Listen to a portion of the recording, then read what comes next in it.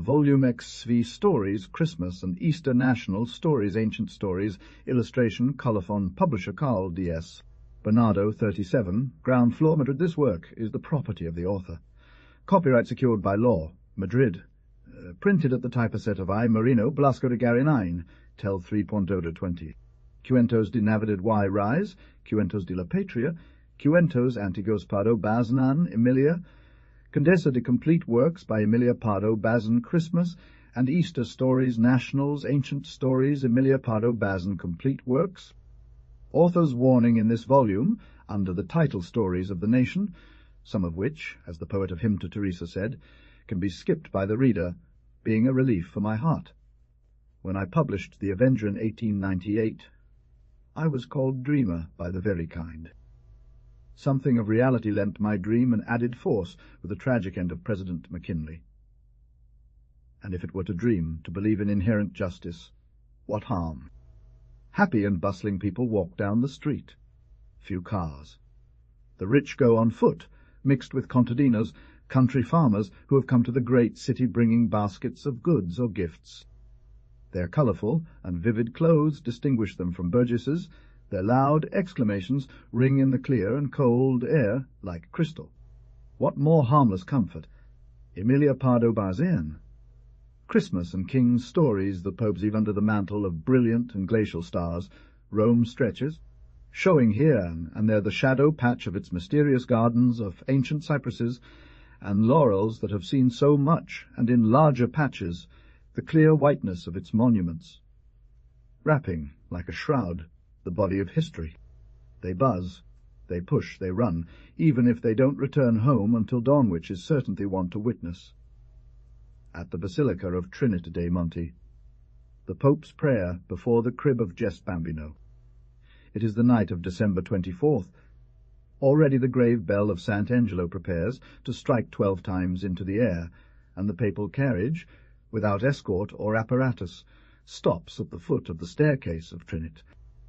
Yes, the Pope himself, not like today his statue, but he himself in flesh and bone, because Rome still belongs to him as the one who, in front of a crowd pulsing with enthusiasm, goes down on bended knee there, in front of the crib where, on soft straw, the child rests and smiles.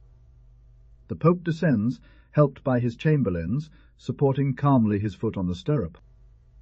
With such art has the ceremony been prepared that when Pius places his foot on the first step, there resounds slowly and solemnly the first tolling of midnight in every belfry, in every clock of Rome.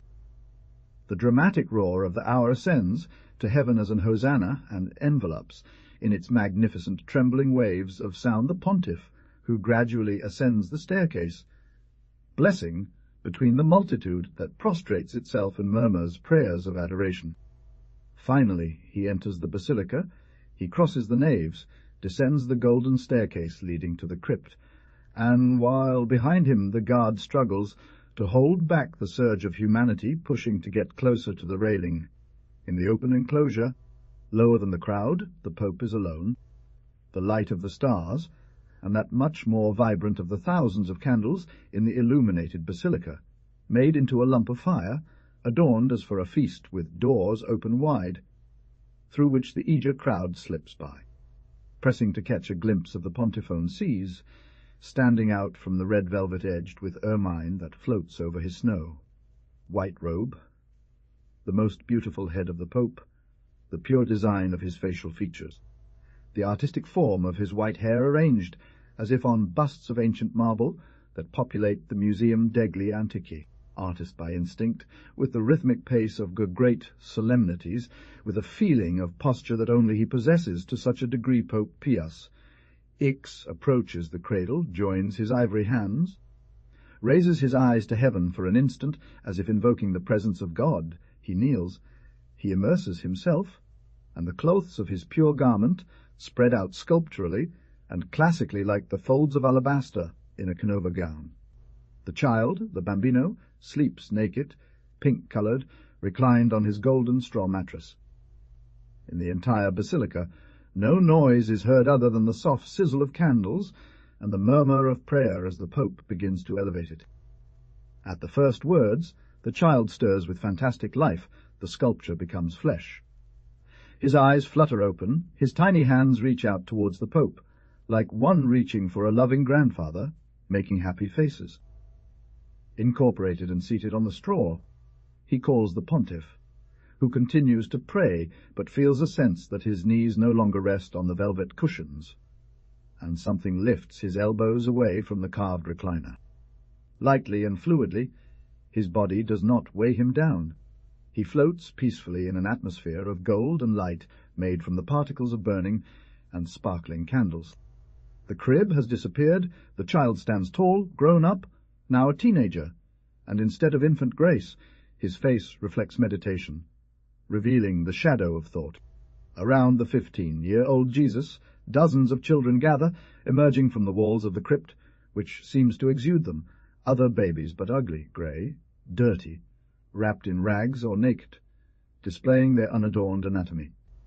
Dozens first, hundreds after, then thousands, millions, a countless throng, an infinite army, so vast that the walls of the crypt, of the basilica, of Rome, of every place that sought to contain the expansion of the horde of wretched ones crumble. And they continue to arrive in tatters, their flesh exposed, maimed, sick, hungry, sad, from all points of the horizon, from every corner of the earth. It spreads across a boundless plain. Its buzz-like a hive surrounds Jess, who is insensibly transformed into a fully formed man. He now sports a tangled beard and kinked chestnut hair. His face has taken on the gravity of manhood. They weep from hunger, tremble from cold, moan in despair, display their wounds, clutch at Christ's torn garment, seek shelter under his feet, rest in his lap, grasp his pallid and luminous hands. They smell bad, and their pungent scent of misery envelopes and chokes the Pope, always in prayer. A lightning flash shines.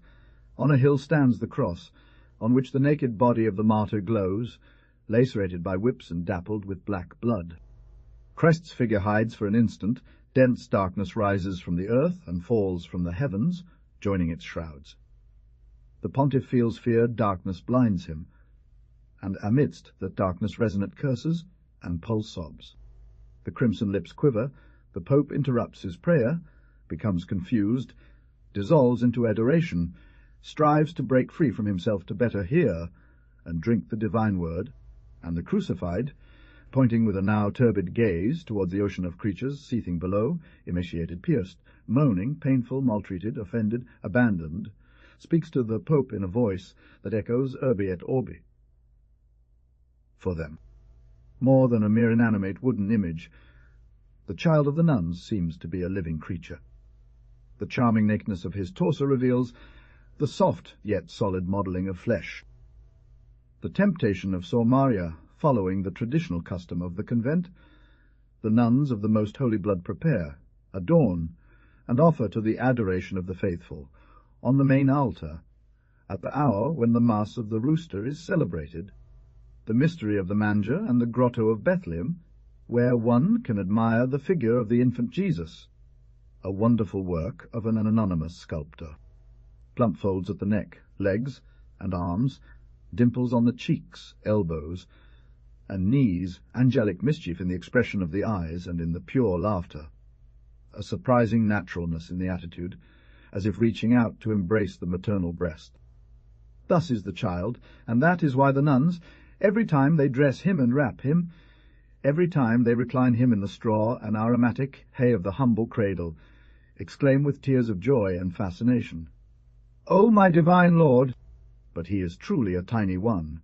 The nuns turn diligently to the service and honour of waiting on the Jesus, and that year fate fell to Sister Maria, a professed nun, the youngest and most beautiful of all. Her serene brow has not been clouded, her face has not been touched by any breath of man, and her heart has not beaten for anything but God. Sister Maria left this world not as other nuns usually do, because of troubled or unhappy love, suffering, disappointment, or lack of fortune, but in the flower of her 20 years, with a spirit as pure as her body, and a body as beautiful as the future that undoubtedly awaited her by the side of loving and wealthy parents, and in a world where everything praised and smiled at her. Her mystical vocation was so strong that it resisted the determined and energetic opposition of a family that would not accept seeing such beauty and youth entombed in a convent. Playing with that sacred doll had been the young nun's dream for the 5 years since her profession. "When it is my turn to hold the child, they will see how beautiful I make him," she often used to say. But Sister Mary demonstrated such joy upon taking her veil that even her own parents envied her, believing her to have reached the port of peace. Sister Mary felt an inexplicable delight when she was entrusted with the pleasant task of dressing the child for his placement in the manger. The moment had arrived. The child belonged to her for a few hours, and her hands already trembled with emotion at the idea of possessing the figure of the heavenly babe. With what care Sister Mary ironed the diapers that she herself had embroidered and lined. With what diligence she gathered late roses and dark, fresh violets in the garden, to scatter them over the straw bed of the child. With what respect she touched the sculpture, with what reverence she undid it, with what avidity she gazed at its innocent forms, and with what sudden impulse from her heart she bowed down to kiss it, almost biting it on the cheeks, shoulders, and round little belly. Some of the most enlightened and benevolent nuns agreed that never had baby Jesus looked so handsome and well adorned, but the old fogies, grumpy and bound by routine, murmured that he lacked beaded decorations, talk, and colourful ribbons. Do not judge Sister Mary wrongly, O sceptical ones. Do not believe her to be a frivolous nun. It was not profane love and its delightful cup that the tempter made spin before her eyes, filled with fire tears. And when Sister Mary retired to her cell and knelt down to pray before lying on the poor floor, almost without a gift or warmth, she fell into a sleep like the angels, suddenly feeling deeply sad, and it seemed to her that a black abyss, very deep, opened up before her, and she felt a violent desire to die. What made the nun sob at that moment was maternal instinct, awakened with irresistible force upon seeing and touching the dearest Jesus. Be assured that Sister Mary's purity went so far as to ignore if, by renouncing love, she sacrificed fortunes. In love she only suspected ugliness, disappointments, humiliations, and indignities unbecoming of a chosen and well-placed soul. She would never press a tender head of curly hair against her barren breast. She would never kiss a pure and celestial forehead. Never would morbid arms encircle her throat. And despite her best efforts, obscured by the insidious temptation only the damned could instill such tardy and untimely thoughts, Sister Marlowe was on the brink of renouncing her vows, her habits, and the duties that held her to the convent. The only creature she had ever held in her arms, the one to whom she had been able to show tenderness, was a frail, hard, cold child who neither responded to caresses nor murmured the name of mother. "It's me, your Jizison, who was born at noon," seemed to mumble the creature, gently flattering Sister Mary. And Mary, growing ever more deeply desperate, remembered, in that fateful hour, her own home which she had left behind, and thought of the madness with which her father would love a grandchild, and wept with a more bitter cry, with blood-stained tears. As a virgin of Israel condemned to death, the barrenness of her womb, and the eternal solitude of her heart, sentenced never to know the most intense and complete of female affection. But behold, as Sister Mary lay senseless, and on the verge of impiously rebelling against her fate, and breaking her oath of fidelity to the divine spouse, the chronicles, I know not if those who bear the membrane of the weasel, doubt will protest tell that the cell was illuminated with a soft white light, and suddenly the child of mystery, no longer rigid or immobile in his unchanging posture, but animated, made of flesh, smiling, gurgling, stroking, emerged from a light cloud and quickly came to the arms of the nun. And as this was paid with kisses for the compliments, the little boy broke down into tender tears, and the nun, forgetting her own tears and recent sorrow, began to dance to entertain him, to rock him, to sing to him, to tell him stories, and finally wrapped him in her bed, bringing him the warmth of her own body and reclining him on her warm chest, which was filled with active currents of vitality and love. And there the poor little boy spent the night until the dawn that dispels shadows and chases away temptations, cast its first clarities through the grate, and the bell called the temple to the nuns, who were astounded by the ecstatic radiance that shone on the beautiful face of Sister Mary. From then on, Sister Mary performed prodigies of austerity, mortification, and penance. Her knees were bloodied, her sides lacerated by the cilice, her cheeks paled by fasting, and her mouth contracted by silence. But every year, after the midnight mass and the mystery of the manger, the child's visit to the melancholic and solitary cell is repeated, and for a few hours Sister Mary believes herself to be a mother, rounding off the chewed teeth and the hollow gut like a pipe of an organ. The Navidad of the furry one 14 years of uninterrupted diligence could be noted on the furry one's record, 14 years without a day passing without a ration of sticks and hunger. Especially hunger! What a martyrdom! And if the hunger to eat was great, no lesser was the desire to roll around. What joy throwing down the burden of sacks of flour that weigh like lead, kicking them, bursting them, letting the flour scatter on the road, sticking my nose in it, tossing it, making it fly into white clouds, roll around.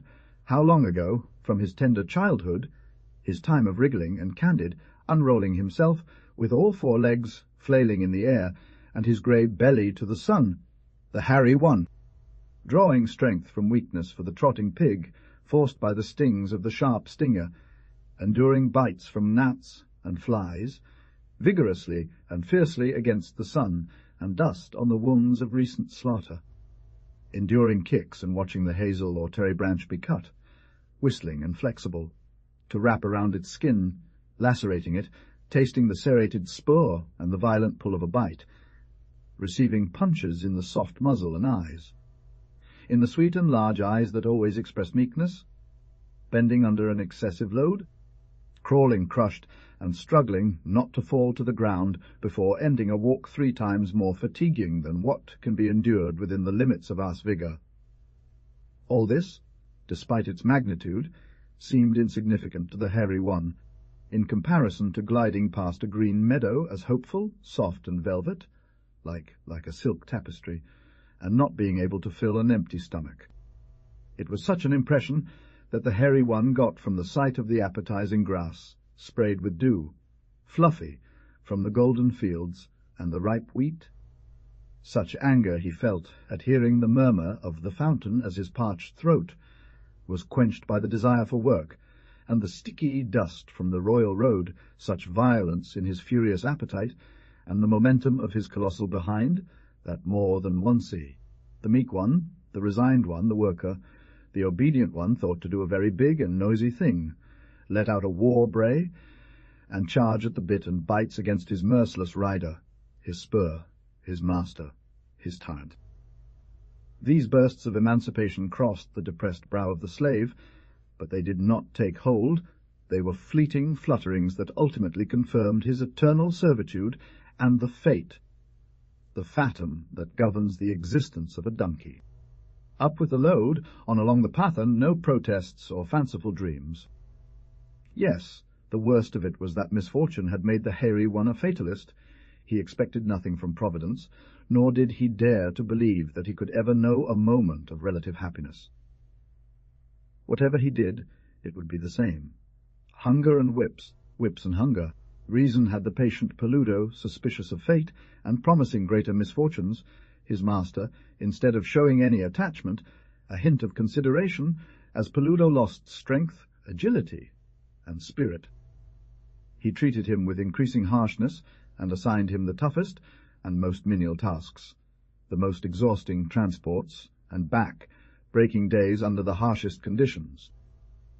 That's why on the glacial, rainy night of December 24th, poor Peludo endured the elements with stoic resilience, tied to an iron ring at the door of the well-known tavern of Pelagian, one of several that lined the road from Marinada to Brigos. When the hairy, with his wary gait from old age, approached the tavern, there was no room nor roof for him. Other times the hairy one would not lack a place to rest in that bacchanalian temple, whether it was a stable or a dung heap, or even a small shelter near the poultry house. But this night was full of noise and revelry, with jars filled with wine and brandy. Through the window the hairy saw the tavern room illuminated, joyful, filled with men playing cards, arguing, enjoying salt cod stews, and drinking glasses of cane and red wine. The master, with 2 wooden posts, beat him against the wall, tied him to a ring, and there the horse stood, with no shelter but a bare canopy of leaves, whose branches dripped strands of rainy water, forming a puddle beneath his hooves. While the rational one celebrated Christlessly, the donkey, transfixed and drenched to the bones, exhausted and weak from hunger, had no strength left even to utter a suppliant and painful whinny asking for food and warmth. A cloud veiled his pupils, his legs bent. He was about to fall into the liquid mud when he noticed a soft clarity, very different from the stench of the candles in the tavern, and saw beside him, with deep surprise, another donkey with shining hair, lively, warm-hearted. What a welcome, company! Hey-ah-ho! The old and bony beast whistled sweetly. The newcomer bit with his teeth the rope that held the Peludo Fluffy, freeing it quickly. The argent donkey set off, walking, and behind him, without further inquiries, the Fluffy, now joyful and strong. As they advanced, the night became transparent, starry warm, the road easy, dry, level, beautiful. To the right and left, meadows of a velvet green tone were studded with violets and ranunculi, inviting the furry one to satisfy his hunger. Crystal, clear streams offered him what to quench his thirst. And the furry one, going at it unrestrained free, surrendered to the juicy grass. From afar one could hear the noise of a mill that produced its old teeth when chewing. He drank according to his whim from the springs, he feasted on clover and marsh grass, and as he devoured, his belly rounded out like a balloon being inflated, until suddenly the straps holding the saddle burst, and he was left bare, happy as a king. I am the one who warmed Jesus in the stable with my breath. Now, the furry one did not feel fatalistic. Such a fortunate adventure made him the greatest providence believer in the universe. In the distance, the golden and cheerful dawn began to break. The violets in the meadow smelled of glory. Everything beckoned for a delightful stir, and there it was! The hairy one slipped down and started swimming in that gulf of greenery, immersing himself in floral scents, gathering dandelion leaves in his mane. The donkey felt victorious, wrapped in glistening lights. And far away in the air, high up, mysterious voices repeated the prophetic phrase, "A child is born to us. His name is Emmanuel." The silver donkey, Peludo's saviour, looked at him with compassion and kindness, snorting benevolently. Hey-ho! Don't you recognize me for what it served? He grumbled. I could no longer bear it. And the one who took Mary of Nazareth to Egypt. At the tavern door, Peludo's master, emerging from his sleep early that morning with the fumes of drunkenness still thick, saw his mount lying prone in the puddle, eyes glassy, legs rigid. The rope broke. The innkeeper observed. "Don't kick it," he added. "It serves little purpose. Its ear is cold. It's dead." But the master, with the characteristic stubbornness of a drunkard, continued to give the animal kicks, swearing, blaspheming, and cursing. Finally, convinced of the futility of his efforts, he let out a dull laugh. The crib was soft with rose petals, and even the atmosphere became warm and fragrant to caress the tender face of the newborn.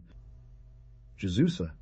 The couple finally saw their wishes fulfilled. The girl was born on December 24th, an event that seemed to be a sign of divine favour. They named her Jesusa, and surrounded her with all the affection too mature wealthy married couples could offer to their only child, who they only asked fate to give them a creature to whom they could pass on fortune and name. We have all told the sad story of the poor and forsaken little girl, who, with her rags and emaciated frame, wanders the streets begging for charity, her hunger and despair evident, until she collapses, wrapped in a white shroud by the snow. The cry of misery, The wail of an empty stomach is piercing and human. But even the rich suffer, their pains beyond easy solace found in a handful of coins, only finding relief in God's mercy. Cross the street, slip aid into the skeletal hand of the beggar, then enter the home of Jesus's family. The contrast will soon seem almost sacrilegious. He who compares the girl without bread or home to the girl wrapped in cotton, satiated with delights and toys, he who has never received a kiss, versus the one a fanatic mother cradles in her chest will be indignant against social injustice, appealing to infallible justice. Pass through the threshold of the silk-lined bedroom, draw near to the virgin bed, enamelled white and gold, and gaze upon the head resting on the lace. See that face transparent as alabaster, those violet eyes, so infinitely melancholic. Any trinket of those that decorate the cabinet, any frill of shell and engraved silver, of the thousands scattered over the dressing-table's trays, is worth more than what it would cost to provide a whole year of bread, light, and warmth to the unhappy one who shivers there outside, in the corner of the block, standing against a less hard gate than some hearts. And if disease were content to have merely disfigured her, but her tortures are so incessant, so varied, so horrible, that there are black hours when the father whispers in his wife's ear, in a muffled voice, "Wouldn't it be better to dismiss all these doctors, suppress all these remedies?" If you could raise the sheet without offending the girl's modesty who has just turned 11, it would offer your eyes something nameless and formless, one of those overwhelming pictures, a wretched insect, legs like twisted threads, hands resembling those contracted by fire, double gibbousness on the chest and back, flaccid, dried up flesh consumed by suffering. Not burden her, let her. And the mother responds with a trembling accent that betrays irrepressible tears. No, no. As long as there is life, in the tortured body, intelligence persists, awakening very early. At 6 years old, Jesusa would say those phrases that cut the soul. Early intuicities, if they delight in a healthy child, afflict a sick one with deep sorrow, as profound is the human pain's abyss. "Mom, am I bad?" The innocent sobbed. "No, you're very good, very good. Then why does God punish me? It's not punishment." The mother sniffled. "Because after you get better, you'll enjoy so much. And it's true that now, if you are really sick, you also have more beautiful things than other girls, more dolls, more toys, more flowers, precious boxes, Bock." The sick girl fell silent for a moment, her violet, wilting pupils closing, then opening again to exclaim, "Give all that to the children who don't have it. Why didn't her parents please her? Wasn't there a simpler and more natural way? And they give me not to be sick for even one day. Mom, not even for one day." As time passed and the phenomena of Jesus's strange nervous suffering multiplied, the idea of substitution took root in her mind, and she believed it possible or certain. To distribute their jewels and expensive dolls to the spoiled brats and beggars, to send them baskets of treats, to give them lace bed linens and a down comforter from a swan, and for them, in return, to help her with some crumbs of health, that radiant health that delights the world, that warms the blood, that shines like the sun and beautifies life. "See, my dear, I'm going to fulfill your wish. I'm going to help the poor children. If it does them a lot of good, you will heal. To get up from that bed, to walk, to go out into the street, to breathe fresh air without pain, agile and happy." Through talking about substitution, Jesusa eventually infected her father. The unhappy ones always have their arms open to embrace a chimera. Hope is clever and superstitious.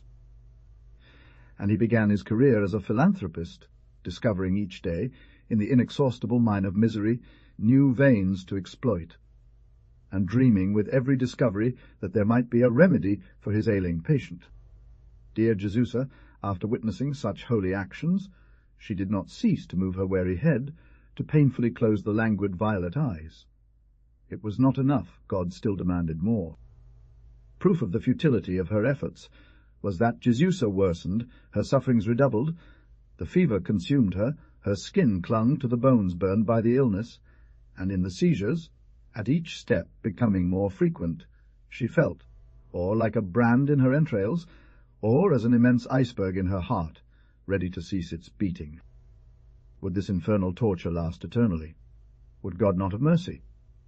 Would he not suddenly heal her completely, letting her rise, strong and joyful, in the impulse of youth, to enjoy existence, to laugh, to run, to jump like happy birds? Christmas Eve arrived, Jesusa's birthday. On such a day, her parents overwhelmed her with gifts, invented ways to indulge themselves in fulfilling them.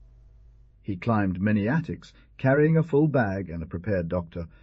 He picked up and carried on his arms, to the high hours of night, the wretch who was frozen and weak from hunger, sleeping on a bench or through a door, and took pleasure in the magical touch of the creature's awakening to a hearty meal, and with the prospect of a soft bed. He redeemed from objection girls who were still unaware of sin, and took them to beneficial institutions, where they would be taught work and honesty. He paid nurses for destitute orphans. He opened a river of cod liver oil for scrofulous children, and in summer sent children of workers, devoured by anemia, to the seashore. The simple image attracted the wary patient. He seemed like a human creature lying there naked, and as she looked at him, thinking he might be very cold, Jesusa believed she could guess why God wasn't healing her. It wasn't enough to give other children alms and help. One had to be like them, accept their condition, embrace humility, need imitating the Jesus who lay among straw on rough planks. The nativity scene was set, always renewed, always more luxurious, with finer figures, more intricate topography. But that year, assuming the sick woman was tired of so many shepherds and so many sheep and camels, her mother decided to place a beautiful baby Jesus, life-size, a masterpiece of sculpture, in a manger on a bundle of straw. Restlessly, the girl called out to her mother and pleaded, trembling with anticipation and desire. "Mother, for God's sake, do what I ask and see if I heal. Put me like the poor little ones. Spread straw on the floor, lie down there." She drove away the servants, looked to see if anyone was coming. "Don't cover me with anything, let me shiver."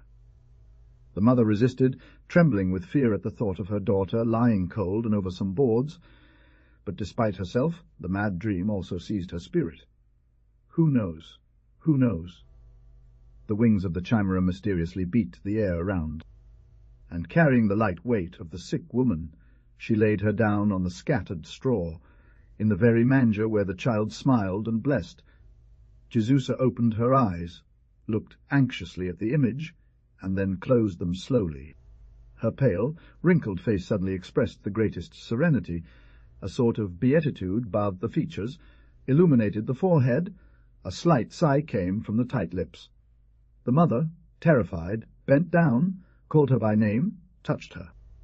I did not respond. The dream was realized. The pains of Jesusa had ceased. She would never suffer again. Christmas Eve of the gambler, the vice of gambling dominated me. When I say the vice of gambling, I must admit that I did not consider it such a vice, nor did I understand that the law could repress it, without encroaching on the undisputable right that a man has to lose his property as well as to gain it. From property it is lawful to use and abuse. I would scoff, deriding the advice of some timid friend. Despite my scorn for the general sentiment, I made every effort to keep my violent inclination hidden from my family. I had married, driven by love, a beautiful young woman named Ventura. Our bond was further strengthened by the sweet presence of a child who was too young to know, if I called him, to come solely to my arms, and to avoid giving my wife any fear or anxiety. I hid my passions as if they were crimes, evading hours to satisfy them. For a long time I possessed nothing but what gambling had earned me. As the owner of a moderate fortune, I had been disposing of my properties to cover losses. Then came a long season of prosperity, but I invested the gains in easily tradable securities, which were already affected by recent setbacks. Nothing of this was noticed by my venturer, because, like almost all women, she received money from her husband's hands without questioning its origin, Precautions identical to those I would take if I were to give my wife a rival, I took for competing at the casino and other gambling venues, upon returning from a card game, handfuls of gold, and fabricating all sorts of excuse-stock market business. Meetings with political friends, sick relatives to attend to, invitations to accept justified my absences and explained in some way my agitation, my pay insomnias, my sudden joys, my despair, the disruption of my nervous system, shattered by perhaps the strongest and deepest of human emotions. Confident in my affection, passive and happy at home, she neither occurred to nor perhaps desired to know the state of our interests. On happy occasions, I would bring her rich jewelry and buy her pretty outfits. During times of tightness, a mere hint from me was enough for her to reduce expenses and postpone payments, with instinctive complicity. But if my wife did not cause me any worry, and confusing her seemed all too easy, another family member inspired an indescribable suspicion in me.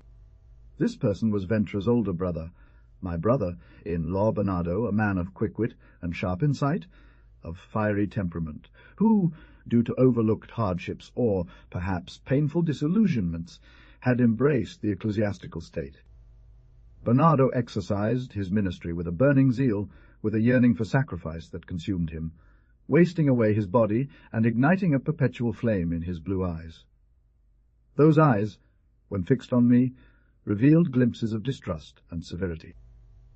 Undoubtedly the holy altruist, dedicated to doing good, sniffed out the selfish and unbridled passion that coloured my eyelids with a circle of dark liver and made my hand tremble febrilely as he shook it. A disquiet, an unease akin to that felt when dirty clothes are confronted by the light of the sun on a busy street, seized me upon meeting Bernardo face to face. The black gust blew, and it blew so fiercely and cruelly that it stripped away all my hopes. My most laborious efforts failed, my cleverness let me down, my hunches were proven wrong, and every card I played was a disastrous one. He who lived outside Madrid, always absorbed in charitable enterprises, foundation homes and charity associations, only came to see us twice a year, at Easter and Christmas. It was precisely during this solemn time of year when my already twisted luck began to show its anger towards me. Obsessed with revenge, I hurled myself forward with blind rage, determined to plunge myself into ruin, depleting my resources and challenging the future. The intuition that a catastrophe was coming made my desperate energy even stronger. I was determined not to show it to him on the day. I confessed to Ventura that misery and humiliation awaited us. Having already extended my word, I sought a lender the most usurious, the most despicable, without hesitation. As if closing my eyes and leaping into a chasm, I surrendered to his claws, signing whatever he wanted, pledging my honour in exchange for immediate possession of the amount needed to settle my debt at the casino and attempt the supreme coup. Sometimes I would think to myself, imagine that I used to be a merchant, I've gone bankrupt. One must resign and work. But immediately I understood the impossibility and absurdity of calling my disordered results bankruptcy. If I fell at my wife's feet and revealed the truth, I'd have to beg for forgiveness, as one does who has failed in their duties. Before dying, and death seemed to me the only solution to this terrible conflict. In those moments I saw so clearly as light that death was a necessary and natural consequence of my way of understanding life, and the right to play, a brother to the right to kill oneself, both reduced to one single thing. The first embrace was that of a lover, bringing her face close to mine in a passionate, doting gesture. The second. Who could embrace below the knee except a child, the doll trying to walk, but still needing to hold on to something to prevent a fall, use and abuse, and die without fear? With these thoughts, I returned home in the afternoon of December 24th, carrying in my pocket the amount I'd obtained from the usurer. No sooner as I entered the anteroom, I felt myself being embraced at once around the neck and legs. I felt my heart being torn open, tears welled up in my eyes, and suddenly withdrawing, for disguise's sake, I exclaimed, "What's going on? What's this about?" Bernardo has arrived. Venture answered, surprised by my composure. Uncle Nado, my little one repeated, accompanying the gesture with a roar of laughter. Well, take care, I said, handing my wife a handful of bills. Prepare a real dinner, as I like it. And now, daughter, give me some space. I want to rest. My head hurts. And by nightfall I hope to feel better to talk with Bernardo. Venture obeyed, and I locked myself away to write a sort of testament, and goodbye. My teeth chattered. I finished the task, registered my pistols, loaded them, lay down on the sofa, and nervously smoked one cigarette after another until Ventura, solicitous, came to tell me it was dinner time. It was early, because the child could not miss the table on such a night, and his mother avoided keeping him awake past midnight. We went to the dining room, illuminated by pink candles, brightened by the whiteness of the tablecloths, and the sparkle of crystal and silverware. However, the conversation soon lagged. It wasn't hard to notice that Bernardo and I were thoughtful. There he is, hugging Bernardo, and the dinner began, at first lively with the wit of the child and the coquettishness of Ventura, who was determined to have me praise her performance, and so resolute in conquering me that she even placed her small foot on mine. The almond soup was gently steaming and tasted divine. Rare fruits were piled in the centre of the table, reflected by a mirror moon surrounded by late roses. In the glasses the yellow sauterne was already laughing, and my wife, adorned, composed, smiling, with her slightly dull curly hair and rosy cheeks, approached me and whispered, caressing me with her voicer, "Don't you greet the stranger. I'm—" In response to my wife's anxious questions, I claimed exhaustion and a headache, but Bernardo, with his sparkling blue eyes, categorically stated, "Your husband will have what he wants, and he won't want us to know why he looks like a convict who just had his sentence read to him. But as for me, we are satisfied with rich things and go to toast with a champagne, which I already know from other times. Click-quat while the poor. I cannot help it, nor can you, but deep within there is a corner of my soul that weeps. How must it be? I cannot find a remedy for this. For the priest to say this, and for an idea to spark in my imagination was the same, there was no time for reflection, nor did I calculate the effect my words would have on Bernardo. Because I feel ashamed to dine so well, with salmon, oysters, lobsters, aged wines, and not be able to offer some poor families, not these feasts of Lucullus, at least the bread of the year, the hearth's fire, and clothes to warm their bodies. The apostle taught that Christians should not confine themselves to eating delicious foods. I stood up, filled a cup of champagne that, cold as snow, already shone in the carved crystal jar, and handed it to Bernardo, exclaiming significantly, "Then drink, or pray, so that a plan I have may succeed. If it succeeds, you will secure bread for some families." Bernardo reached for his cup, and before raising it, he fixed his captivating eyes on me.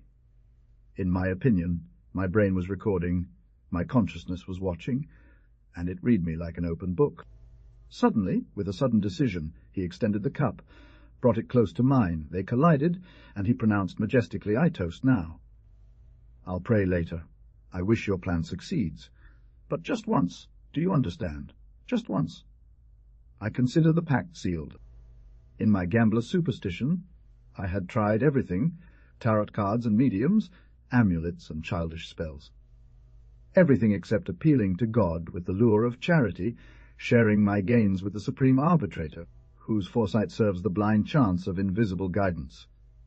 To put heaven on my side— yes, because heaven could not either want me to carry out the final and definitive resolution, the only one that cut the infernal knot of my destiny. And as I thought this while the carriage that had picked me up at my door rolled towards the casino. If I lose, this is my last Christmas Eve. Do you know what they call a misfortune? Incredible, crazy luck. Well, that's what I had from the very first instant. As if God strived to fulfill the pact, my vein increased from midnight's strike. Upon returning home, I entered Bernardo's room. The priest was awake. He awaited me, undoubtedly. There were still hours to play, and there were the strong cards, those with full wallets and firm credit. Unrelentingly, I crushed them. I cannot recall a similar sensation. It was as if I saw through the cards that were about to be played, or an invisible power dictated my move. So the dinner was over. I got up, made an excuse, left Ventura in a bad mood, and Bernardo deep in thought, and went out disheartened to play not for money, but for honour and existency the existence, that at that moment seemed so alluring, so worthy of living, amidst the praises of a woman in love, and the radiant smile of a cherub asking for protection and help to walk, clutching at my legs. In the streets there was a buzz of people, a joyful jingle of castanets, plucking of a small guitar. In the homes, light filtered through revealing gatherings of those who loved each other in an intimate party. "Lie down," I said, "and sleep well, for tomorrow you will have enough to give those poor families bread for the year." I saw indications of perplexity and turmoil on the expressive face of the priest. "I don't know if you'll believe me, but I haven't gambled since that Christmas Eve." He fully understood the source of the money I was about to offer him in accordance with our agreement, and his conscience struggled with his passion for doing good, consoling sorrows, and wiping tears. Weakened, finally yielding to desire, shaken by an inner tremor that hoarsened his always sonorous voice, he took my hands in his and murmured, "I accept. Come, just remember the condition. Today has been the last time." "I swear it," I replied, anticipating his plea. At first my fingers would cramp, and my head would clear with the desire to try again the bitter delights of play. Then, little by little, came calm, never forget. I bargained, built a fortune, and learned that I can use it, but not abuse it. Also was a man of his time, fierce, heartless, disguised in rancour, implacable in vengeance. I know I'm the guardian. The owner is upstairs. From Christmas, this tale takes in the 16th century, in one of those Italian cities ruled by a tyrant. Let's call the city Montenero, and its tyrant also Amade. Brave in battle, magnificent in his generosity, and exquisite in his artistic pursuits, like the Medici, he celebrated in his palace artists and poets, and received in his private chamber the suspected alchemists of the time, who, if they did not succeed in making gold, did not ignore the formula for distilling potent poisons, while the host, feigning concern, felt his pulse to confirm that the ice of death was already coursing through his veins. With villains also did not indulge in such ceremonious. He knocked them down with a pole or left them to starve in a dungeon. When a lord hindered also, he drew him close, swore friendship with him, communed with him a horrible sacrilege. From the same host, seated him at his table, and mid-meal the guest would rise with bewildered eyes, and foam at the mouth, fall back writhing. The bear was a widower twicer. He had sent his first wife away with a stab wound out of jealousy.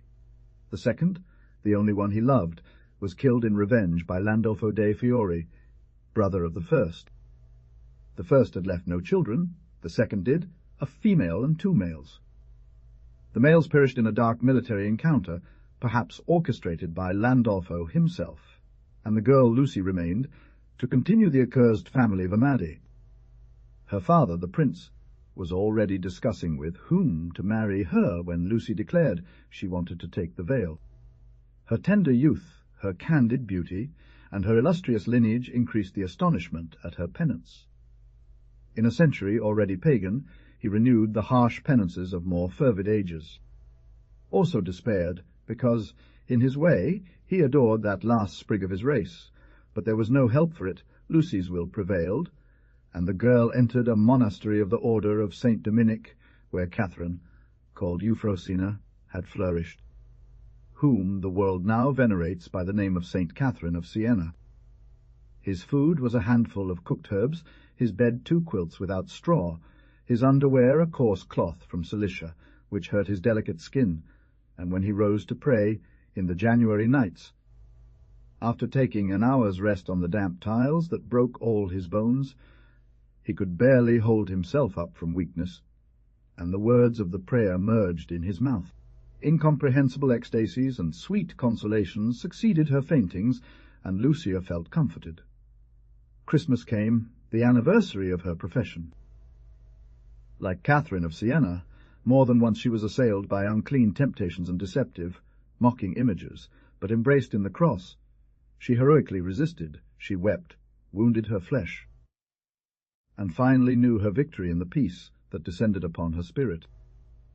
Because Lucia, the daughter of the Amadei family, was not born for mortification and pain, but to enjoy the joys of life, to delight in the pleasant sound of the bandolin, in the harmonious rhythm of poets' verses, in the magic of colour, in the sweet and mysterious calm of gardens where eternal beauty in Greek statues smiled only the weight of foreign guilt, and the longing for expiation had thrown her into a state of anguish and terror at the foot of altars, where every minute she involuntarily recalled the world and its pleasures.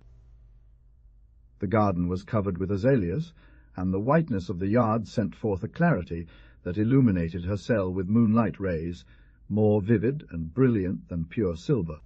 Suddenly, enveloped in waves of gentle light, Lucia saw a beautiful child, a creature who smiled, who stretched out his arms, and whom the nun welcomed as she embraced him.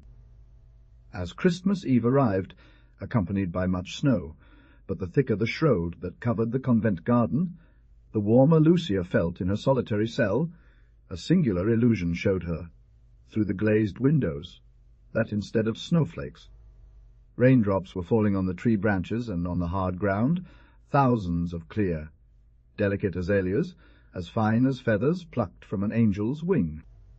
"This night," said the child lovingly, "I have wanted to favour you, Lucia, and instead of being born in the manger, I will be born in the cell, where so many times you have invoked me." Lucia remained for a moment outside herself. The favour was extraordinary, and, in her humility, she did not believe herself worthy of it. "Do you know what you ask for, Lutrua?" She scarcely recovered herself when she joined her hands and prostrated herself, imploring the child. "If you wish to make your servant happy, child, my soul's child, grant me what I am about to ask." Ah! "It is a great and difficult thing, but if you cannot perform impossibles, who will? Remember what I have struggled, remember my sufferings, and instead of being born here, deign to be born in another dark, horrible, desolate place, the heart of my father, also Amadei." Praising the child with his little hands, he looked at her face with penitence, filled with sadness. "I have known how to die in the most humiliating way, but when it comes to being born, I sought sweetness and love. I was born among simple shepherds, not among carnivorous wolves. Do you know that heart where you want me to be born is harder than stone, more bloody than a gibbet, more foul smelling than a tomb? Do you know that to enter there I will have to part with my naked body the thorns, the brambles, and the poisonous herbs, and feel how vipers twist around my neck, and how cold reptiles climb up my legs? In any case, Lucy, since you have fought for me, I will not deny you what you desire. This night my stable in Bethlehem will be the heart of a beast of your father." Upon hearing the promise of the child, Lucy experienced such intense joy that she could not contain herself. She fell inert on the slabs.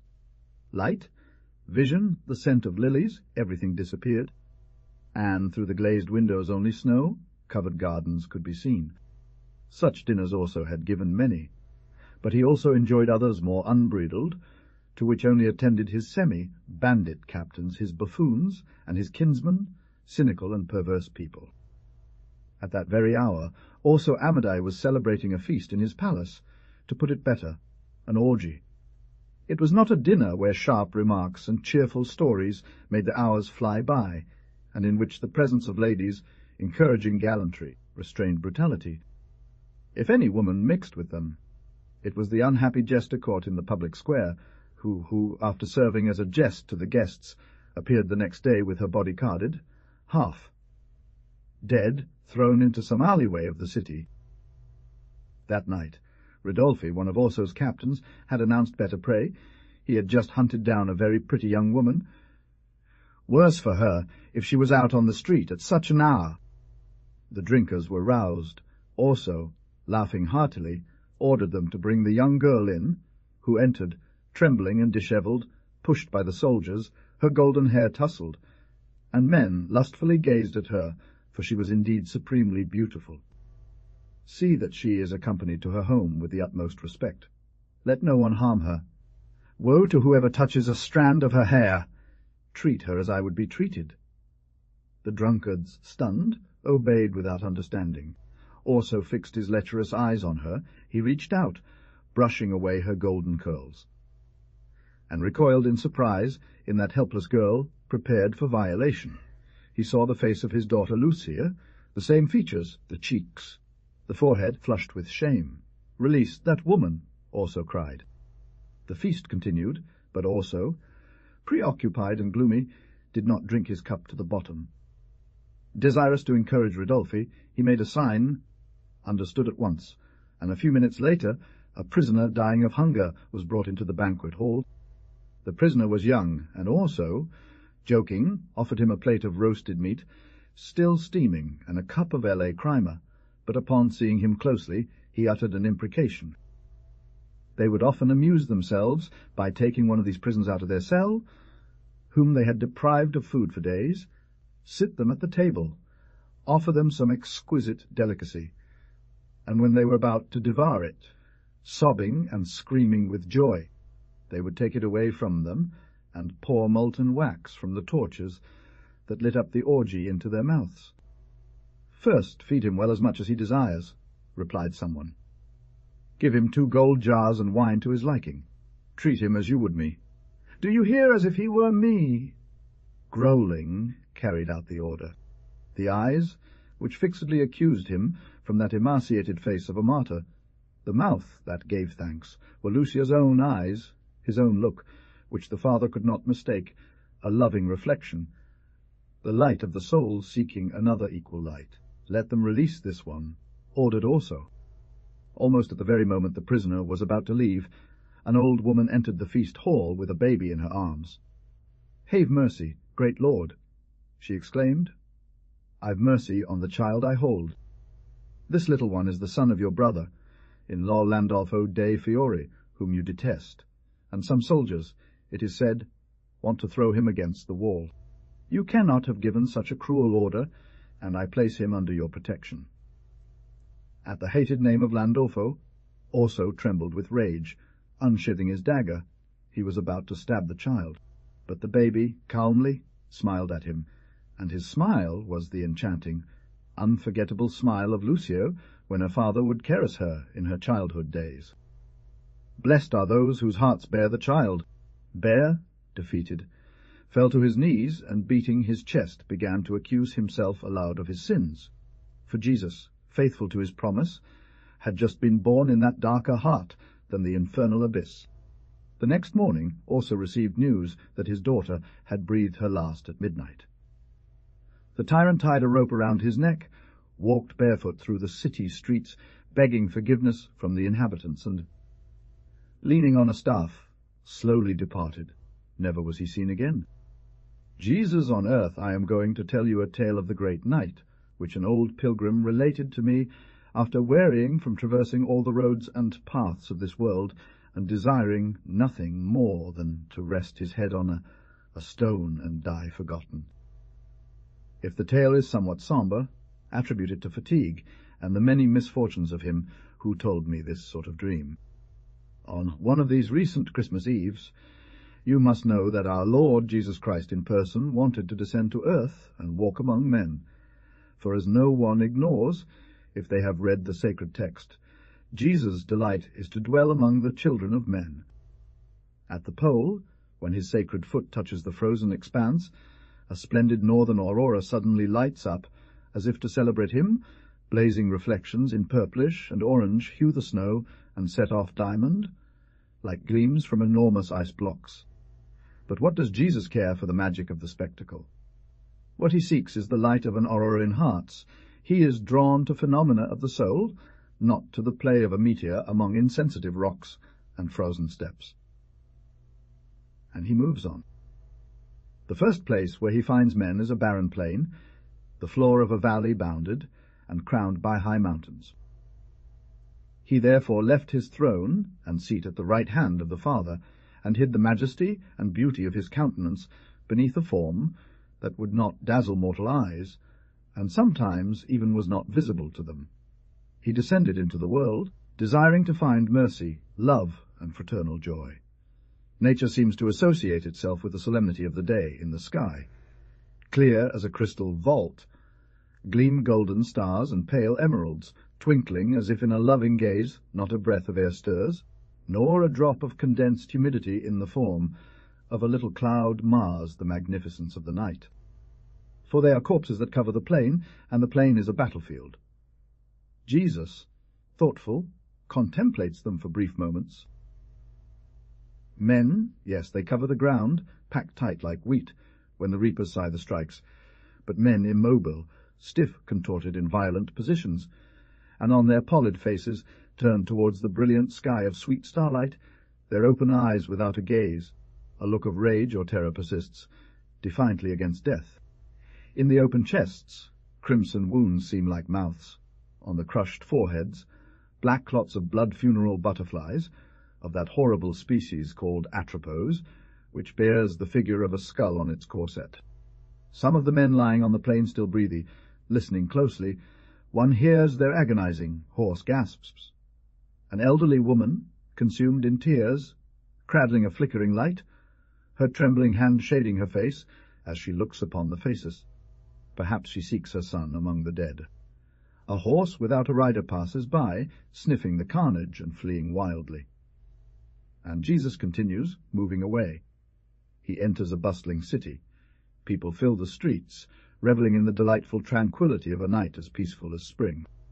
Rich voices sing off key songs, guitars accompany with their brazen strumming, playing equivocal koplas, cymbals clatter senselessly, and discordant sounds of rebels, zambombas, chirimias, metal carracks intertwine in the air like flying witches on Saturday.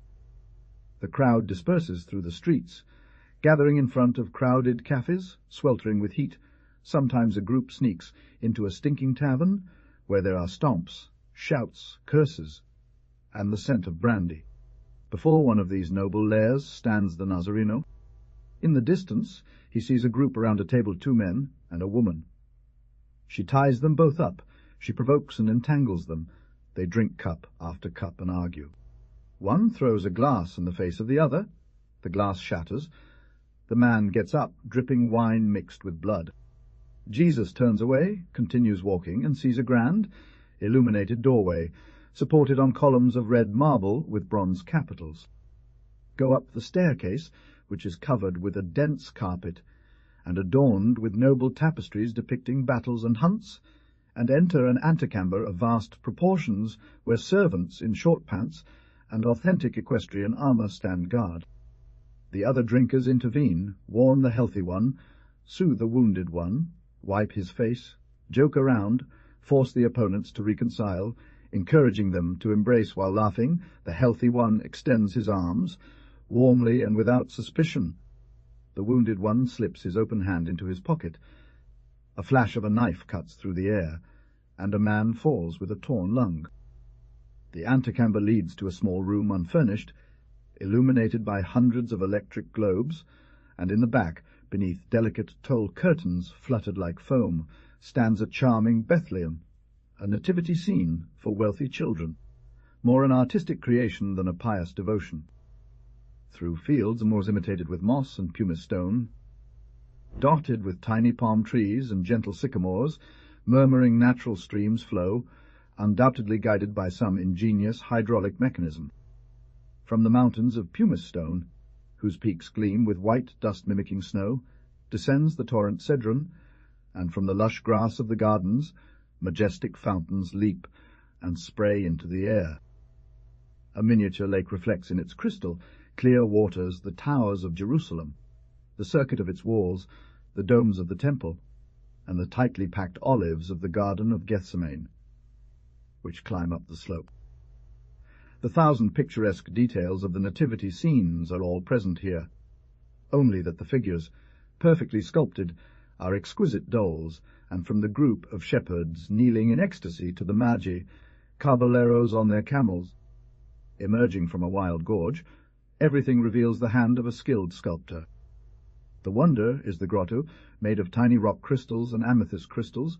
It sparkles with changing colours as electric light strikes it in the form of a star, which, suspended on a thread of pearls, oscillates at great height. And in this dazzling grotto, between a silver donkey and bull, the Virgin, made of gold, watches over the child, also golden and adorned with enamel, with his head of mother of pearl. To dignely display that group, a gem of Florentine goldsmithing from the Renaissance, perhaps by Benvenuto Cellini, those figures in which the richness of the material competes with the invaluable execution, have undoubtedly been armed, and torrents and little waterfalls flow under palm trees and olives. And yet, the palace must not have been empty, but rather filled with people. One could feel that vibration in the atmosphere, those warm effluves that only a gathering of many men and women for a feast can produce. The strange thing was that there was no one, absolutely no one, in the hall, nobody to admire such a marvel, nobody to accompany the golden child Jesus, so as not to freeze in his crystal grotto among the violet reflections of amethyst and the multicoloured flashes of translucent rock. From the depths of a gallery sometimes reached a prolonged murmur, the broken rhythms of winged and sensual music, the chirping of laughter. Jesus advanced and found himself in the gallery, a beautiful winter garden decorated with gigantic plants and trees from distant climates, gum trees and lantanas with enormous leaves, cycads and pandanus with complex structures resembling pagodas and green porcelain obelisks. Scattered throughout the garden were tables where cheerful groups dined, women adorned with beading, men boasting gardenias, already wilted by the heat on the velvet lapels of their red frocks. It was a luxurious Christmas dinner. Jesus retreated, returned to the Nativity Hall, where he saw himself again in the stable as a child alone. The string orchestra, hidden in an Arab kiosk draped with flowery climbers, softly accompanied the murmur of conversations and melodious laughter, the clinking of transparent glasses that champagne crowned with foam, and the very slight crash of plates, which the skill of the servants muffled as much as possible. The sound of footsteps on the wooden inlaid floor could be heard, and a woman, a young girl with blue eyes, dressed in a barely skimming white outfit, entered the little room, went straight to the Bethlehem, and sent a tender smile to the child, who slowly contemplated her with love. She left the palace without looking back, and moved away from town, from the great corrupted and muddy city, as she had escaped from the dire and bloody battlefield. Afterwards, as if trying to hide an escape, she quickly returned to the gallery where she might be missed. She was the daughter of the house owner. The golden child no longer felt such cold, and Jesus, extending his hand, blessed the maiden, the only one who remembered the mystery. A sudden change in the atmosphere presaged a storm. Dense and dark clouds, like lead, raced across the sky. Gusts of icy west wind whipped the trees, and there was the terrifying roar of the sea breaking against the rocks. Jesus found himself in a fishing village, a wretched cluster of shacks, hanging like a seagull's nest in a crevice of the wild coast. The impressive sight of the ocean, giant waves with foam crests, churning and revealing abyssal depths, illuminated by the sulphurous zigzag of a lightning flash on the bottom of the chasm.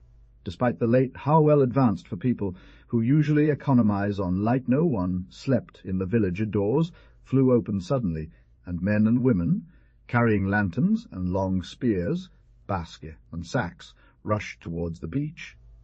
Ignoring the wind that whipped their faces, and the rain that began to fall, shaken by the furious gusts of the hurricane. A ship without direction is caught in its grasp, while coastal residents light torches and watch as the vessel, believing it to be its salvation and friendly port, maneuvers towards the shore. In a desperate attempt to reach land, it collides with the shallows and breaks apart.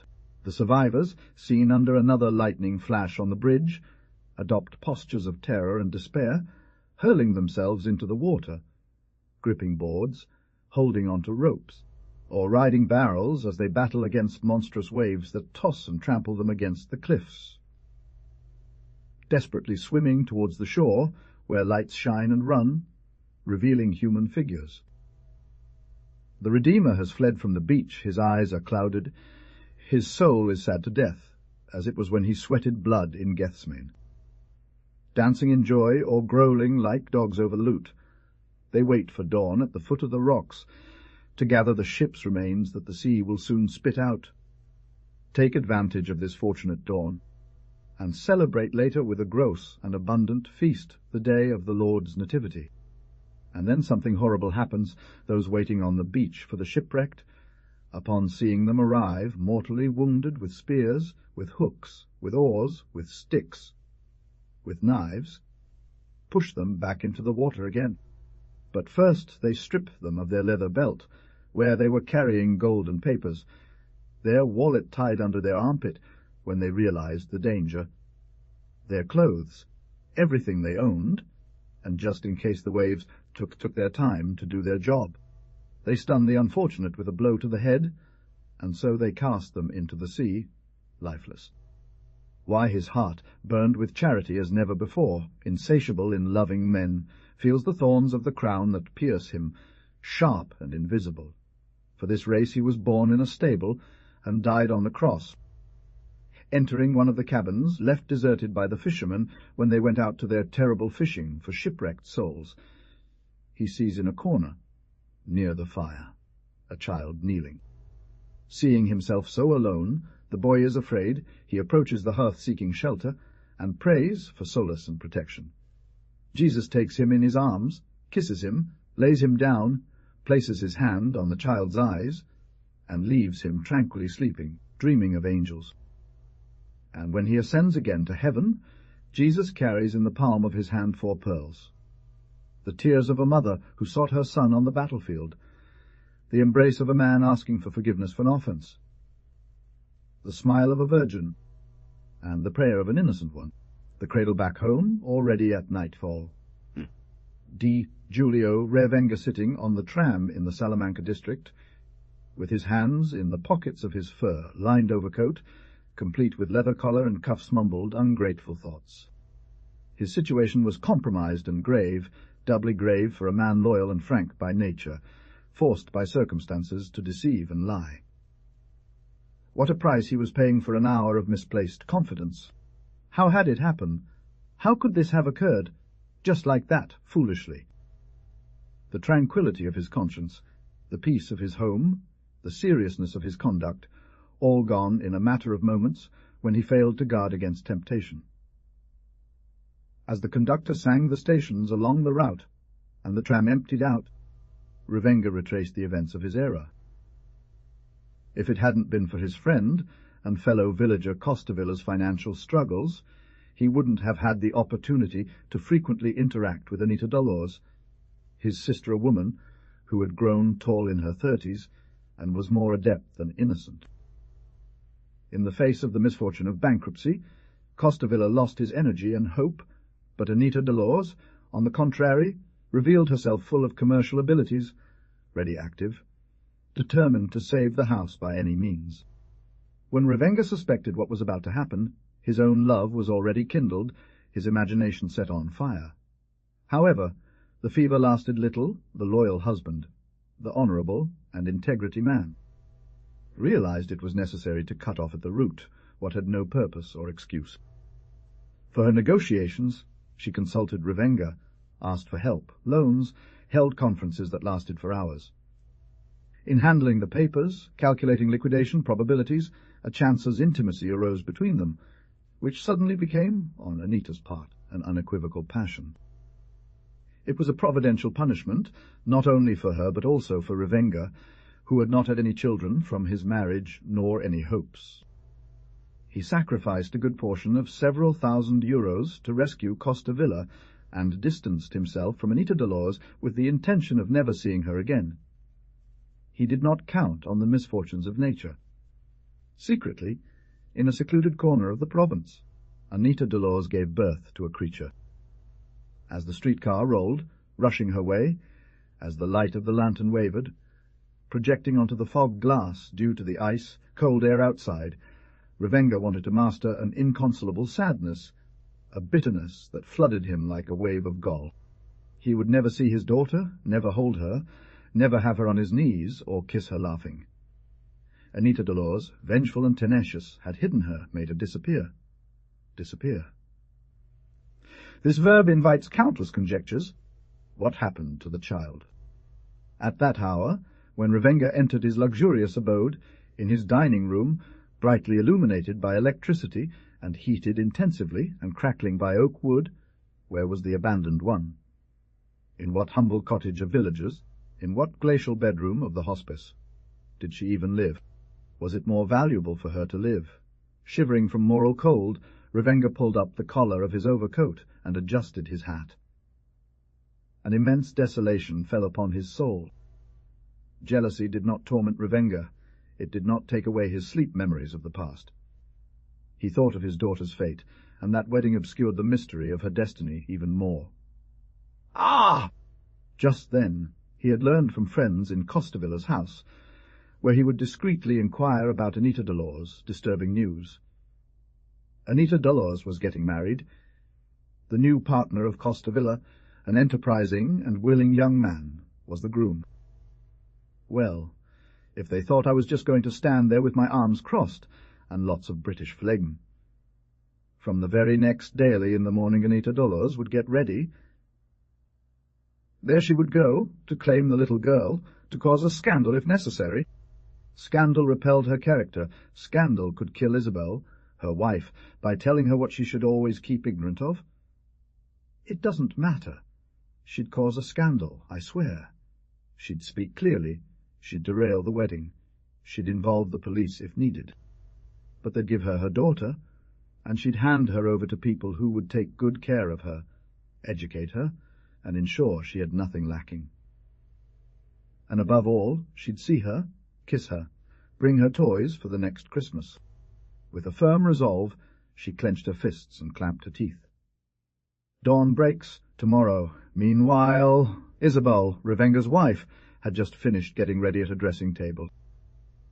The maiden adjusted the blue, dark silk skirt and pinned her lace handkerchief to her chest with a cross of brilliants, and sapphiressed the last gift from Revenga, brought from Paris.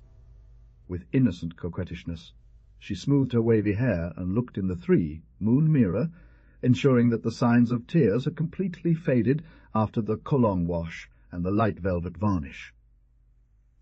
There was no need for crying to be noticed. Dressed and adorned, she moved to a nearby room where she usually stored trunks, but it now looked quite different from usual. The walls were covered in rich quilts and satin curtains. A cord of electric lights ran across the ceiling, and a soft carpet covered the floor. 2 tiny fountains fell with an Argentine sound, bathing the miniature plants that hid the portal. Isabel stopped to admire the water droplets, listened to the musical rhythm, and she remembered her own tears, feeling her eyes again filled with them and her heart overflowing. At the altar, standing as high as a stick, there was a small wooden shelf, on it a nativity scene, the classic Spanish Bethlehem with its mosmos in the meadows, pieces of glass and tin imitating lakes and streams, forests of rosemary branches, pointed cardboard towers, clay shepherds, yellow camels, and Maggie dressed in crimson, looking very much like cards. Injustice, evil, lies hurt Isabel more than any offence. Why were they deceiving her, who was incapable of deception? An enemy of falsehood and deceit. Could one leave home with a smile and a touch, to spend hours in the company of another woman? The taps dripped, whimpering softly, and Isabel also whimpered. The sound of falling water is adapted to joy as much as to sorrow. For some it is divine music, for others a heart-rending lament. Isabel's soul complained, demanding answers, enumerating grievances, claiming her rights and reasoning. Don't ask for accounts. It seemed to say the voice of the group. Don't complain. You haven't given your husband but half a home. You haven't given him the child. Hadn't she kept her promises, sworn at the foot of that altar, pedestal, and abode of her God? Hadn't she always been faithful, sweet, in love, obedient, chaste, good after all? Why was her companion, her partner in the family, secretly breaking their pact? The look of Revenga's wife fixed, clouded and wet, on Bethlehem, and the light of the little star hanging over the humble portal attracted her towards the group formed by the child and his mother.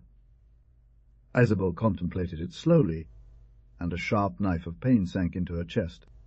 She sighed deeply, as if to expel all the heaviness, and little by little she calmed down. Her condition was to resign herself, to accept the sweet, rejecting gently and stubbornly the bitter. The wife remained for a quarter of an hour without seeing the birth, only seeing, in the inner darkness of her sorrows, what everyone sees during certain supreme moments that determine one's future, the failure of their existence, the crack through which misfortune entered fatally.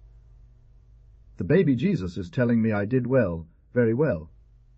A smile returned to her lips, although her eyes were flooded with tears that didn't flow. At that very moment, heavy footsteps were heard in the hallway, and Giulio Revenga appeared. "What's this?" he asked with festive curiosity to his wife. "Have you made a berth for entertainment?" "For myself, I don't," responded Isabel expressively, now serene. "My bones are actually for some fun with Belen." "It's to amuse a creature." "A creature?" his husband repeated mechanically. The unfaithful one stammered, with strange premonitions and distant suspicions. "Now you will understand," she said. "Don't you have children, Giulio?" she asked, pouring out sweetness and compassion mixed with an involuntary annoyance. He did not answer. "Not ours, that creature," she added impulsively, perhaps reflecting her inner worries. "What do you know?" Isabel murmured calmly. Revenga must have paled. He lowered his head, turned away. Such words echoed strangely in his spirit. How had Isabel uttered such a simple phrase? "I don't understand." Half kneeled, half bent, he collapsed onto the velvet bench facing the nativity scene. The world was crashing down on her, what she had guessed was so huge, so incredible. She wanted to apologize, excuse herself, explain. But her throat refused to cooperate. Isabel, reaching for her husband, threw her arms around his neck, choked with indignation but magnificent in generosity. "Let's not speak of this any more. Calm down. Just like that, we were very alone, sometimes bored in this huge house. I had a great desire for a child, you know. I didn't tell you to upset you. 14 years have passed since we got married, so hopes. What can one do? It's not up to us to decide these things." "Come on, don't be like that. My son, Giulio. Be happy. A little girl has been born to us today." "No, I swear I don't. I don't see her. I swear it doesn't matter to me. I hate her. I." "Well informed." Isabel replied somewhat disdainfully, calmly. "I know you neither see nor hear her. Her revenge, her retribution for your abandonment, was to tell me everything." In silence she reverently kissed his hands, hugged his face and his wife's clothing. She trembled, more from shame, and remorse it was fair to say them from joy. Her lips finally parted to repeat absent-mindedly, "How did you know? Look." "I don't see that woman." And finally, as the cherry on top, she sent the girl. And since she sent her, damn, I haven't let her go, you know. She's in my power. We'll recognize her, sort out the legalities. Not a single right should remain to her. As the Nulud embrace loosened, Revenga begged, "Bring her. I still don't know her." The rain rare in that climate during the month of December had not stopped falling in oblique, tight and thick strands. Free Page the detachment had marched all morning, and after a brief halt they continued their walk, starting the camp as evening fell, as God willed, on the edge of the forest. Taken by surprise by the caprice of the clouds, devoid of blankets and coats, soldiers and officers resigned themselves, or rather submitted to the water, and it took all the sparkle of youth, all the spirit of the soldier, all the stoicism of the Iberian character, not to give in to the same demon upon, feeling drenched like sponges. It was hot, and the splashing of the water seemed to only increase the sticky, suffocating temperature density, making the march irresistible. Sweat a kilo and get wet at the same time, caramba. and there was no other remedy but to keep walking to aid the little village surrounded by insurgents, where the residents made a desperate and heroic defence, led by the parish priest, a very gentle Dominican friar. The idea of saving Spanish men and women from death and abuse inspired the detachment, and gave them wings on their feet, even as the mud, rising to their knees, weighed them down like lead. Necessity, since visibility was poor, and also because human forces have limits, forced them to stop at the entrance to the jungle. Almost instantly the downpour ceased, as if some typhoon had swept it away, and a clear patch of sky appeared. The Spanish interpreted this as a good omen, and they prepared to camp at the base of a magnificent, ancient tamarind tree whose sour fruits are known to be an effective remedy for fatigue and fever. The moon, filtering grey pearl light through the thick tangle of lianas, and dense with colossal ferns, was welcomed as a friend, its clarity added to the flame of a fire that did not want to burn, and soldiers and officers half dried themselves, fanning themselves with coconut leaves, for that damp heat was suffocating. With sentinels posted, the soldiers sought rest in sleep, or rather, in an uneasy and heavy slumber, the indispensable respite after such a weary day. But the captain tall, dark, leaning against the tamarind tree trunk, and the lieutenant, very young, childlike, with a sweet feminine face, stood for a moment with their eyes open, as if questioning the night. "Peep," said the captain suddenly.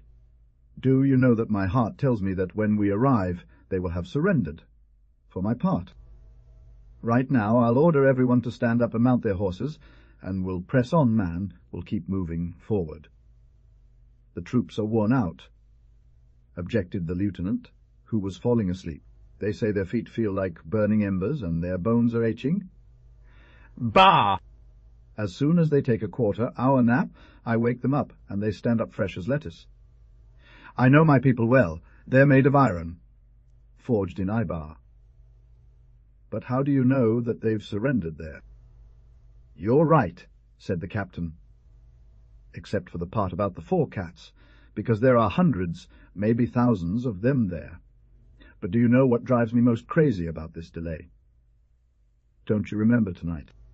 There are weapons, ammunition, and silence is golden. The church and its tower are strong. There's a good bamboo fence, and another of brick.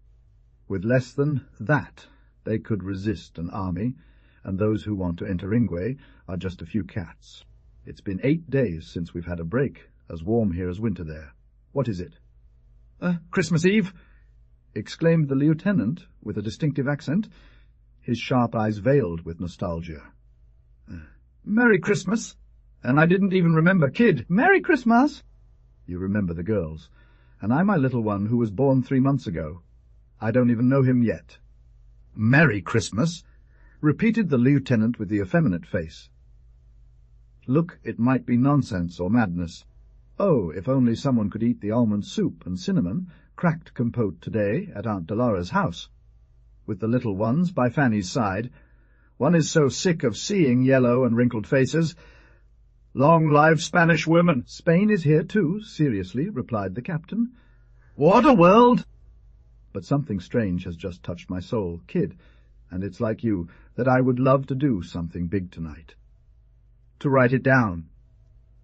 "No, it would be to tell it to the Emperor of China." The friends' hands sought and grasped each other energetically. The fire, nearly extinguished by the ground's moisture, cast a red glow on the faces of the 2 officers, and the lieutenant, awakened and electrified, spoke in a hoarse, burning voice like a plea. "Wake them up, boy! Wake them up! 3 or 4 leagues left. We'll be there soon. The guide told me he knows a shortcut." He who stumbled on a tree trunk and fell flat on his face swore and got up, without even thinking about checking for the damage received. "Yes, there was time for caresses." When perhaps Ingwe was burning, and the rebels, condemned residents, were being butchered. "Get moving!" 15 minutes later, neither more nor less, the patrol was walking again, better said, crawling painfully, chopping through thick lianas and bejewels with axes, sinking into puddles, where the yellow leech clung to their legs with its sucking grasp, and hearing the iguana and the venomous pele snake sliding through the underbrush. Once more covered by clouds, the moon was hidden, and darkness was nearly complete. The troops advanced cautiously, laughing and cursing, but without complaining or pining for the interrupted rest.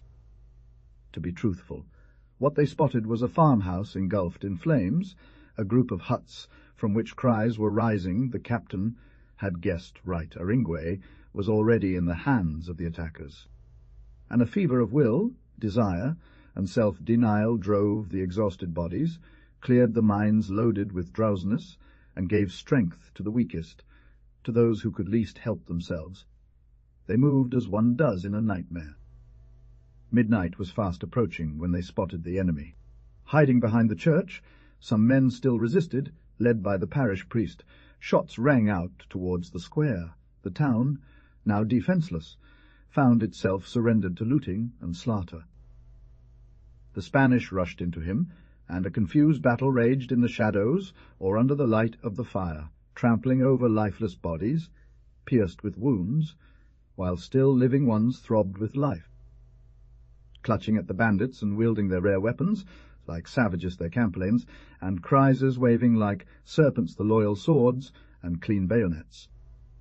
The friar, still holding his Remington, ran to meet the captain, and those two men who had never met, who had never seen each other before, but who, at the moment of their encounter, shared the same idea in two different bodies, embraced with that long, ardent embrace that only those who love deeply share. However, the fight lasted only briefly, with nasal exclamations and stunned shrieks that betrayed a mix of despair, ferocity, and caution. The horde received the order to retreat, leaving behind in the square and streets another fresh crop of bodies, because the troops, though tired, fought fiercely, and the rebels fled in disarray, while the defenders of Aringwe, tears of joy streaming down their faces, descended from the tower, which they thought to envelop themselves in among its ruins. The troops, already rejuvenated, didn't think about eating or sleeping. They went from house to house helping to extinguish the fire. And the friar and the captain, understanding that it wasn't time for self-indulgence, agreed in brief words, started giving orders and executing them personally. The sergeant brought in his arms a baby with a breast. He had just found him in a hut that was beginning to burn, where there was only one dead woman swimming in a pool of blood. The residents, like a flock after the wolf's attack, gathered in the square. The mother searched for her son. The brother for his brother. They called out to each other, recounted their stories. Some carried the wounded on their backs. The creature was a yellow doll that was disintegrating from crying, but the sight of the doll sparked the captain's desires and ambitions, even more vividly on that night when little ones are especially sacred. He bent down and tenderly kissed the orphan, and the lieutenant, with a beautiful youthful smile, lifted him between his hands and showed him to the crowd, saying humorously, "Look what a Christ child has fallen into our laps today." "He's quite ugly, that fellow, my lieutenant," declared the sergeant. "We don't have any other."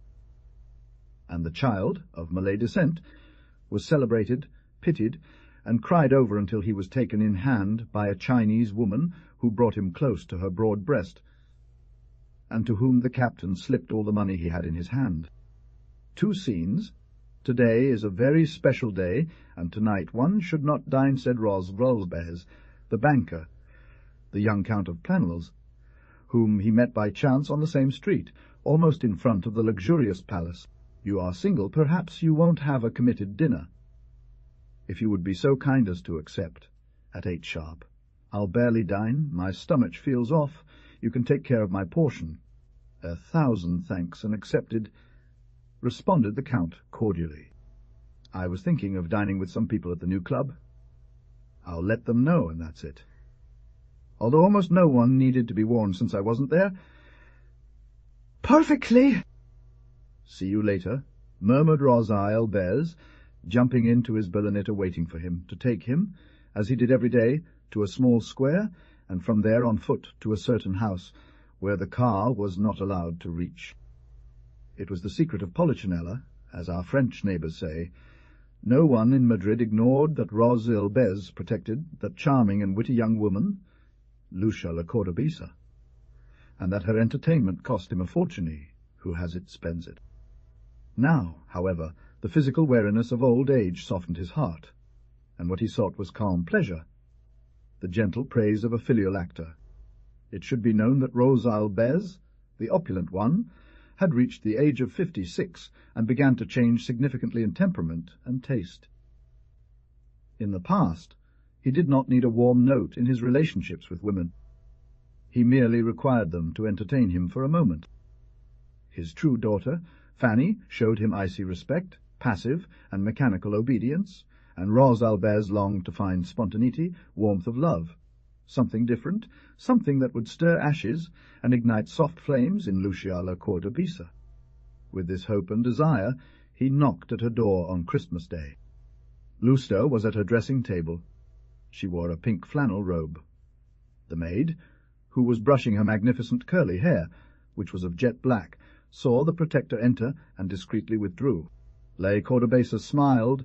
Rosil Bez took her hand and caressed her smooth brown skin and curved fingers with repeated passes, and thus questioned her. "So, shall we dine together this evening, my dear?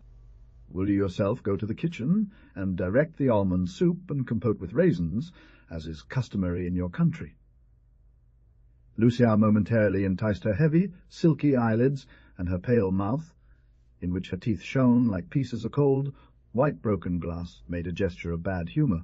"Oh, dear! But what whims you have, for St. Raphael's sake! Must I tell you singing or praying? You know that my cousin from Dalsija is in Madrid, and she wants me to accompany her to the midnight Mass at El Gallo. If you're content to dine at 8, and leave at 11 sharp, it's holy and good afterward. I have a commitment." Rosil Bez grew agitated. Blood rushed to his bald skull. "Commitment? I like that!" he exclaimed. "And what commitment is more important than me for you? At 8, dinner is served in my house. On a night like tonight, I will not leave my daughter alone, especially with guests." "Guests? Who?" "People you don't know." "The Ridensinas Mario Lirio, Count Planos." Lucia burst out laughing. Her guffaw was vulgar nothing like the echo of laughter to reveal one's upbringing and character. "Why are you laughing?" the impatient banker asked. "At you," she replied with a smirk. "Look who's insistently claiming I don't know them. I know everyone." That insolent, mocking laugh that continued hurt Rosil Bez. I would have paid a high price for a glow of melancholy in the large Arabic eyes of the Cordobesa, a hint of gentleness on her tanned face. Midway down the hall he felt Lucia's footsteps and voice behind him, playfully calling out to him. But instead of turning around, he quickened his pace, pulled hard on the door-knob, and ran downstairs. "Will you give me dinner or not?" she insisted bluntly, feeling tingles in her hands, and urged to treat the laughing girl roughly. "At 2, if you can imagine it, creature," she declared with the same scornful inflexibility. "Well, daughter," Rosil Bez exclaimed laconically, getting up and heading towards the door. As he saw himself in the square, he remembered dismissing his car and set off walking to calm his nervous agitation. A sudden flash of clarity illuminated his mind. He understood what was happening. He was, without ambivalence, in love with Lucia, the restless and untamed Cordobesa. Until then, he had looked at her as a piece of furniture or a luxury object, absolute indifference. But the crisis of her maturity, softening his heart, caused an unknown feeling to sprout within him.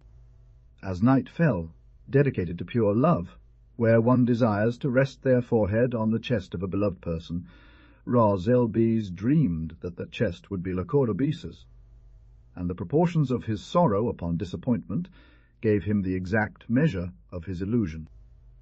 "After what I did for her," thought the banker, "I've lifted her from abjectness and misery. She owes me even the air she breathes. I've treated her better than anyone. I surrounded her with comfort and luxury. I even considered her. He loved her, he idolized her. Ingrate. The idea of Lucia's ingratitude caused a kind of softening in Rozel Bez. He felt pity for himself. He saw himself as very unfortunate.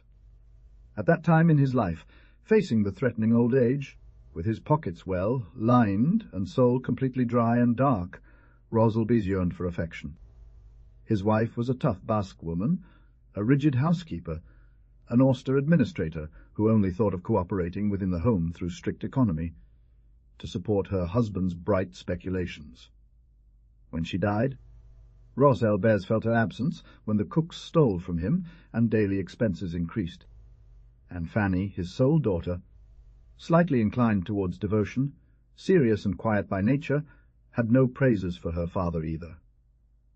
It could even be said that she looked at him as a master who commands, a superior with whom there is no effective communication. Currently, his affairs with Count Plenels, not yet formalized, were fully absorbing him. Rozel Bez knew, and in the sudden access of kindness that had overcome him, desiring to see a face smile at him. Upon returning home, he hurried into Fanny's little sitting-room to announce that Plenels was invited for dinner. It meant, "I approve your relations, you now have an official boyfriend."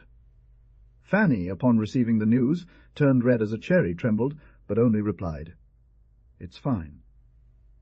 Rozel Bez was fantasizing something different, that someone would jump at his neck, embrace him tightly. He had just glimpsed a solution for his life, joining his daughter, creating a home in hers, adoring and spoiling the grandchildren God might send. He already saw a long series of future Christmases, joyful family dinners, with a tree laden with toys, with playful surprises and grandpa's candies. I believed I felt on my knees the weight of the oldest, and on my beard the touch of the little ones, warm hands. Ah, yes, that was the good, honourable, dignified thing to do. Moved, he approached Fanny and kissed her marble, like forehead, eagerly drinking in the virgin clarity of her fresh skin. The dinner was splendid, served at 8 precisely. Those dishes are mesocratic. Instead, the table of the banker was filled with the most succulent fish and seafood, dressed in the genuine French style, and accompanied by aged, rare, and precious wines. It bore no resemblance to the one Rozel Bez intended to organize at La Cordobisa's house. There was no almond soup, nor baked beggar's fish with lemon wheels, nor cinnamon street compote. Those classic, familiar dishes are not usually deigned to be presented by chefs earning thousands of pesetas a month. The cook's triumph was a fake ham in sweet made of pressed fish. It was impossible to violate the precept of abstinence, which deceived not only the eye, but also the palate. Fanny, sitting to the right of the one she already considered her fiancé, in the dimness of the centrepiece, formed of forced white lilies and alternating sprigs of combolaria with red camellias, spoke softly. Rozel Bez, who watched them surreptitiously, could not help exclaiming, "But Plenels, how little you eat!" To which the Count replied, "I'm feeling a bit off in my stomach." That simple phrase made the banker shiver. Who will discover why the faint suspicion is led by the immaterial threads before the complete revelation of the truth? It was exactly the same one he had used in the morning, when inviting Plenels, and he had planned to reserve himself for the other intimate dinner at Lucia's house at midnight. That strange coincidence, still not understood, hit him like a lightning spark of thought. It was not the passionate protector of La Cordobisa, but Fanny's father who calculated, fixing his eyes on those of the future son-in-law. As for me, let it be like this. You fast to keep your appetite? I'll watch over you. Are you seeking my daughter's gold or love? Be careful with me. The impression gained strength when, despite Fanny announcing that at midnight, exactly when the clock struck 12, she would serve the guests a glass of champagne to celebrate the nativity, the Count stated his withdrawal. The doorman did not answer. Rozel Bez gave him very generous tips to allow him to use his key without bothersome services. He crossed the dark portal, and turning to the left and lighting a match, he found the lock of the door to the room below. A quarter of an hour later, the banker descended the white marble staircase, and jumped into the first pointy carriage stuck in the corner. The tattered coachman stopped at La Cordobisa's door. He suffered a deep agitation when he inserted the other end of the key. Still, he hesitated. Who knows? Perhaps, as a good Andalusian attached to tradition and believer, the Cordobesa had not wanted to spend the night of December 24th without attending the Mass of the Rooster, the most joyful and tender of all Masses. What joy to wait for her in the little room lined with blue velvet, and when she returned at 1 o'clock, to place the case with the pearl-studded pumpkins on her lap. The last caprice? He turned the key quietly. The banker felt the carpet of the ant-room under his feet. He lit the tulip, and at the same time heard shouting and laughter coming from the dining-room. On tiptoes he crept into the wardrobe, which was to the right of the hallway. He wanted to know what to expect. He was going to see, to find out, to be certain of the infamy. From the wardrobe he moved to a cabinet, and from there, through a stained glass door, it was easy to see what was happening in the dining-room. Ros Lelbez bent down, partially opened the curtains. In front of him was La Cordobesa, with a manila shawl and flowers in her hair. Next to her, Planels lifted his glass. The banker retreated. He reclined on a sofa, and felt as if someone was squeezing his nut until he couldn't breathe.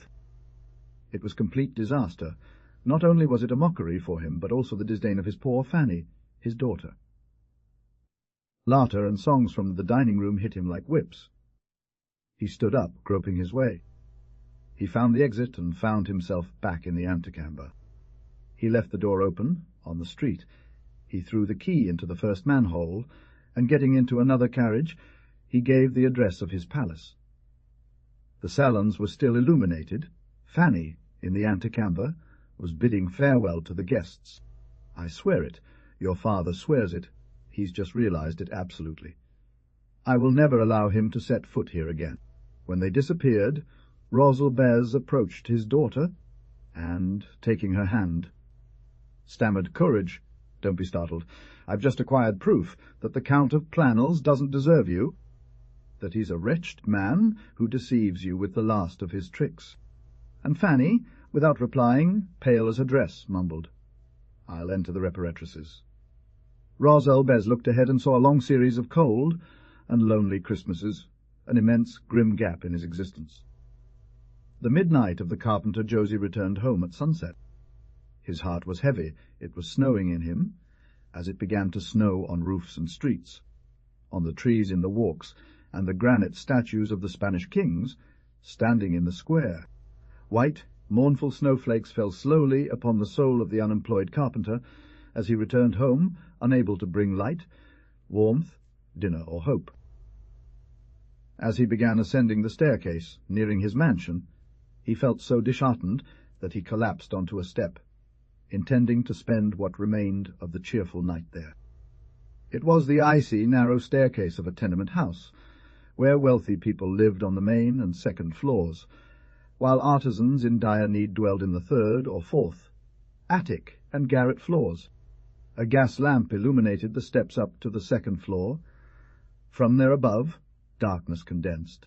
The atmosphere grew black, and it was full, smelling like the breath of a filthy well.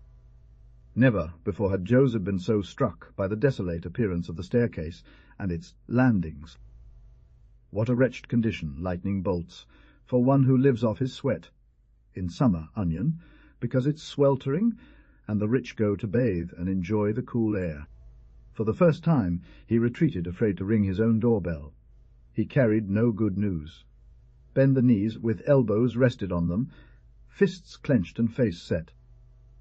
The carpenter reviewed his themes of desperation, and stirred up the bitter sediment of his anger against everything and everyone. At Christmas, onion, because no one wants to get involved in work with the cold, and because all the money is not enough for Hollywood and fur coats. And what doesn't the carpenter eat during the heat of the day? Don't he need coal and minerals when it freezes? The workshop boss had said, shaking his head. What do you want, son? I can't make waves where there's no wind.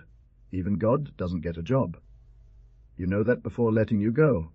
I've let go of 3 others, but I'm not going to let my nephews go, the children of my sister. Right?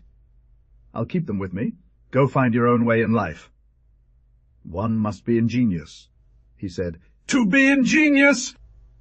And how is it that one who only knows how to work with wood, and cannot find anyone in need of such work? Josie had not worked for a month. What agonizing days he spent travelling to Madrid in search of employment. From all sides arose the same cry of scarcity and distress. Everywhere the same ailments were lamented: war, ruin, illness, unrest, catastrophes, fear, pockets shrinking. Here he was dismissed with phrases of compassion and vague promises, elsewhere with dry and harsh words, even with marked irony. Work. There is none this year for anyone. The masters responded, angry, bad-tempered, or depressed. On such occasions, a month of idleness meant hunger right away and suffocation for the rest of the coming year. And the hunger was especially acute in a large family. No one realizes the torment of having to bring food on their beak to the nest of their loves, and they are forced to return with an empty beak, wet feathers, and drooped wings. And Josie went from door to door, begging for work as he would beg for alms, returning at night with a harsh expression and furrowed brow, and answering his wife's question in the same way each time, with a shrug that clearly meant, no, not yet. The bad luck struck them hard after a long illness, a typhoid fever affecting Felisa, the oldest girl, still recovering and in need of substantial food, after purchasing a comfortable sofa and 2 woolen mattresses, which they had to leave at the pawnbroker's after paying in full the overdue rent for their home and being told by the landlord that they could not fall behind again, and that if they made even one mistake, they would be thrown out on the street with their belongings. Every time Josie called out and entered the loft, the cold from the bare floors, the snow in the dim kitchen gripped his spirit with growing strength, for winter is a terrible ally of hunger, and with his stomach stripped bare. The chill of the north wind that seeps through the cracks bites even more fiercely, carrying with it the angry whispers of the cats. Josie pondered. No, it was impossible for him to cross that threshold without bringing something to those waiting inside, famished and trembling, be it not the sweets and gifts typical of Christmas Eve. At least something to clear their eyes and soothe their spirits. He remained in one of those horrible states of indecision that constitute true crises of the soul, where ideas and feelings rooted in custom and tradition sway. Honoured was Joseph, and he gave no welcome to any criminal purpose. Not even at that moment of trial. His hands would fall before he extended them to another's property. But this honour had something instinctive about it. What disturbed and confused Joseph was his conscience, then at odds with the natural instinct of manhood for goodness, almost reproaching him. He would never steal, no. But let us see, those who steal in similar cases, are they as guilty as it seems? Who knows if they were right? Who knows if they were better husbands, better parents? He gave his own only need and tears. He sighed, ran his fingers through his hair, and stupidly, bitterly, he looked down at the lit part of the staircase. He has no desire to be disgraced, to bear the ugly name of thief. A few hours in prison would cost him his life. He would die from the fit, from the insult. Well, those were things of his, repulsions of his dignity, which a carpenter can also have. But those who do not suffer from such scruples and commit a barbarity, not by indulging vices, but by supporting a woman and children. Only one door had not been opened, that of the elderly widow and devout Dona Amparo. Suddenly there was a crash. A crowd of children hung from the bell. They were her nephews, her only love, her weakness, her delight. There was much movement, much opening of doors, much going up and down of servants, and dependents carrying packages, the traitors, the final preparations for dinner, the turn from the turnery, the biscochon from the baker, the gift from a friend, which joined in the family's joy with 6 bottles of sweet Jerez and red grenades. Josie around here. Come down, I have a message for him. In moments of despair, any echo of life seems like a rescue, a comfort.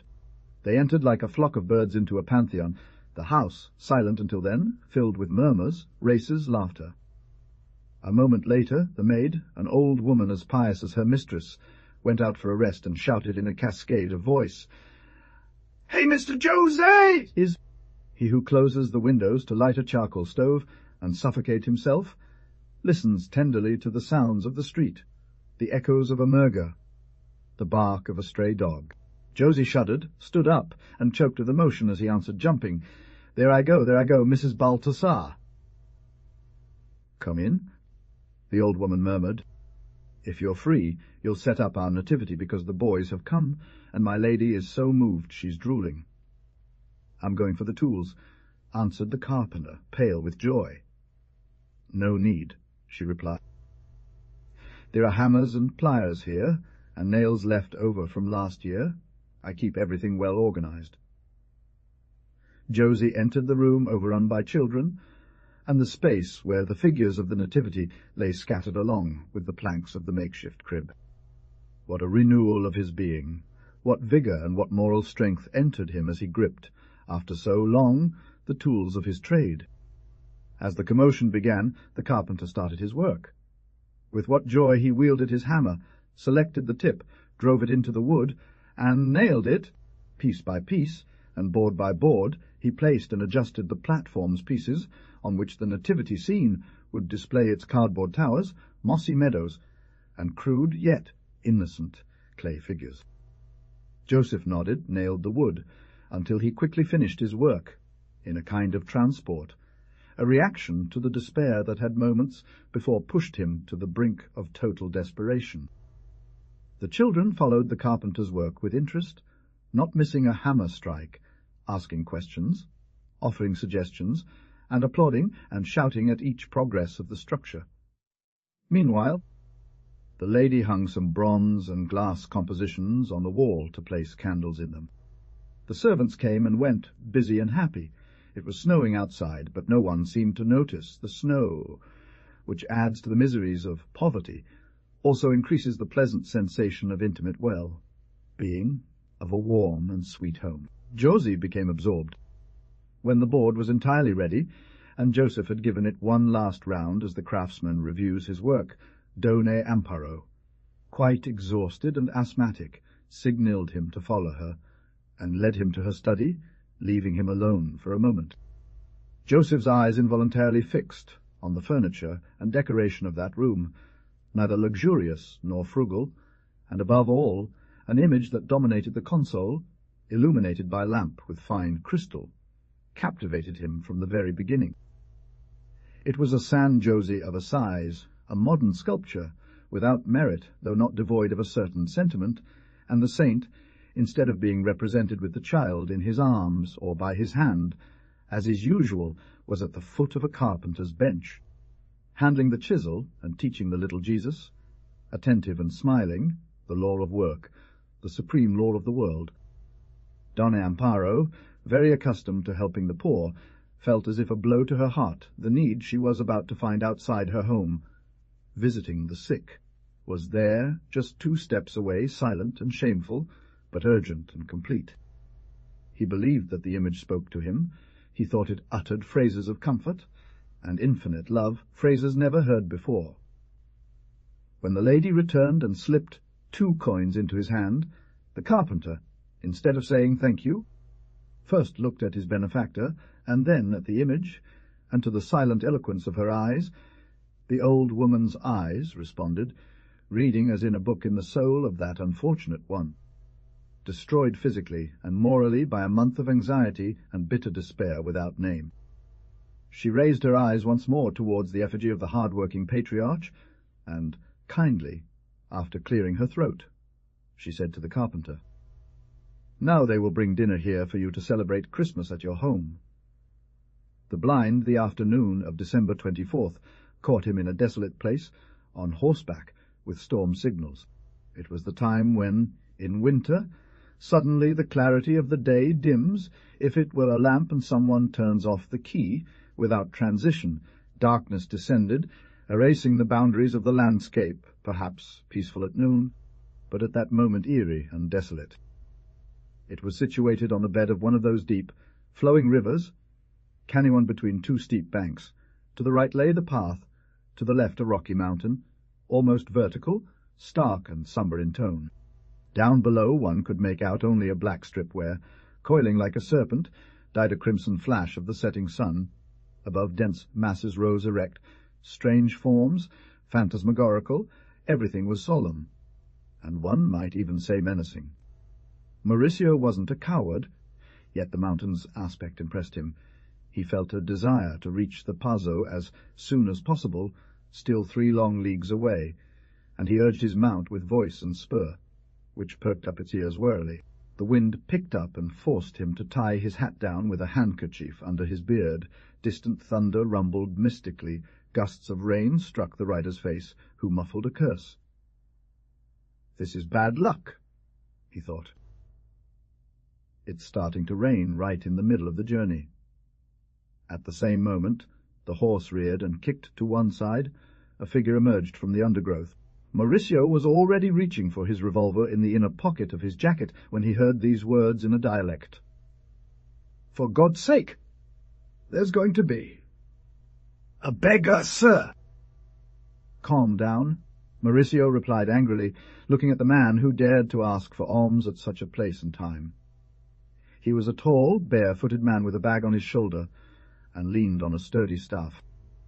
The darkness didn't allow him to see the man's face. Old age could be guessed from the hoarse voice and the vague, silvery reflection of his white hair. "Move aside," the young gentleman murmured impatiently. "Don't you see that the horse is scared? If I'm not careful, I'll end up in the river. A few hours of begging and a suitable spot to jump in front of the saddle. Brutes!" The beggar stood frozen as if made of stone. "Where is the river?" he cried with deep terror. The old man without eyes had gotten lost. He didn't know where he was, and to avoid falling off a cliff he needed a guide. Yes, agreed, he needed a guide. And who would that be? Isn't this the path to the church of Sim is? "Lord, for the soul of whoever birthed me.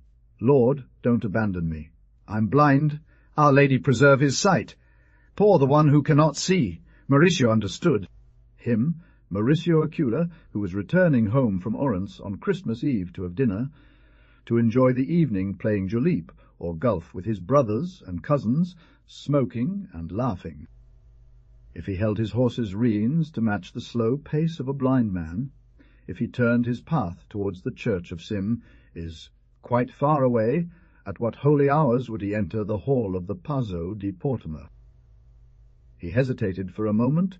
He thought he couldn't sacrifice any less than a few minutes to show the blind man the way to Sim. Isn't let him? Once oriented, make his way as best he could. These poor people are so bothersome and sticky. He thought better to slip away. But it meant venturing into the forest, risking tripping over logs and stones, and above all, acceding to the beggar's requests, who wouldn't let go of his makeshift guide for anything. And if he was pleased with the first, he'd demand the second. And taking a coin from his pocket, he left it in the old man's trembling hand that he extended, not so much to beg as to implore. He urged his horse on, and fled like a criminal escaping justice. Yes, like a criminal. That's how he later described his behavior when, upon checking Macio, his black Andalusian cross, he realized it had grown completely dark. Veiled by sombre clouds, the moon peered through, livid like the face of a corpse cloaked in monastic habit. The road lay suspended over the river that, at fearful depth, lay silent and sinister. The wind lashed the sturdy tree trunks, making them crack. A lightning bolt illuminated the water's surface. A thunderclap rang out. Close at hand, Mauricio shuddered. He thought he heard strange noises, besides those of the storm. Had the old man fallen into the water? Behind, on the rocky path, he believed he heard the footsteps of a man tapping the ground with a stick, as the blind do. An absurd notion, for with the gallop that Macio had given, the beggar would be left behind a quarter league. The truth is that Mauricio swore someone followed him, someone who breathed heavily, stumbled, groaned, and implored pity. But how could I have been capable? It sounds like a lie, They would tell me later, and I wouldn't believe it. Today I should not have left a miserable one alone. He pondered, spurring Messier's sides. And the most despicable, the most vile act was to give him money. The invincible restlessness urged him to urge his horse again, aiming to reach the crossing where the road diverged from the river, whose sight suggested the fear of a misfortune. Had he fallen? What distressed Maurice was the idea of having abandoned a blind man in such a night. Money, if at this hour his body floats on the sill. What good is money? We believe that money solves everything. Pour me! I'm turning back. Won't anyone come from behind? Maceo flew. A sweat of distress moistened the rider's temples. The hum of his ears and the whirl of the wind, deep as a trumpet, did not prevent him from hearing, growing ever closer, the footsteps of the one following him, without any doubt now, and feeling the same laboured breathing, the same painful gasp, and indeed he dared not turn around, for if he did, perhaps he would see the figure of the blind beggar, tall, barefoot, standing with his sack on his shoulder, his cane in hand, and glistening in the darkness the silver of his white hair. He disturbed Maceo. He turned abruptly on his hind legs, and hurled himself towards the bank that overlooked the sill. Am I going mad? He thought. No, no, come on. I must turn around. And yet he did not. His squeezed throat and pounding heart betrayed him. He was suffering an appalling, supernatural fear. He tightened the spurs, and the horse, excited, accelerated its sprinting gallop, kicking up sparks from the pebbles on the road. The storm was already upon them. Lightning flashed. A thunderous roar reverberated directly over the young gentleman's head, dazing him. But an undefinable instinct made them change their minds. The city of Samaria was the most dangerous place they could have stopped. The Magi on their journey, guided day and night by the light trail of the star, the Magi, to rest, wanted to stop at the foot of the walls of Samaria, which rose on a hill, among groves of olive trees and hedges of prickly cacti. Herod had just rebuilt it on the ruins that Alexander's soldiers had piled up centuries earlier, and Roman colonists who had recently exchanged their short swords for ploughs and hoes inhabited it. Mauricio saw the immense danger when another lightning flash revealed the abyss and the surface of the water. He closed his eyes, accepting the judgment of Providence. And the horse, in its fatal vertigo, dragged the rider to the bottom of the precipice, crushing the pines in its fall and pushing the stones of the cliff, whose thunderous noise, rolling down the peaks, still resembled the unmindful steps of a blind man stumbling and groaning. They were all devoted to the bloodthirsty tetrarch, and ready to suspect foreigners, passers-by, or even to strip them of their belongings and supplies. So they followed the route, crossing wheat fields, avoiding the double row of tall columns that marked the triumphal entrance to the city, and seeking the shade of olives and fig trees, the oasis of a sprouting spring. The sun was scorching, and in the vicinity of the little town of Betulia, the nakedness of the landscape, the whiteness of the rocks, burned the eyes. Here we shall find only wells and cisterns, and I would like to drink water that springs into my sight, murmured the old King Balthasar, rolling his dry tongue over his palate, with thirsty pupils, more so than his jaws, remembering the wide rivers of his beloved land of Iran, the vast expanse of the Indus, the cool and mysterious lake of Bactigan, where gazelles play in its shadowed margins. In Palestine, to see palm trees is to see a source. Let the star shine again. Like a lamp when it is supplied with oil, the star glowed and sparkled. At the same time, the other two Magi let out a cry of joy. They had caught sight of the white mansions and the groups of ancient palm trees in Inganim. The plain, uniform and monotonous, stretched out until it disappeared from view. Fields of hay, plains covered with thorns and weeds, all that the horizon offered. In the sky, a deep ultramarine. The blood-red clouds of the west devoured the brilliance of the star, making it invisible. Then Melchior, the Black King, dismounted from his steed, and crossing his arms over his chest, bowing down without shame to soil his rich, brocaded silver tunic embellished with emeralds and peacock feathers. He takes a handful of sand and brings it to his lips, imploring, "Celestial power, do not give me another drink, but do not hide from me your light." So they drank, and filled their skins, washed their feet and faces, camped there, and slept peacefully under the palms, in the light of the star which shone gently high above. At dawn they prepared to set out once more on their journey to find the child. The caravan rejoiced as it approached the Oasis, and upon discovering water, hearing its refreshing murmur, everyone descended from their camels and dromedaries and prostrated themselves in thanks, while the animals bent their necks and beaks, ventilating the moist exhalations of the stream. The morning was clear and bright. The flocks of Ganim went out to graze, and the countless white sheep moving across the plains seemed like fantastic armies.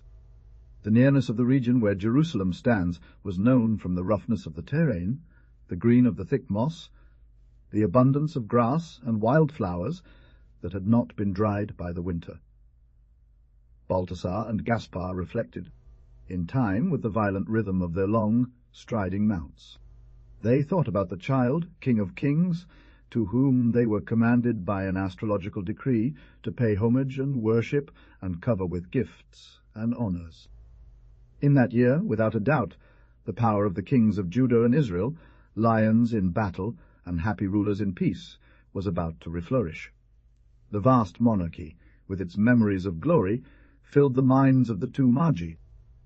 What wisdom, what infused knowledge that of Solomon, he who had subjugated all his neighbors, from the Egyptian pharaohs to the trading empires of Tyre and Sidon, he who built the gigantic temple, with its seas of bronze, its golden candelabras, its terrible and veiled tabernacle, its forests of marble columns, jasper and serpentine, its coral incrustations, its every inlays.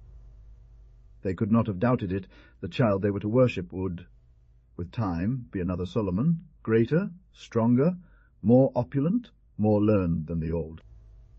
What magnificence that of him who dazzled with his reception the Queen of Saba, Balkis, the one from the lands of spices, who brought with her treasures from the eastern rarities, from all parts of the world, gathered just for her and thrown at the feet of the king's throne, wrapped in purple cloths.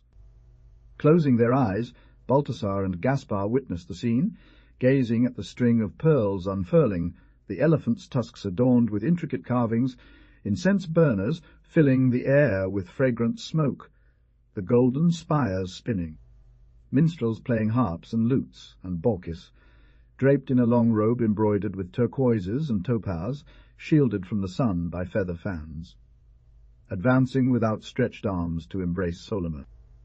He would subjugate all nations, he would wear the crown of the universe, and under his throne, scattered with diamonds, the oppressive city of Rome would prostrate itself. Yes, the voracious Roman wolf would lick, tamed, the feet of that miraculous child. A dense and gloomy fog, rising from the marshes and estuaries, had deceived and led them astray for certain. As they pondered these thoughts, the star faded away. They found themselves lost, without a guide, on the vast plain. They looked around, and with surprise they noticed Melchior had separated from them. Disturbed and sad, they tried to orientate themselves, but the habit of following the star and their complete ignorance of the country they were crossing were insurmountable obstacles to achieving their goal. They thought about finding a guide, and called out in the desert as they saw neither anyone nor any sign of human habitation. Finally, a very young shepherd appeared, dressed in blue wool, with his clothing bound to his forehead by a white linen roll. And when he heard that the travellers were seeking the king-child, the rustic smiled happily and offered to guide them. "I loved him the night he was born," he said, transported. "Then take us to his palace, and we will reward you." To his palace. El Niño ested en una cuevasilla, don Solomos recad el ganado cando hace mal tiempo. Aqua no tin palacio, no tin guardias. Una mulei unbili calienten con su aliento, respondi el pastor. Quae harem? Si pitis and consejos I Melcher, Piro Melcher, enviolto in la niebla, caminaba con paso firm, le estrella no si había obscuredo para él. Hal basia a gran distancia, cuando por fin oye las voces, los gritos de sus compañeros, Melchoradanos! Su madre y su padre, el carpintero Joseph de Nazaret, el Clyden y le villain amorosamente. Gaspar y Baltasar trocaron una mirada descubra confusion, asombro y recelo. El pastor debía de equivocas, no era posible que tan gran rey hubis nacido as, in la miseria en el abandono. El mago de piel negra se detuvo, y clam a su vez estoy aquí. Al jantas por el timo la caravana, Melchor divisó al pastor Sosilo y supo las noticias que daba del Nino Ri. This poor boy deceives us or deceives himself. Gaspar exclaimed angrily. He says he will guide us to a ruined stable, where we will see the son of a carpenter from Nazareth. What do you think, Melchor? The star no longer shines, and our hearts falter. Melchor remained silent. For him, the star had not hidden itself even for a second. On the contrary, its light grew brighter as they advanced, drawing closer to the stable. The wise King Baltasar fears that we may run into great danger here, for we do not know the terrain. And if we ask questions, we will arouse suspicions, be imprisoned, and perhaps held captive by Herod in his underground dungeons. The cave seems to be entirely clarity and harmony. Melchor listens in ecstasy. He immerses himself in the delightful music and the golden glows that fill the cavern and surround the child. Don't you hear, Melchor? We ask, wondering if we should continue our journey. And in his imagination Melchor saw it an open cave carved into the limestone, a soft manger filled with straw and hay, a young woman of celestial beauty cradling a tender child who trembles from the cold, a humble child, rosy and white, blessing, not crying. The singular thing is that the cave, instead of being dark, is flooded with light, and an ineffable, barely perceptible, ideally delicate and melodious music resounds in its depths. Or return to our homeland, lest we be imprisoned and oppressed here.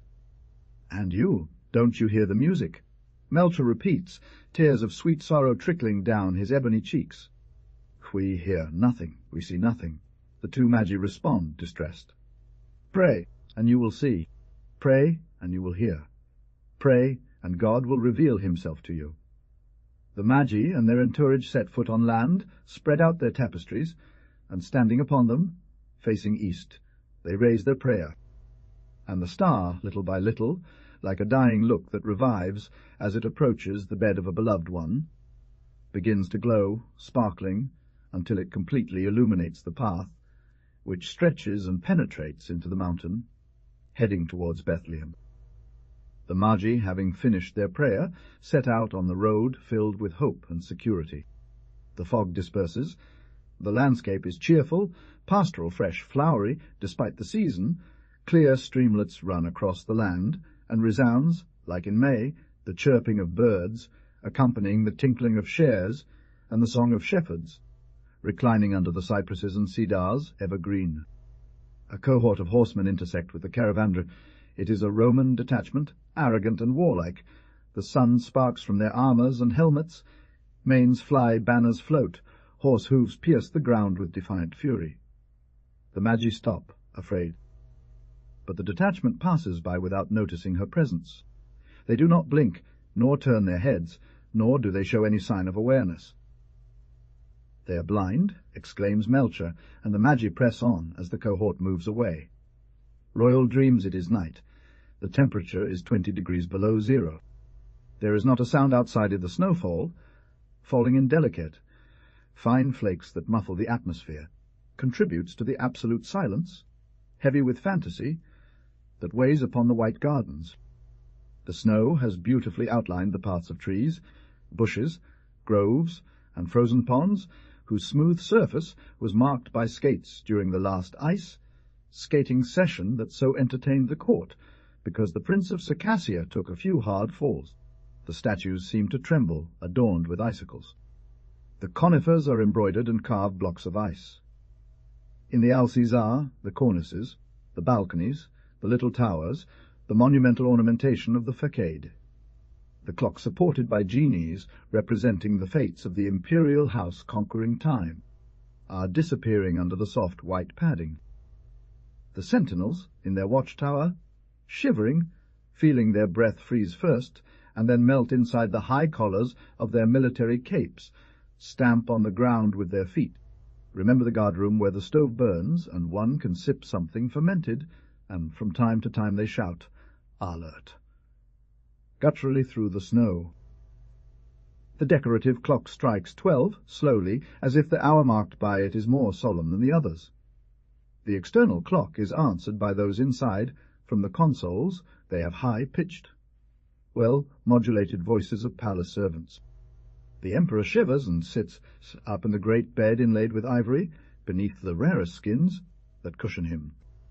He senses a hand just landing on his shoulder, and indeed, under the dim light of the alabaster lamp veiled in lace, he sees a venerable figure, an old man with a very long beard and tresses, where snow seems to have entangled its locks. In his hand he holds an open chest, etched with an impalpable golden dust. "What do you want from me, and who are you?" the emperor asks the old man. "As of my home," responds the patriarch in a trembling voice. "Balthasar, king of the lands of the East." "Welcome, cousin and lord. Why does your majesty travel on such a cold night?" It becomes crowned heads never to put themselves in the position of enduring the troubles suffered by other mortals. The old man's attire dazzles, a golden brocade tunic, a purple velvet cloak edged with ermine. Some sort of mitre, where pearls cluster over filigree, encircles his temples, compressing and making his great snow, white mane puff up, which flows luxuriantly down his shoulders. Have you travelled through them, your majesty? Have you become aware of their extent and richness? All climates, all productions, all races recognize my sovereignty. Be so kind as to rest under my hospitable roof. I accept but brief moments, though I am exhausted from traversing the domains of your majesty, which have no end. They must cover a large part of the surface of the planet. Ah! The emperor articulates, satisfied. When I review my army, I see white and blonde soldiers with blue eyes, soldiers with tanned skin, soldiers with yellow skin and flattened noses, oriental garments and wrappings that protect from the rigors of the seasons in the Hyperborean countries. My empire produces wheat and sapphires, minerals, furs, and fragrant woods. It is a giant whose head, like that of your majesty, is bathed in Arctic snows, and whose hands reach toward noon to embrace it. In this empire I am God. To my voice fronts bow, crowds prostrate themselves, and prayer for me makes the iconostases tremble. While the breath of the hurricane plays with Western monarchs, our foolish cousins, I hide as a Newman in an inaccessible sanctuary. I know the might of your majesty. That is why I doubt if the task entrusted to me will be futile, but obeying, I fulfill it. What task is that, cousin and lord? The one the child ordered me to perform. I return from Palestine. I return to my homeland after the annual endless journey.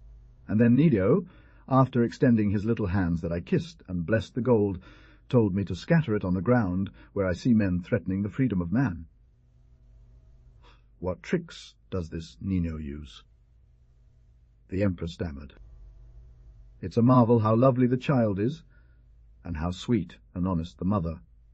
Her immortal beauty has not been lost in the 1902 years since I first adored them. As always, I have brought my offering, gold dust from Offa. Is your majesty certain that his palace is not mined? Your majesty is the one who mines it, and it must be stopped. The emperor replies decisively, ringing a bell. The guard appears. Certainly. His mother and the carpenter are educating him badly. Lowly people, though, they descend from the lineage of our august cousins, the kings of Judah. Your majesty, with the experience that the years give you, you must understand that we should not fulfill the wish of this Nino. It is impossible to disobey him, cousin and lord, the magician declared gravely. I have scattered the enormous portion of land where your majesty reigns, although I confess that I doubt anything will sprout on the hard layer of ice that covers it. Without hope, I am pouring gold dust, and indeed, just now, in the gardens of this palace, when the golden powder fell, I thought the ground was shaking and the snow lay a-cracking. The earth shook. It seemed to me that a cavernous noise resounded from within. He then lay down on his cramped and hard campaign bed, the only place where he could sleep due to custom. The old man takes a pinch of dust, throws it into the soldier's eyes, and passes through them freely and majestically. Another snow effect on gardens and the royal palace, but already frozen snow beginning to melt, forming a dirty black mud. As soon as he began to relax, a soft "Peace-it" called him, and under the glow of the lamp he saw a man of advanced age, wrapped in a purple robe that revealed an armour of admirable craftsmanship. In the Alsaghzar, lights can still be seen. There had been a splendid family dinner in the daily dining-room, with joyful and affectionate toasts, and the Emperor, after spending the entire afternoon receiving congratulations, blessed his children, who kissed his hand respectfully one by one and embraced the fertile Empress. A crown of spikes circled his temples. In his right hand he held a rich pommel made of myrrh with a strong, acrid, and intoxicating scent. "What does your Majesty, King Gaspar, wished?" the Emperor asked, recognizing the traveller and jumping out of bed to greet him military style. "To congratulate your Majesty on Easter and to confide in you a secret. The case of El Niño, your Majesty, do you not know? El Niño, whom I visit every year in his stable to drink, in his violet eyes the wisdom. After playing with this myrrh that I offered him, and blowing on it his celestial breath, he commands me to sprinkle it drop by drop on the floor of lands where man's is thirsty for the blood of man. And when drops of this myrrh fall, my dear lord, I see the earth soak up and open up, and olives, rose myrtles, barley, hops, grapevines laden with clusters spring up and grow. Ah! Such a great wonder is the ma. And to me, lord and cousin, my armour chokes me, my heart cannot fit in it. Allow me, your Majesty, to sprinkle myrrh on your august head." "What the devil? Child's play," grumbled the Emperor. "When El Niño grows up and leaves his skirts and mother's lap, his caprices will be different. There is nothing holier than war. God himself guides armies and imbues leaders with courage and precision to ensure victory. Over the battlefield hangs the archangel with his wings splashed with rubies and his flaming sword. The divine breath swells my chest barely covered by the gleaming armour." "This does not reach the children nor the women," agreed. "We, shepherds of peoples, chiefs of races, smile at certain outbursts of graceful weakness. I must do what they command," insists Gaspar, and taking a few drops of myrrh, he fires them into the Emperor's forehead. He exhales a sigh, falls to the camp bed, and in his dream sees a pyramid of human bones, white and polished, very tall. The moon illuminates the intricately carved arches, plays on the shiny leaves of the orange trees, revealing the pale reflection of their golden poms. Atop it a raven croaks plaintively, hungry, its feathers bristling, and at the foot, on the branches of a new olive tree, two doves kiss, touching beaks. In the courtyard of the Alcazar, upon the great porphyry fountain supported by lions, the water flows melodiously with a sweet persistence. An elegant figure glides, unseen among the slaves. Two slaves guard the sleep of the Emir, who rests dressed on a divan, covered with a fine feather quilt of ostrich, for the night is slightly cold, and the frost has hardened the desert's paths, and leaning on the neck of a naked woman who serves as a pillow, providing warmth more delightful than that of the quilt. The dashing black man inclines towards the Emir, bathing his face with a puff of incense from a hanging incenser adorned with pearl chains. Startled, the Emir awakes, reaching for his chewing gum. "Fear not," says Meltra, "for like you command tribes in the desert and possess mysterious palaces carved by air genies, I have come to fulfill orders from child Yeshua, son of Leela Marim." "And what does that unfaithful prophet order you?" scoffs the Emir with scorn. He is a young black man, slender yet muscular, with nervous legs confined in tight pants, embroidered with sequins similar to those worn by maidens in Carpaccio paintings. A silver tulle overcoat reveals his form. A bejewelled belt holds a proud dagger across his slim waist. Above his curly hair rests a crimson velvet cap, and under the brim lies a diadem of brilliance. Swing this incense-burner in all countries, where man treats woman as a slave and not as a companion. The Emir laughs, showing his white jackal teeth between his black and silky beard. So return to the land of Rumis, Melcher. They also need the perfume of your incense-burner there. But first, rest. You are my guest. I will order them to prepare you a rosewater bath with 2 beautiful captives. It is night, the star no longer guides them, but the moon, shining with an intense and silvery light, illuminates the vast desert plain. And the Emir rises, stepping on the woman whose throat he had been resting on. The vision of the 3 kings return to their homeland by a different route from the one they came, to evade the bloodthirsty Herod. The shadow of the dromedaries looms large on the white and smooth ground, and in the distance resounds the cavernous roar of a lion. Balthasar stroking his snow, white and long beard, moving the old head in a manner typical of one who foresees. I do not know what has befallen me, since I knelt in the stable at Bethlehem and greeted the son of the maiden, who fills me with a prophetic spirit, and I feel the veil that covers future times drawn aside. This gold tribute, which I offered to the child as recognition of his kingship, how many generations are to render it?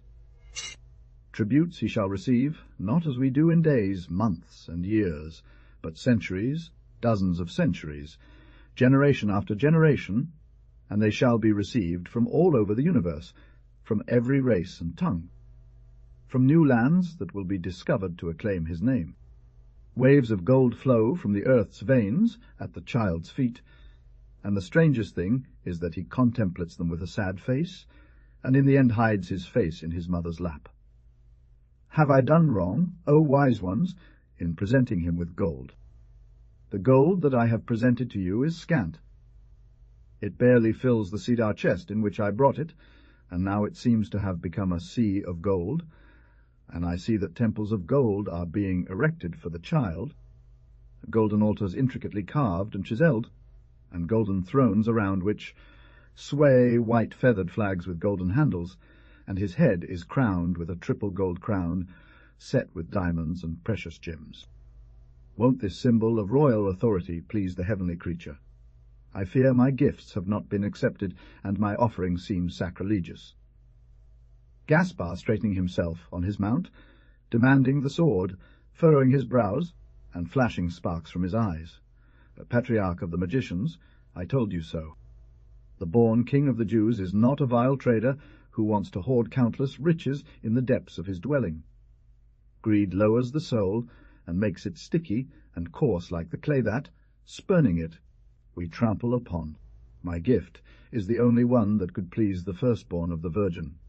You brought him gold as a monarch, I offered Mar as a man. He has chosen to be called a man, which will be his greatest title. Mar, bitter like living, and like life itself heals and fortifies. Behold what is fitting for one who must perform a virile deed, an act of strength and health. Do you think one can be great, noble, and strong without tasting the bitter cup? Here I am, O wise one, as I have fought, endured, defeated monsters, grappled with horrible temptations, been in the hands of my enemies 1,000 times, and the breath of martyrdom has touched my forehead. Well, I have only wept for 1 day, and a drop of my tears, falling into the jar of myrrh, lent it its tonic and delicious bitterness, and perhaps its balsamic perfume. I do not know if I have hit the mark, but for the joy that overflows me, I presume the child does not reject my gift. You, venerable and most learned Balthasar, offered him gold, considering him a king. I also see the child, Balthasar, but I see him fighting, crushing, conquering, trampling dragons, submitting humanity to his yoke, suffering, and watering a palm with blood. I did well to bring Myrrh.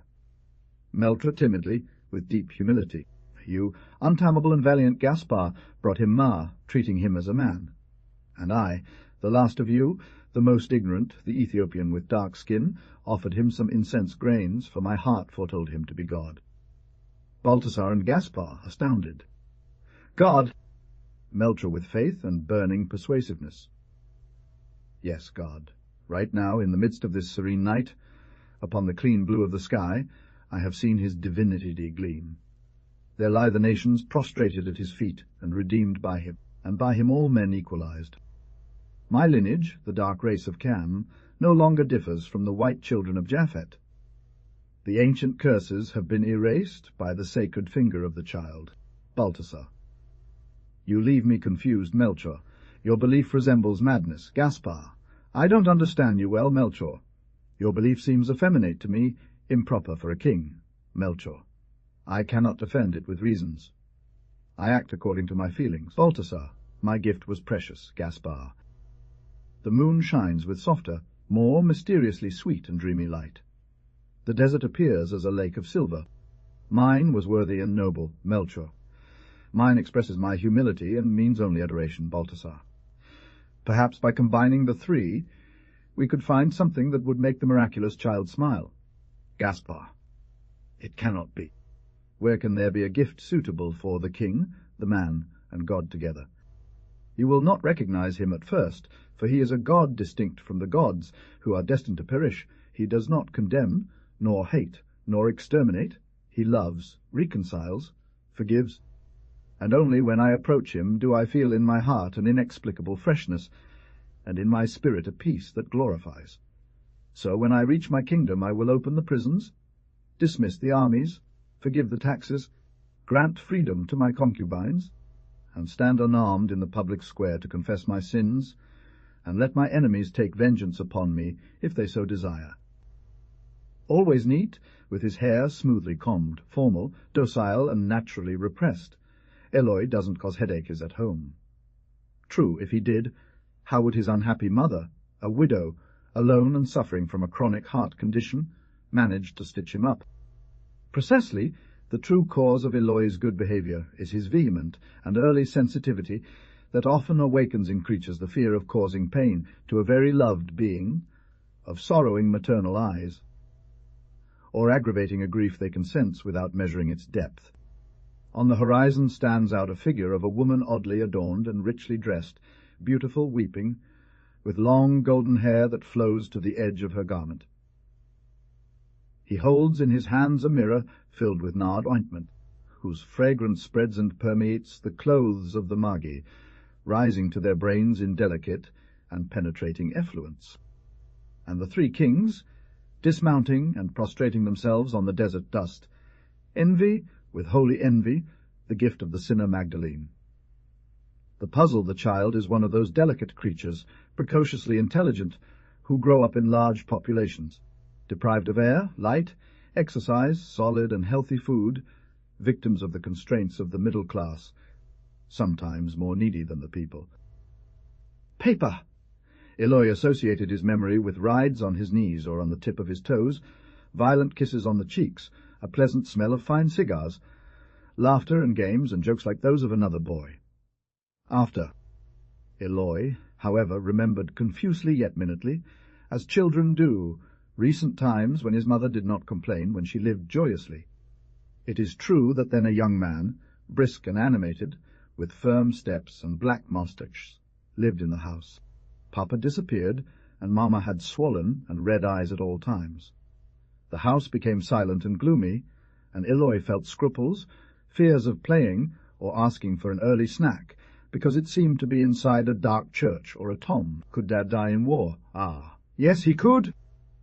Eloi studied his lessons by heart, because his mother smiled with a faded smile when he recited them from memory. Eloi took good care of his clothes and shoes, because he realized his mother didn't have the means to buy and replace soiled or broken items.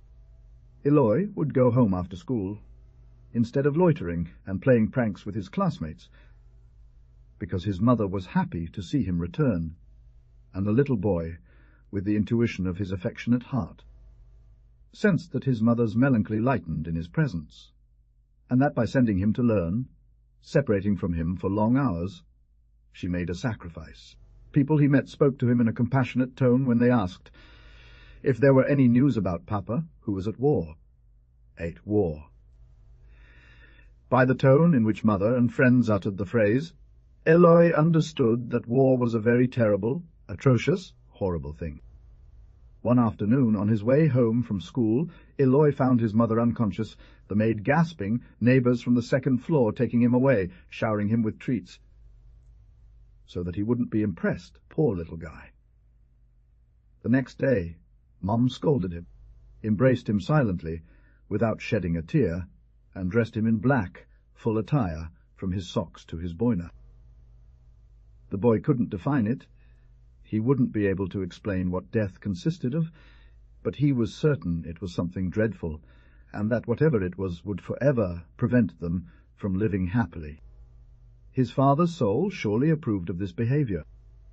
He cried in secret to not cause more pain to his mother, and prayed the prayers he knew many times for Dad's soul. Since then, he began to study hard, not doing anything wrong, folding his little jacket before going to bed, returning to the school clock, with books tied under his arm. He too wanted the Kings to bring him something. Why shouldn't they? Wasn't the whole year good? If he put his shoe on the window-sill, was it fair for the shoe to wake up empty like old Hazelnut? However, even the most diligent boy is still a child, and Eloy, as he heard in the early days of the year his classmates, guesses about what the Kings would bring. And the shoe projects placed in the window or fireplace couldn't help but let his imagination run wild. When she returned home, she had a flat cardboard box hidden. Scarcity, by imposing calculations, destroys many germs of poetry. Fortunately, the same idea of fairness had taken root in Eloy's mother's spirit. She, who never left the house, who would collapse on the stairs, went out into the street that afternoon of the 5th, wrapped in her modest, outdated cloth coat, and stopped at the toy store. How much this mother would have given to bring her child the fiery mechanical horse, the shiny bicycle, the capricious cinema, the steam locomotive with tender and carriage, real tracks, and a copper boiler! And the mother bought, at a modest price, a geographical puzzle, nothing less than the map of Spain. Thus Eloy, playing, would learn better what he had already shown he did not ignore, since in geography he was number 1. But alas, these were whims of half an ounce, 10 francs, 15, and the pocket shrank in terror. No, no. It was necessary that the gift from the wise and learned 3 kings should not be useless, but rather contribute to the child's education. Getting up at midnight, he left the orphan his shoe among the cold ashes of the study fireplace, the only one in the house, lit very rarely. In the morning he leaped out of bed, barefoot and shivering, to see if it were the King's. Surprise unforgettable. His Majesties had deigned to come. There was the gift, the present. What could that flat little box, with its golden fillets, contain? Still, a map. Paf! Wasn't an ariston or a magical lantern like Pepito Ponzano's, which he was always rubbing in the faces of others, worth more. Eloy seized it eagerly, turned back to his soft and warm bed, and there, with his arms outstretched and his torso well covered, he untied the ribbon and looked. Come on, Cork. The Kings had brought him a map. As they knew Eloy's behaviour, his habit of knowing it all. Eloy began to reconcile himself with the Kings after he realized that the map was made of pieces and kept falling apart, and had to be put back together again. And already up and having drunk his hot coffee, while Mom prepared to go to Mass, Eloy played, dismantling and reassembling the country, shuffling Spain 100 times, mixing Zaragoza with Valladolid and Salamanca with Vigo. Suddenly, in deep thought, he interrupted his task and asked his mother anxiously, "Mom, they've deceived you." The toy is incomplete. Much of Spain is missing here. I can't find the island of Cuba, nor Puerto Rico. Spain is missing.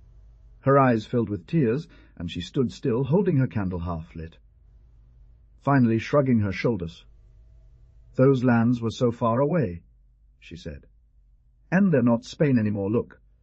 Complete the puzzle, because they aren't anymore. Your father died there. Eloi fell silent, a sorrow greater than his usual ones, excessive, that did not fit in the soul of a child, weighed for a moment on his thoughts, and with an expressive gesture he pushed away, rejected the gift from the kings. On Easter weekend at the bedside of the dying man were Preciosa and Conrado, assisting him in his last moments, trembling like the criminal climbing the gallows steps. And criminals they were, triumphant criminals, crowned by blind Fate Conrado and Preciosa, since other violent feelings could not be inspired by old age. And now he was dying, slowly. Always open to Conrado was her bag and her home, always open her arms and heart to Preciosa, whose youth he did not wish to darken with the severities of old age and melancholias of illness. The unfortunate had a right to gratitude, and to the tenderest and most solemn respect. He who, after long sufferings, succumbed in the room filled with medicinal odours, saddened by the yellow light of the lamp that was extinguishing as life left the agonizing man, was the husband of Preciosa, the protector and benefactor of Conrado. And for those who conspired to betray and insult his grey hairs, he, that most honourable old man, generous and trusting like a child, had never had more than words of sweetness and acts of kindness and love. After warning Preciosa that she was established as his sole heir, and that if she did not repel Conrado, whom he regarded as a son, he desired both to promise him marriage at the end of mourning. Precious, yet a woman of extreme passion, was the first to regain her composure, and, reacting violently, tried to capture Conrad's gaze and repay him with a feeble smile. When thus he expressed his will, in a feeble and broken voice, and supporting his already cold hands in those of Conrado and Preciosa's feverish hands, they both started, and their eyes, like offenders trying to hide themselves and not knowing where, wandered over the floor, burdened with the weight of shame. But Conrad, as if sensing a viper's bite, retreated to the back of the chamber and, collapsing onto the bed, hid his face between his palms. A barely perceptible murmur from the dying man called out to him once again at the head of the bed, "Conrad, look, I beg you, in this solemn moment. Don't leave Preciosa alone. Make her your wife, love and treat her, as I loved her. Even for this day we share. Give me your word." And Conrad, stuttering, could only whisper, "I give it, I give it." A spark of joy appeared in the dying man's dimmed pupils, but as if that effort had drained the little strength he had left, he fell into a coma, signalling his end. This was the doctor's opinion, who advised that the extreme unction be administered without delay. But when the priest arrived with the holy oils, there was no vital heat in the body. Preciosa knelt in prayer, while Conrado, agitated beyond measure, walked desperately up and down through the room that preceded the death chamber. The priest, as he left, gently touched him on the shoulder. "Do not grieve," he said in affectionate tone, mingling with great pain that sudden access of acute remorse. "The virtues of this man will have won him a place in heaven, and afterward God's mercy, especially on this day." It was the second time this phrase resounded in Conrado's ears, but now it resonated not just in his ears, but in his soul. The same soul of the dying man, this day. What day was it? Conrado needed to remember, to reflect. Suddenly he recalled a lightning bolt struck his imagination with force.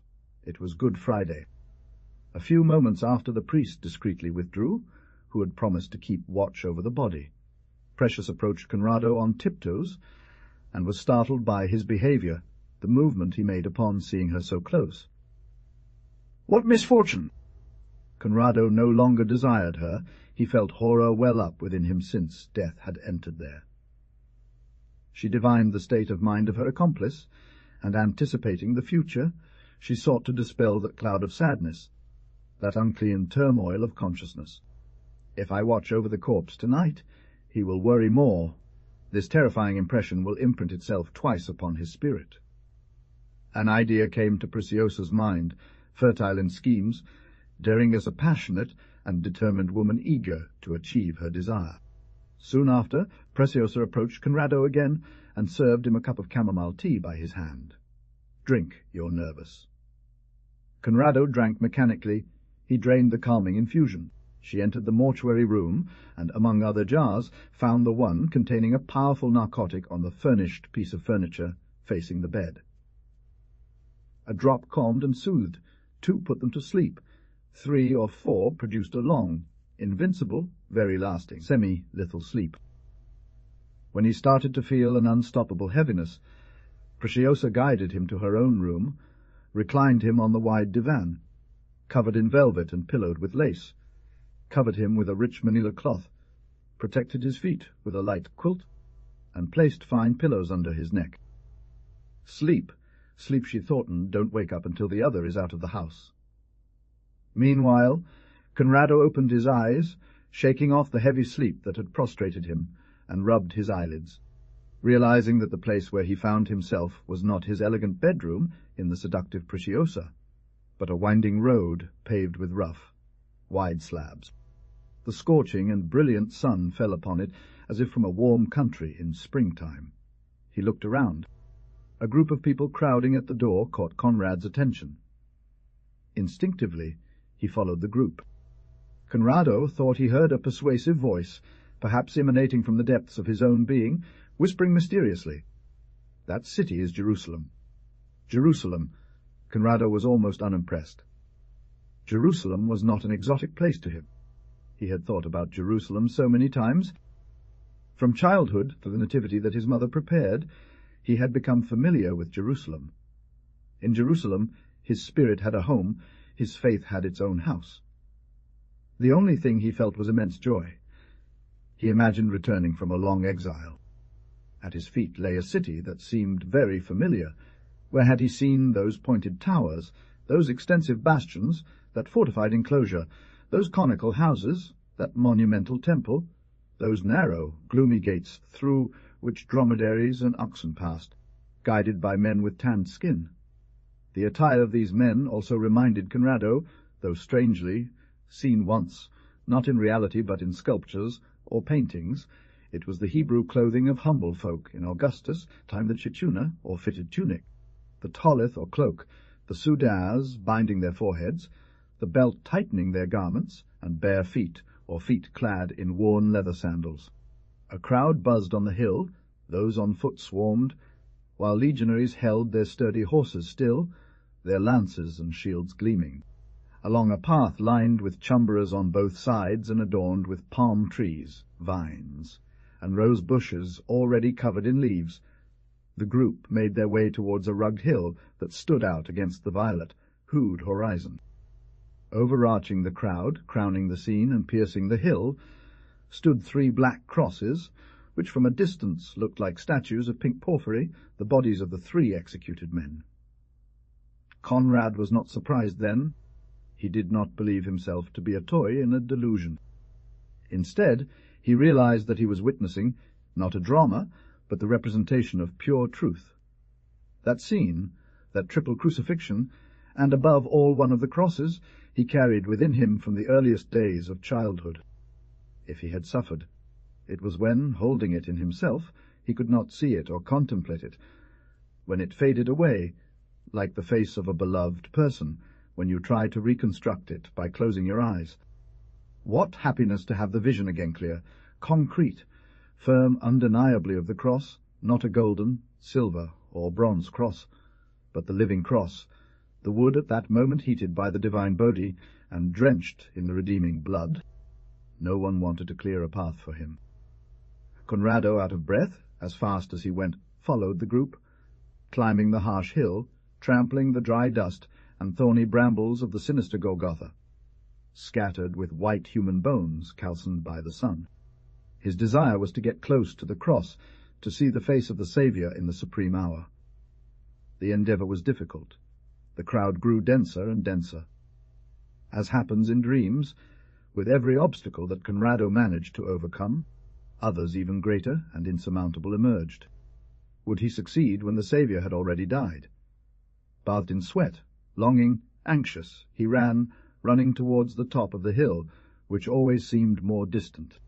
Hill farmers, traders and city markets, beggar women carrying starving children, haughty Pharisees, pale and sympathetic Essenes, daughters of Jerusalem, modest bourgeois who lowered their eyes filled with tears at the sight of the master's torture. And finally, horsemen, their lances raised, blocking anyone from saving the circle of rope and stakes that surrounded the crucifixes. Conrado begged, clenched his fists, wanted to penetrate, reach the central cross.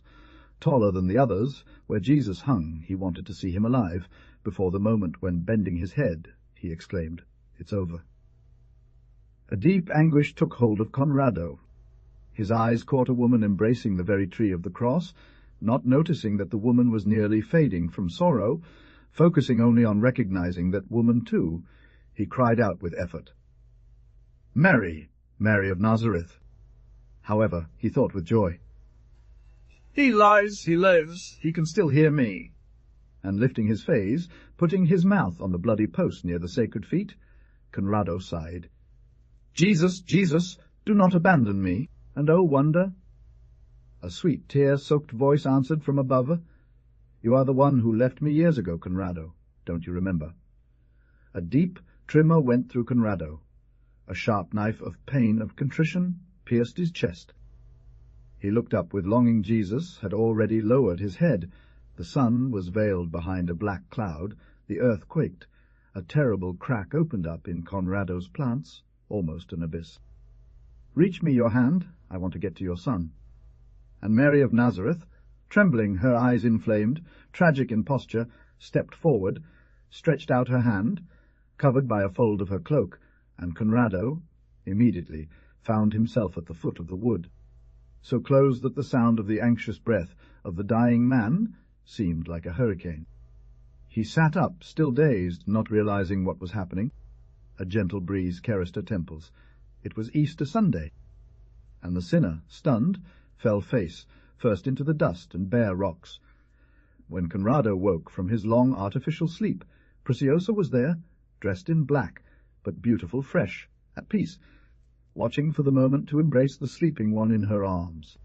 Preciosa, smiling, wanted to flatter him, be for him the life that renates at the edge of a grave. Conrado, without harshness, rejected her, and with a measured step, steadfast, no longer swaying, with a clear head, she went to the antechamber, opened the door, slammed it shut, and ran into the street. The Easter prayer, the last tea from Persia, which, as no one is unaware, died at the hands of a fanatic, had in its history a page known to very few, and I would also ignore it if not for a travelling Englishwoman, one of those intrepid and tireless women who record with emotion and curiosity the most remote corners of the planet. If Miss Adder enjoyed privileges unknown in Persia, it must be attributed to the determination that knows how to unfold among the Anglo-Saxon race to achieve their goal, sir, determination that is making that race masters of the world. Miss Adder told me the episode I am about to narrate on Holy Thursday afternoon as we walked through the streets of Avila visiting stations. How did Miss Adder Sharpthorne, as she is called, the Englishwoman, manage to gain the trust and almost intimacy of tea and penetrate the closed magnificence of her palace, and become intimately acquainted with her associates, courtiers, and generals, is a point of difficult investigation. But certainly, in striving for this result, Miss Adder did not resort to any disreputable means, as decency and propriety of conduct compete with this valiant explorer, along with the austerity of moral judgment and delicacy of behavior. In those streets that still bear the traces of medieval Spanish styles, the name of Persia sounded like a fantastical country from a juggleresque legend or traditional romance. It was hard to believe it existed. Nasseradino, began the Englishwoman, was an absolute monarch, whom his vassals called the shadow of God, and who held estates and lives in unconditional dominion. Perhaps the very unreality of Persia, in the peaceful atmosphere of the Terran city, heightened the interest of the strange travel memories evoked by Miss Adder, which I will attempt to transcribe onto paper without altering them. Perhaps he understood that our Lord Christ is the true enemy of despots, and that liberty and human dignity were born in the humble stable of Bethlehem. I do not know if the internal regime of Persia has changed. Then, and these are very recent times, there was no law but the omnipotent will of Nasr-ad-Dino. To the great misfortune of his subjects, T did not know Christianity, or rather, he did not want to know it, nor did he allow any opinion that diverged from the code of Muhammad to spread in his states. This same intransigence of T towards our holy religion incited me to test whether he would engage in controversy in order to combat his errors. He was no fool. Certain ideas moved him to reflect. Certain problems pressed upon him against his will. Through his Eastern indolence and his arrogance as the absolute master of millions of rational beings. Slowly, in correct English, he would, after a while, respond to me, not without some inflection of scorn in his deep, well-modulated voice. I will never be convinced that nations which bow down before a humble God, dead on an infamous torture, are heroic and virile, taking advantage of the rare kindness with which he welcomed me. I dedicated myself to catechizing Nasr-ad-Dino and targeting his pride. I began by painting the glory and prosperity of Christian nations like France and Great Britain, superior in the same arts of war to nations subject to Muslim fanaticism. My arguments seemed to strike a chord with the monarch. I saw him sometimes lost in thought, stroking his jet black, pointed beard, his slanted eyes, like coal, fixed on an imaginary point of meditation. The great attribute of God is power and strength. The only explanation I find for that riddle is that your nations call yourselves Christian without truly being so, and when you melt cannons and launch armored ships into the water, you deny your God with your actions, although you acknowledge him with words. And because you deny him, you have achieved the dominance you wield. If they stuck to the letter of their faith, as we stick to ours, we would put our foot on their throat. One Nasr-ad-Dino spoke to me like that. I was left confused. The T, shaking its head, then answered me this atrocity. In the same manner as your prophet perished, so do many of my vassals perish every day. I belong to the leagues of disarmament and universal peace, and I trust more in the power of love and fraternity than in all the armies of Europe combined. But how can one explain the truth to a barbarian, and a barbarian who believes himself a half-god? Nevertheless, I tried.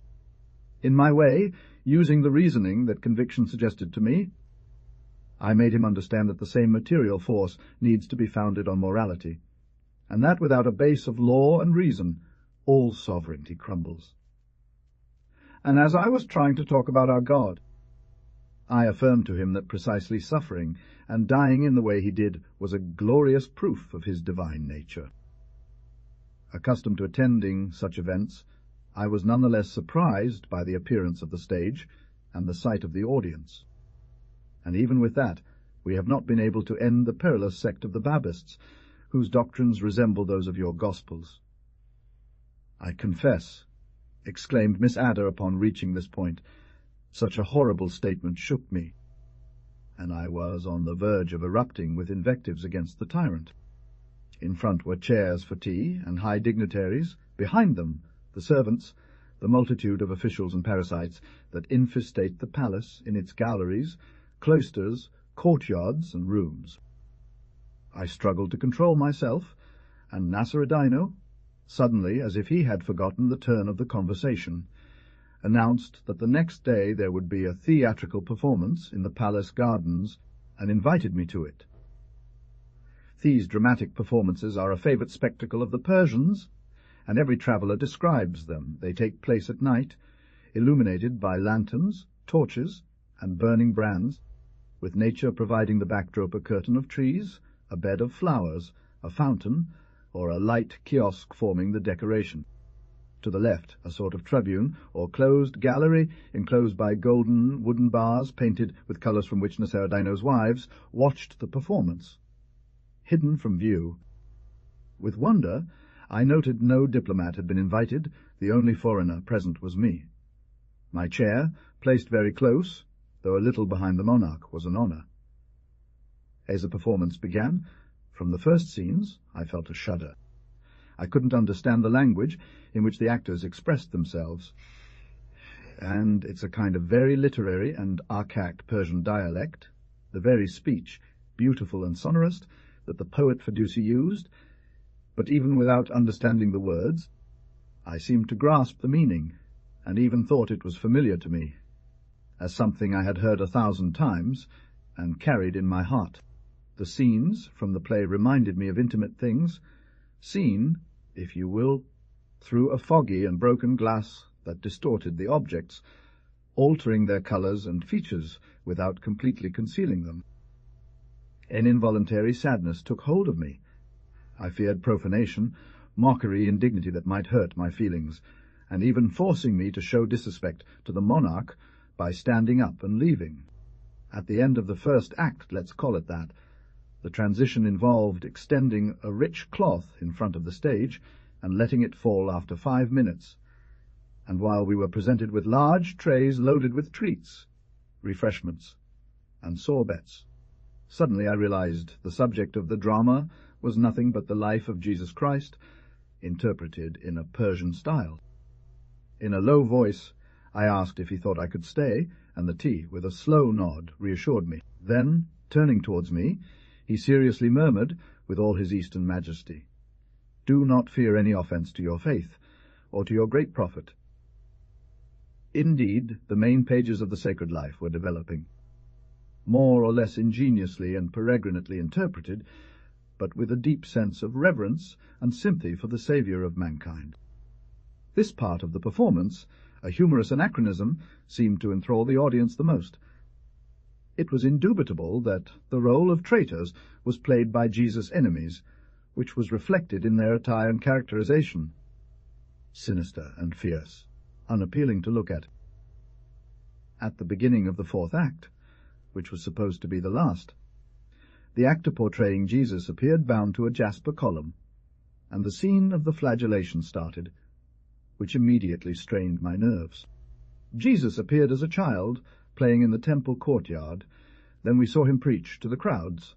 We witnessed the temptation on the mountain, the dialogue with Eblis, the devil, and finally, in the third act, we fully immersed ourselves in the drama of the Passion, when Jesus was arrested in the garden, not without a brutal and carnal battle between the disciples and the Romans, who were all armed to the teeth with javelins, daggers, English pistols, and muskets, firing until their ammunition ran out.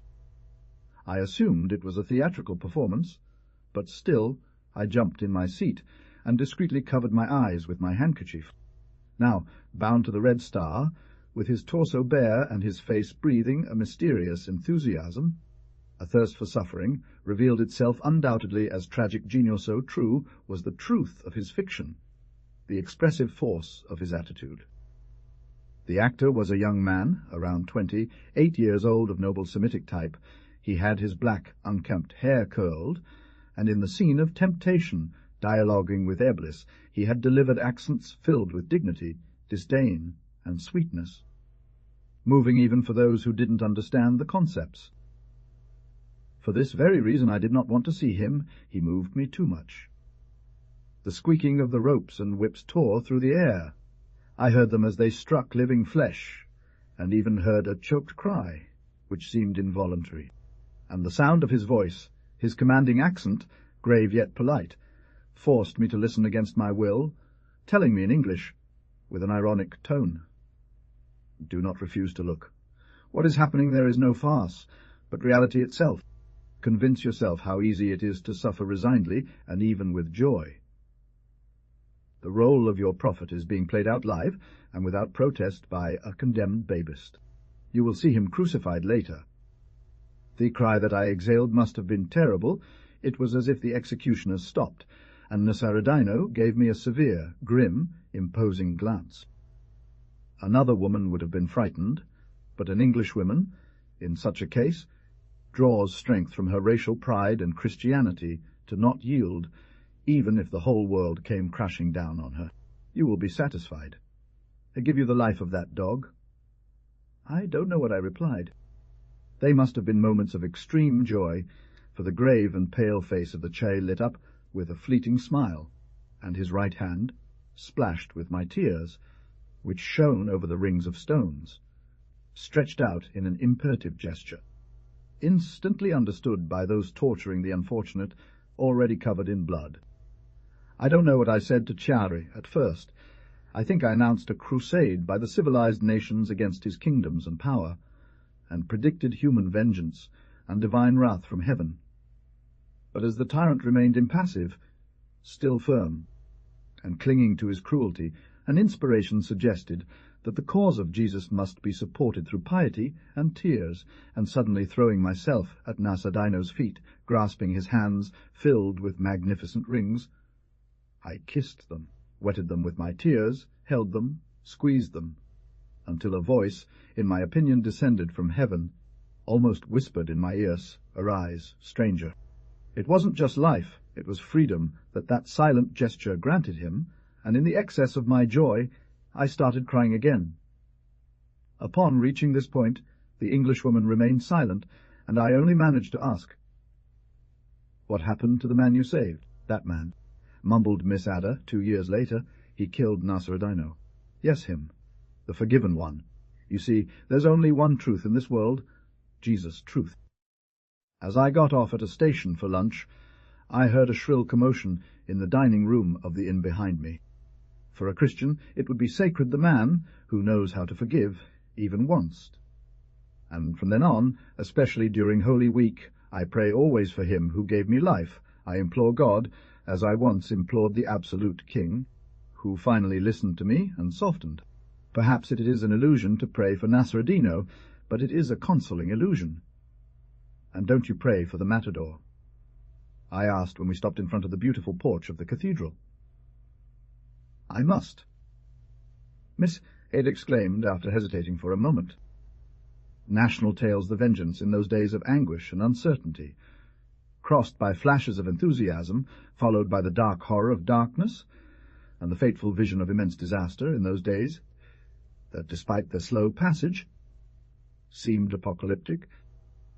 I had to embark on a journey to Andalusia, where I was called by matters of interest. I turned around, and before one of the uncovered little tables, where breakfast is served, I saw a woman standing there while 2 or 3 waiters were insulting her, while the waiter, with a napkin on his shoulder, laughed uproariously. Indignation doubled my strength, and I slapped him across the face all the way to the end of the dining-room. Immediately I understood. The marked foreign type of the traveller explained everything to me. And without realizing what I was doing, I ran over to stand by the insulted woman and shouted resolutely, "What do you have to say to this lady? Because you can speak to me." 2 withdrew stammering, another, furious, replied to me, "You'd be better off, shuffleboard, defending your country than spies who wander through it drawing sketches and taking notes." My attitude and expression must have been imposing when I leaped at the one who thus accosted me. Only then did I reflect, but I didn't regret my actions, and I only wondered why I had brought the traveller into my compartment, causing the conflict. To protect her better, perhaps. Maybe to talk with her at length and clarify my doubts, finding out if she was indeed a traitorous enemy. The first thing I did was examine her slowly while she settled in and placed her worn satchel in the net. The Anglo-Saxon, with her ethnic mark, could not be denied. She lacked beauty, her unrefreshed features, yellow eyes, dishevelled body, flat chest, and disturbing presence robbed her of any grace. I formed no idea of what exactly happened afterward.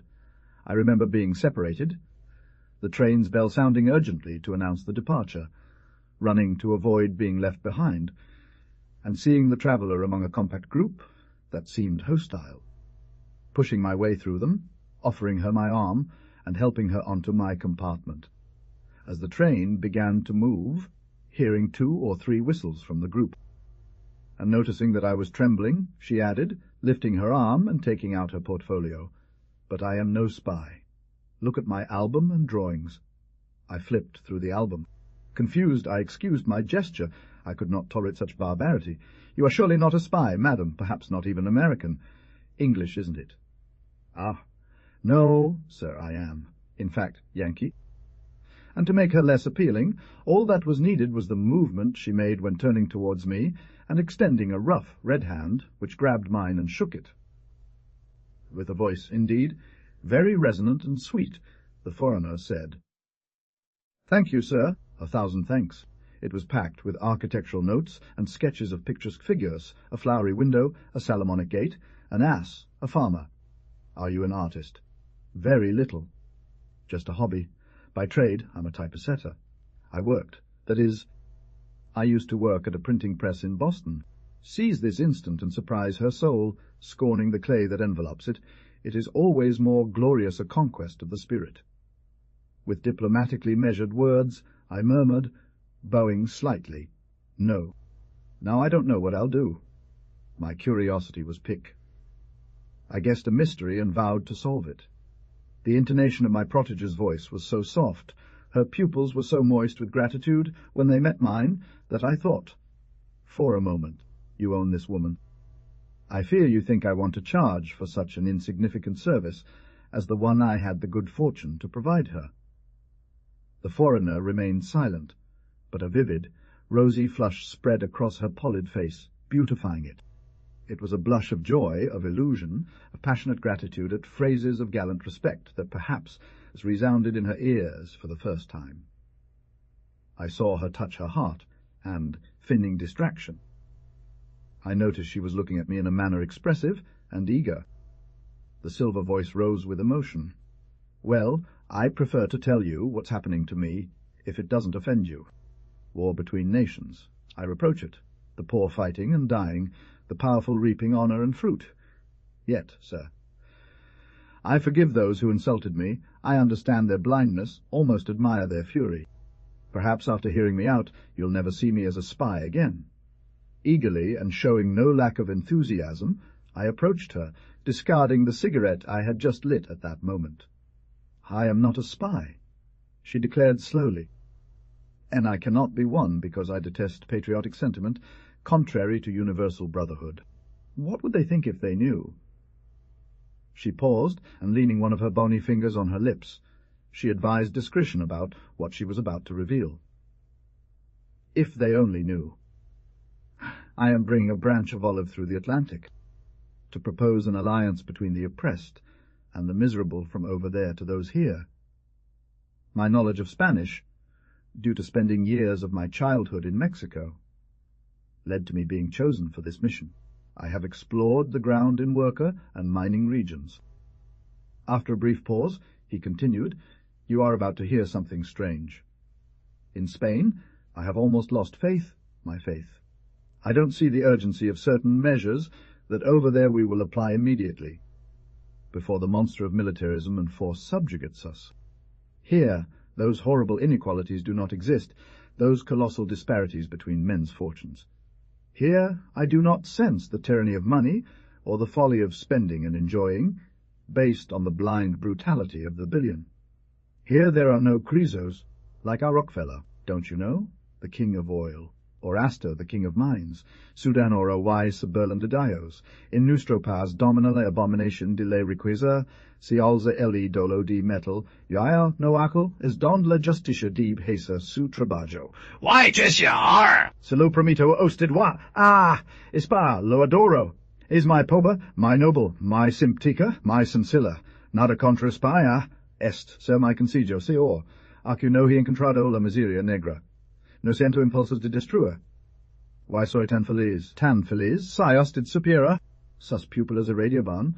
I su peculis o sin morbides and helaba palpitaba de entusiasmo. Comprendi el era al confunder a la fantica de la humanidad con tica del patriotismo a la insatisfecha con la SP. My companion had become silent, and turned around. She contemplated the landscape. We were approaching the junction. We almost stopped. She looked at me and, excited, already on her feet to get off, repeated, "Spain. How beautiful to live here! To live here!" In a swift and unforeseen surge, I felt her face pressed against mine, the warmth of her cheeks caressing my hair. Meanwhile, the train was advancing, swallowing stations, and the beautiful May afternoon was falling voluptuously.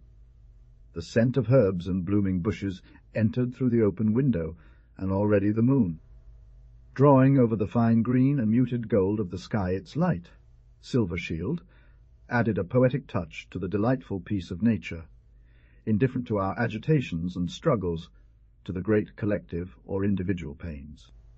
After pushing open the small door, she jumped on to the platform, still tightly clutching her worn satchel, and shouted with the solemnity of a mysterious promise, and a furrowed brow filled with dark threat.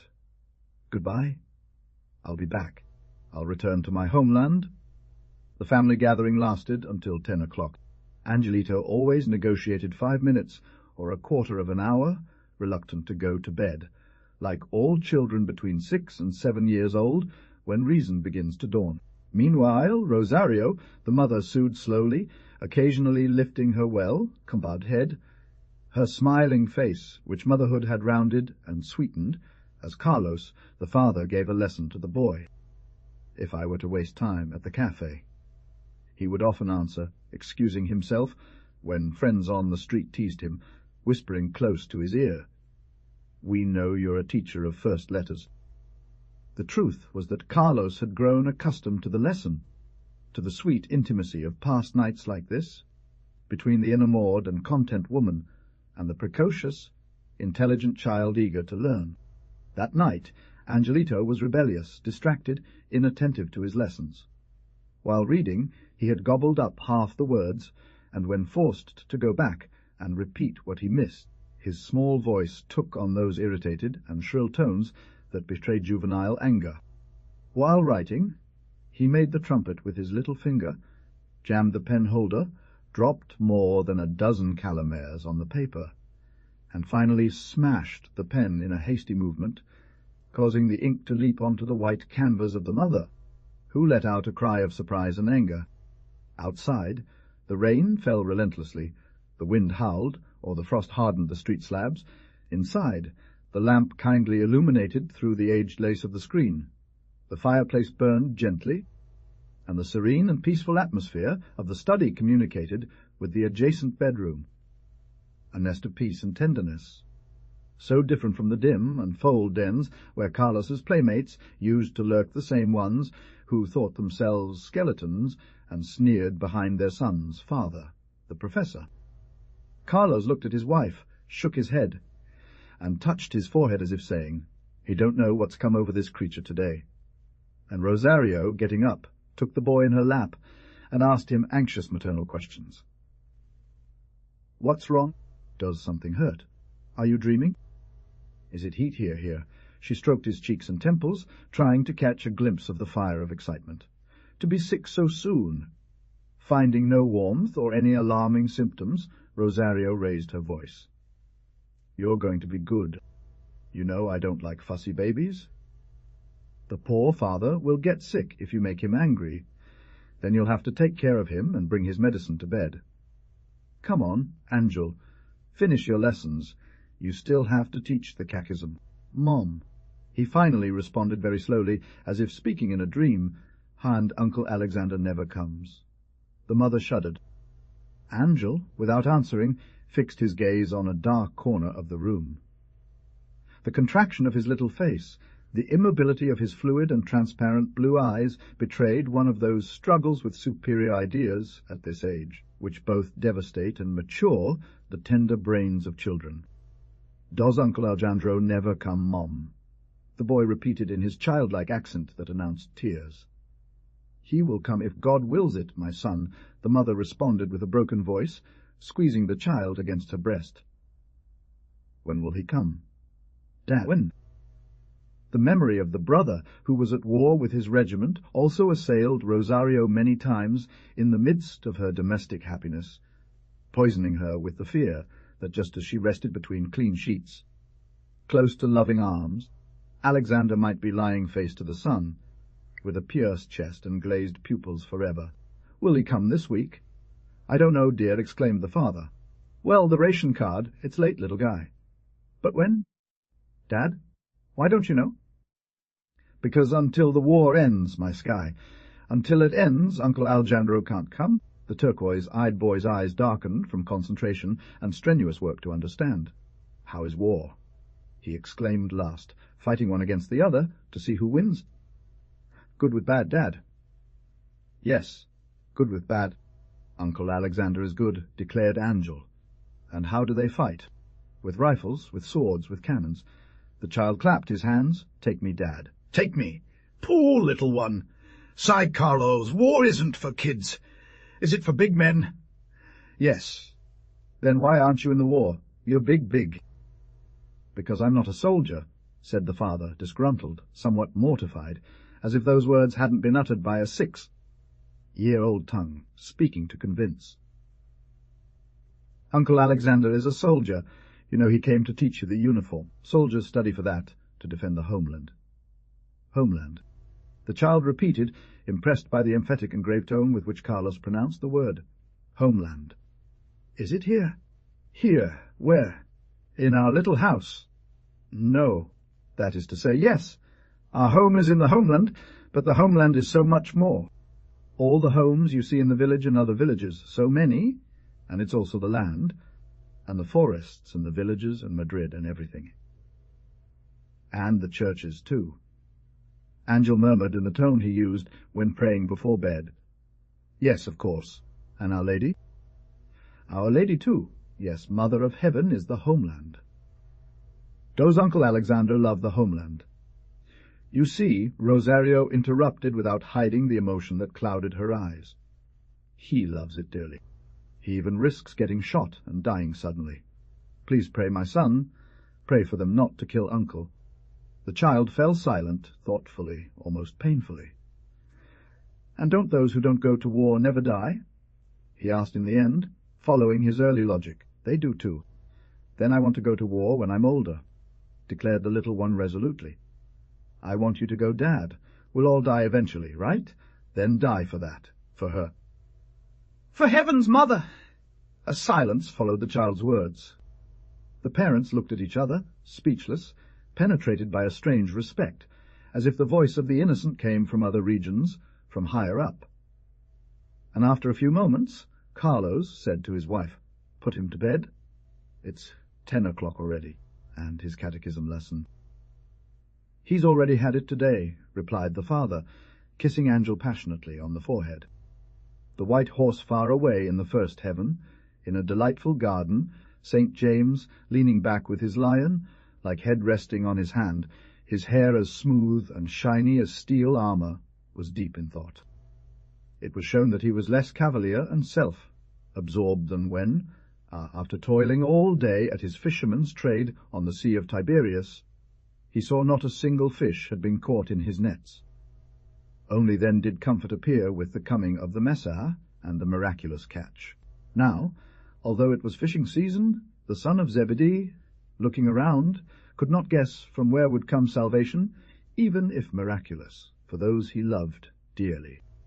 In front of the patron, in the middle of the field, stood a giant tree with an ancient, rough trunk, intricately branching, but almost bare of leaves, and those that remained were yellow and withered.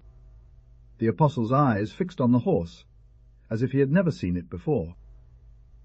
The decrepitude of this plant colossal instilled respect, despite several of its robust branches being broken and detached. It retained a majestic bearing. Its antique form made it venerable. Its appearance invited reflection on the fragility of greatness. From the branches of the tree hung countless martial trophies. At the foot of the tree, fastened to it with a strong iron chain, there lay a most beautiful creature, a radiant battle horse of dazzling whiteness. Christian Pegasus, that ideal steed that galloped through the clouds and descended to bring us victory. Armor, cloaks, helmets, and gauntlets, with heroic dents and breaks caused by the sword or axe, fiery swords without points and broken lances in pieces, rounds emblazoning proud exploits, white mantles bearing the crimson cross, traced as it were with hot blood from a wound, yataghans taken from the Moors, turbans torn off along with heads, gallant banners with holes opened by musketry, Boabdil's helmet, and Moctezuma's beautifully feathered diadem. He noticed the luminous whiteness of her hair, the fluid lightness and delicate wave of her mane, the fire in her pupils, the burning breath that escaped from her nostrils, the thinness of her legs, as fine as a woman's ankle, and the sort of electricity her generous celestial body radiated. Why don't we once again cross between flashes and sparks the red firmament, the heated air of the field battles? The warrior apostle stood up and went to stroke with his hands the back of his mount. Just by sensing he was being watched, her former rider, the horse, shivered, raised its ears, inhaled the air, wounded the earth with its gleaming hoof, and seemed to communicate in sign language. When will the time come? Must we always be like this? Why don't you untee me? He wanted to console her, to calm her impatience, but he didn't know how, for even he, a glorious veteran, constantly dreamed of renewing the feats of other days. Undoubtedly, to increase their longing and to revive their memories, there appeared a soul who had just entered paradise, as it showed clear signs of not knowing the ways, being disoriented and uncertain. He was the newly arrived of average height, dark-skinned, with swarthy features. His body was surrounded by yellow and red fabric, hastily matching the colour of the blood flowing from several fatal wounds. James ran towards that valiant man with open arms, and the Spaniard, upon seeing the apostle of his homeland before him, fell to his knees and kissed his feet with infinite tenderness. "Bonerges, son of thunder," he murmured devoutly, "why have you abandoned us? In our misfortunes we relied on you. We expected you to make the lightning shake over our enemies, or to pour celestial fire upon them, as you wanted to hurl against those Samaritans who closed their city gates to Jesus. Look, James, where we have already arrived. I will tell you with words from the letter read on your feast day, we have been made a spectacle for nations, angels, and men. We have become the last of the world. And all because you are missing, apostle of battles. Unleash your horse, guide it through the air, stand at our head. The white horse sniffs at the fight. Don't you hear its neighing, eager to tear at the cry of close Spain? Descend, they await you there. The land that believed itself invincible awaits you.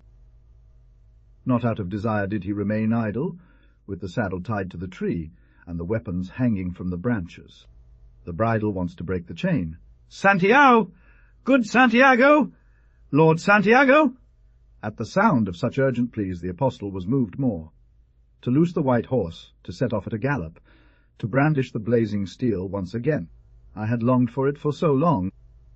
Meanwhile, the Petron unhooked the mail coat and put it on, pulled down the wide hat edged with perforated shells, fastened the cloak to his shoulders, embraced the shield, girded on the tassel and the terrible sword.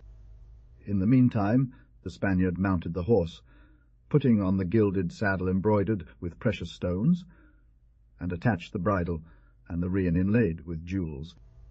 And raising and comforting Santiago in Spanish, he pressed him close to his chest and began to bandage the bloody wounds. Having done so, he went to the trunk, untied the white bridle, which, mad with joy at being free, and thinking that the adventures of old times remained, shook its head, fluttered its mane, pranced gallantly, and beating the dust with its polished hoofs, raised a golden cloud.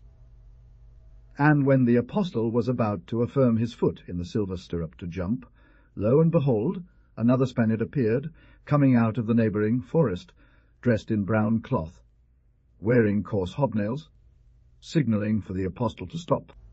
That horse is needed to hitch it to the plough and help break up the clumps of earth. And that Spaniard over there, let him come to bring the yoke.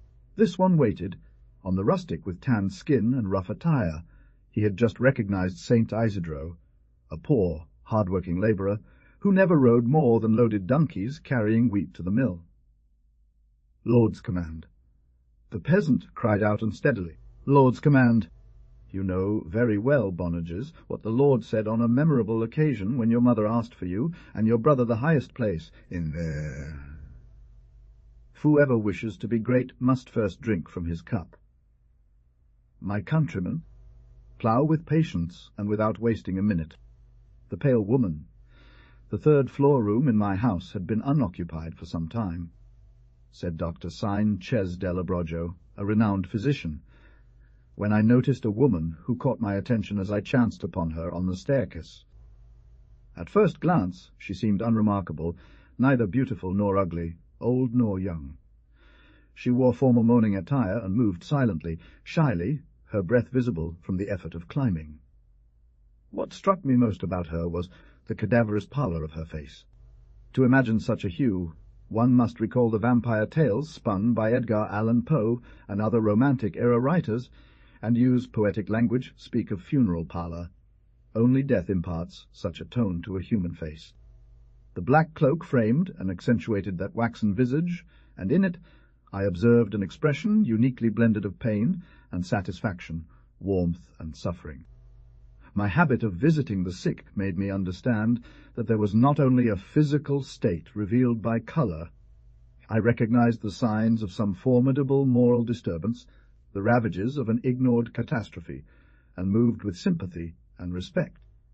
I greeted my neighbour whenever we crossed paths on the plateau, and yielded the handrail with special deference and courteous haste. Without needing to take a pulse, I recognized in my new patient the symptoms of profound anemia, when it already attacks the tissues and causes severe disorders. A fortnight passed without seeing her, until one day the pale servant girl came to beg me to visit her mistress, who was confined to bed and ill.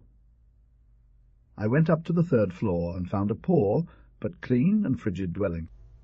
Swollen legs, extreme lethargy, inability to lift the eyelids, were signs that vital juice, precious liquor that distributes energy, and strength throughout the body, was lacking. Each has his whims and pleasures.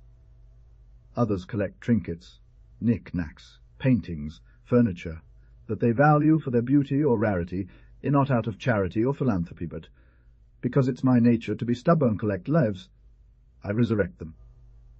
It's a refined pleasure for me to snatch from oblivion its prey. I take delight in knowing that, thanks to me, more than 100 people who had already secured their place in the sacramental are walking around. Seeing the pale one, and promising to enrich my collection with her, was the same. Leave it at that added, cutting off our manifestations don't praise me where I don't deserve it. Believe me, if I know myself, those born for Tenorios piney themselves out for just another name on the list. Do you think there's really a big difference? I have no Tenorio streak, but I'm like him in that I gather an archive in my memory emotions of a certain kind. Love for humanity? I hate the Undertaker. That's not the same. Explained like this, you'll understand I shouldn't be praised either for what I did to expand and reinforce my catalogue. Anemia is cured more so with foods and restoratives than with medicines. And it wouldn't be relevant for me to speak about this cure, less difficult than others, if I hadn't provided an occasion to know the story of the terrible paleness. It was necessary, so that she told me the whole gratitude that the poor girl charged me with, for some reason, accompanying it with an unlimited veneration and trust. The lady couldn't afford certain delicacies, such as meat substances, for example. As I wanted to make her revive, I provided the means, and things went well. She's still pale. I don't think she'll ever be able to boast of being fresh, but she no longer suggests vampirism ideas. He dispensed his error by seeking the village with demonically fierce hordes, who screamed hideous cries and wielded the club and spear. It was my sickly maiden, well born, who had lost both parents, and found no other shelter in the world than that of a younger brother, employed through the influence of a powerful relative in our offices abroad. The modest salary barely sustained the 2 brothers. I suspect she worked outside. Despite all this, they lived in great poverty. The desire for a transfer to Philippines arose her. The sister followed the only one she loved, and they settled in one of those towns with bamboo huts, lost in the ocean of green of the beautiful archipelago that no longer belongs to us. Summarizing details of the years they lived there peacefully, I will say that the rebellion did not frighten them at first. They considered those sleeping and obedient Indians harmless, and it seemed safe to reduce them to submission, and inveterate respect, by simply raising their voices in Castilian. The Spanish woman threw herself at his feet, crying and imploring her brother's forgiveness with heart-wrenching accents. The leader's pale face did not change it. It expressed the inert coldness of the race, and one would believe he was made of oak, for there was no spark in his black, slanted eyes. In the seemingly impassive manner, the young lady, consumed by horror, read the sentence of her beloved brother, and kissing the feet of the leader, she offered, or blood for his. "It's accepted," suddenly replied the yellow one. "His blood will not flow." The parish priest defended himself valiantly as a guerrilla, hiding in the church, performing feats that will not pass into history. The employee aided him as best he could. They were outnumbered. The priest was stabbed there, and then captured alive, while his sister was dragged to a shack, where the winning Tagalog leader, it doesn't matter what his name, Ishad his headquarters. Let this one bleed. The bleeding it is chilling to say lasted a week. Each morning, in a coconut shell, they collected the blood of the unfortunate, who would then collapse to the ground in mortal despair. Starting from the 5th day, weakness induced a sort of delirium. She believed herself aboard the ship that was taking her to Spain, free and happy by her brother's side. She heard the sound of the sea crashing against the sides of the vessel, and noticed due to vertigo the rise and fall of the waves, the rocking and swaying of the boat, the breath of the wind, and the smoke billowing from the chimney. As soon as his hallucination showed him a school of sharks, like an attack of canoes filled with Indians, already he was exhaling screams. Because the ship was on fire, already he could hear the whistling of cannonballs, and saw that the great ocean liner, split in two, sank into the abyss. The same afternoon a column of Spanish and indigenous infantry closed in on the settlement, putting the insurgents to flight and freeing the prisoners and wounded. They attended to the unfortunate one, reanimating her little with care. The first thing the pale one asked for was her brother. They wanted to conceal the truth from her, but she guessed it. The castile hung from a corpulent tree. The leader had kept his word, not extracting a drop of blood from her veins. At dawn on the 8th day, the last of his suffering, as they had told Himwen, already the vein in his arm, exhausted, only released its juice drop by drop, and his heart was fading near mortal collapse in a moment of lucidity, or perhaps of fever. Spain, her coasts, her beloved land, appeared to him gently, and believing he could kiss it, he pressed his mouth to the floor of the hut, where he lay on old mats, half-naked, agonizing, devoured by an horrible thirst, the cry of dry veins without juice. Among those who always listened to Sanchez del Abrojo, there was the modernist painter Blanco Espino, on the hunt for symbolic affairs. He applauded enthusiastically. "I'm going to make a study of that lady's head. I'll surround her with red and yellow clavels, give her a fiery background. I'll write below, the pale one. And thus we leave the eternal matron with the inevitable lion representing Spain." The armour, there was no other talk but about that dance, an event in Madrid's social life. The capricious and luxurious Mrs. Cardona had demanded not only the youth, but also the aged, not only the ladies, but also the gentlemen, all and each, in fine, to attend in full dress. Theories, repeated Madame in Sosti, no exception but the nuncio. And that because he always goes in full dress, banning any escape from embarrassment with tricks like noses, electric sunflowers in the lapel, wigs, or colourful suits. Obligatory was a complete, characteristic, historic, or legendary suit. Naturally, murmurs circulated about Cardona with the jackets that cut her could fit those attending the party. She earned a new nickname, Villabird. Yet, between bites, people consulted engravings and figurines, visited museums, wrote to Paris, drove tailors and modists mad. And the longest faces were not due to pocket bleeding, but to omissions on the guest list. The young Duke of Lanzafurt remained calmly unperturbed. All he asked Perico Gonzalo what he thought of going. A triumphant smile dilated his lips. "I'm going to be my own grandfather," he added, satisfied. And in confidence, extraordinary expenses didn't suit the Duke. I'd say neither did ordinary ones. The affairs of the house were tangled, and lucky for him the Duke's father had died on time, if it had lasted 2 more years. Anyway, he made his way out through the door or the window. Especially through the window. Estates were being sold, valuable paintings, beds, tapestries. Still remaining, as a testament to past greatness, some precious antiques. Among them a complete suit of armour from a paladin companion of Charles V. In this armour, cramped in a kind of lion's den, the Duke had nestled himself, having her clean it of urine, and upon appearing clean, he saw it was worthy of the armoury. Very similar, and perhaps from the same hand, to the famous ceremonial and battle harness of the Emperor, known as the one with the mascarons. Equal Milanese work, extremely fine, with orichalcum and silver plating, equal enamelling. Had it been known, it would have been a treat for antiquarians and envy of collectors. What better disguise? What more fitting for masks? Without expense or hesitation, Lanzefuert would be the king of the party. And so it was done. 2 hours before the solemn entrance to the ball, the Duke stood with his arms open and legs spread, allowing himself to be fitted with pieces of the armour. The adjustment of the breastplate and back piece was particularly difficult. The straps and buckles had been forgotten. Once the challenging task was complete, the Duke looked at himself in a full-length mirror and did not recognize himself. Shaving the moustache, the locks of the wig falling on both sides of the facet, was an ancient portrait lowered from the canvas. Clearly, there's no choice. His arrogance grew as the armour felt a bit tight.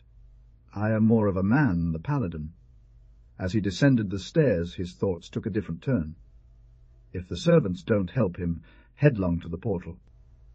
The haughty posture, the scornful mouth, the design of the verrill and chiselled features at the same time turned the Duke into a bachelor, and the blood of his lineage boiled within him, causing him longing for the heroic age. If I were born then, he murmured with pride.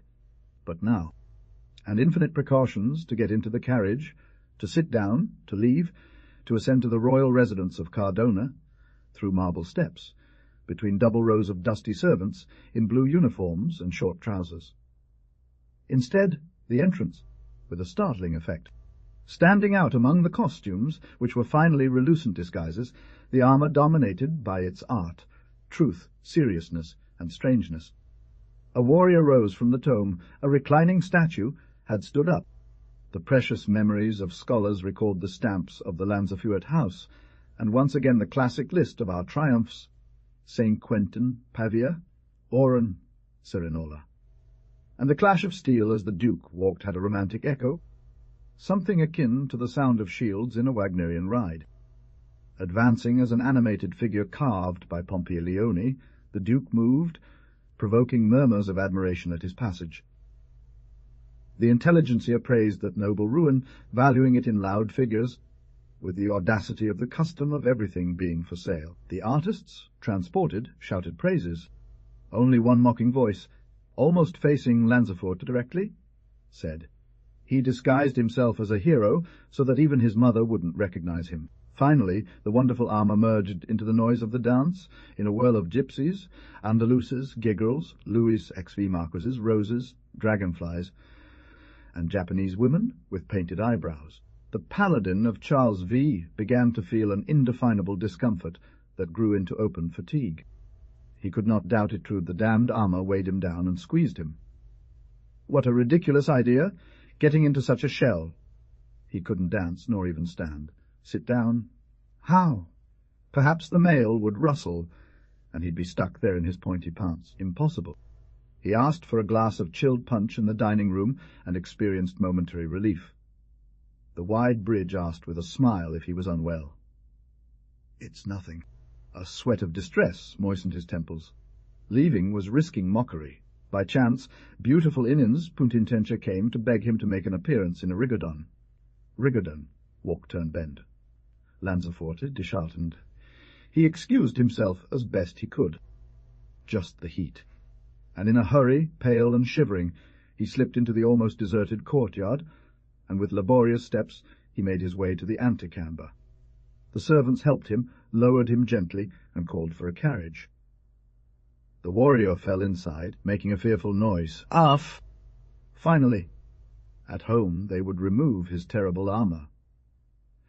"Get rid of all this out of here," he cried when he was in the hands of his servants, who looked at each other with surprise and discontent. They had promised themselves a night of freedom. And besides, what a dilemma! Out with everything flying, the Duke repeated, spreading his arms again, kicking his legs. They removed his collar, braces, spurs, greaves, armbands, cuisses, gauntlets. When they reached the armour, they stopped. "What are you waiting for?" he furiously asked. "This is what's most pressing." The chamberlain stammered an apology. Didn't his Duke remember? His armour, lacking its buckles and straps, was soldered to the fire. To the fire! It's true! Damn it, flying the armour! You're here with him already? More excuses. Confusion. The armourer. If the Duke had wanted to go, they would have. But there's no one to look for at 1 o'clock on Sunday night during Carnival. Until the next morning, and the hours of the night passed with cruel slowness, a leaden hand squeezing his lungs until he drowned. "Load armour!" With a firm order, they set out in search of the armourer, convinced they wouldn't find him, leaving the Duke trapped in his armour, sprawled across the bed, unable to move or stir. The pressure on his chest and the sensation of suffocating were already unbearable torments. How much the descendant of the paladins would give to be free from it, to have it hung on the wall as decorative panoply, showcasing its exquisite craftsmanship and pagan figures from the purest Renaissance. On the wall, yes. In the chest, no. What diabolic suggestion was that? To be encrusted in the moulds of other centuries, and not be able to get out, feeling on a weak ribcage, on an energy-less heart, the shell of ancient heroism. And not break it. A prisoner in armour. The beat of his arteries mimicked the trot of horses. The hum of blood was the clash of battle. To resemble people of that time. Ha! Not even in jest, and as Lanzafoot moaned half-dead he could barely breathe, the fat man added, "You know what happens to me.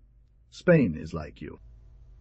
You'll see that it's not so easy to disguise oneself as one's own grandfather," said Perico Gonzalvo, bursting into laughter, who, as was his custom, went to his friend's house after the dance and entered Lanzafuerte's room, playing a little trumpet garnished with golden rattle pebbles.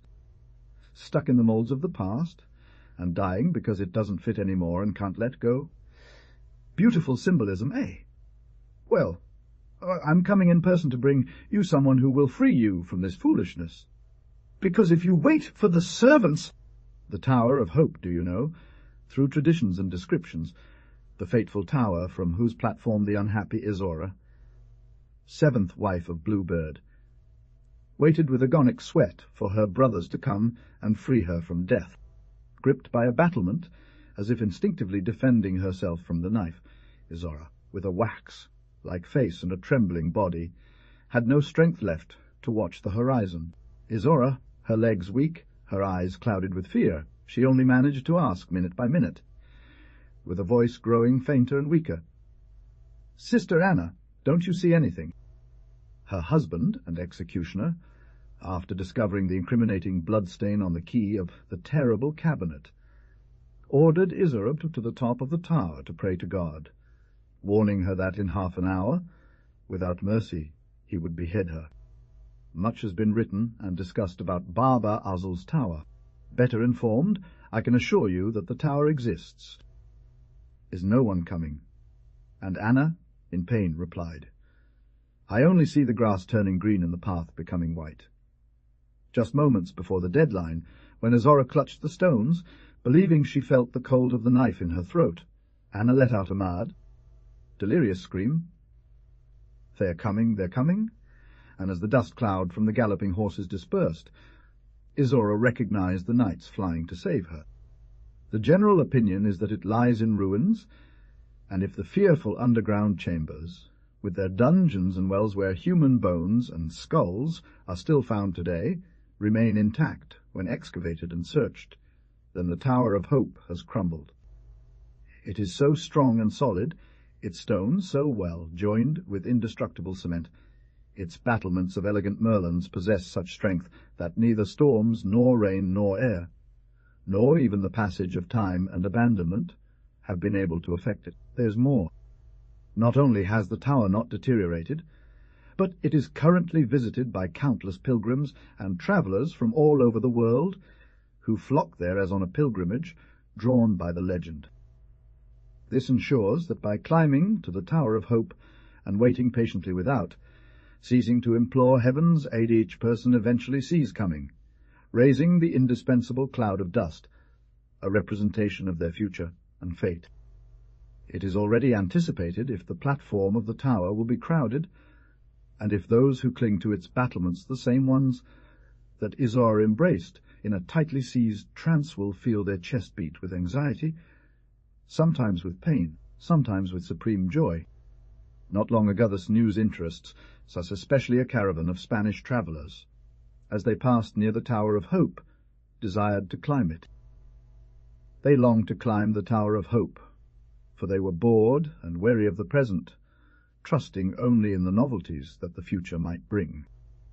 Before undertaking the ascent, they conferred, and with the verbose familiarity and spontaneous frankness that characterizes Spaniards, they confided their aspirations and even their fantastic dreams to each other. They opened their hearts as a door swings wide open, revealing that among their desires there existed affinity and strange analogy. The pilgrims expressed discontent with all that exists, agreeing to attribute Spain's ills and decline to the individuals at the helm of the nation. Only a blind person would not see the decay and pitiful exhaustion of our heroes. On this topic one had to listen to the pilgrims, timely, decisive, and epigrammatic. The weaknesses, deficiencies, clumsiness, and mistakes of celebrities were exposed with a pungent mustard sauce, a grained fire of jokes and anecdotes. There the high reputations were shattered, the glories dissolved and devoured by the corrosive acid of mocking criticism. As for the statesmen, they were thieves, living off the fat of the land without conscience. The caudillos, poor devils, dry and hollow to the marrow of their bones, and moreover incredibly heavy. Unbearable laters, cried one of the pilgrims, who was about 23 years old and studying law at the time. Cowards, and by extension inept, lacking the instinctive insight of the guerrilla fighter or the vast strategy of a true great captain. The artists, miserable imitators who brought ideas and even forms from abroad, like ballerinas bring cotton pantarillas. The literates. The phrase summed up the debate. Everyone agreed that a cathedral of tinsmithy was being erected for posterity to laugh at.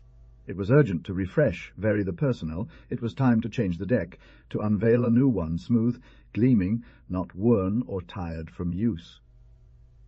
Bring in others, the unknown, the overlooked geniuses that the anonymous crowd holds within. That is why the Spaniards burned with desire to climb the tower and look far into the dust storm that announces the triumphant eruption of the future. Of course, they could verify the historical, topographic truth that surrounds the Council of Blue Bird. The next morning, as dawn broke, climbing over stones, holding on to ivy bushes, using ladders and ropes, scraping their hands, they reached the platform, and leaning on the battlements and merlons, they anxiously scanned the horizon. Starting from the road leading to the floating bridge of the castle, and extending until it disappeared there between two mountains almost blurred in the distance, the silver ribbon of the road wound through fresh meadows. Only the grass is green and the road is white.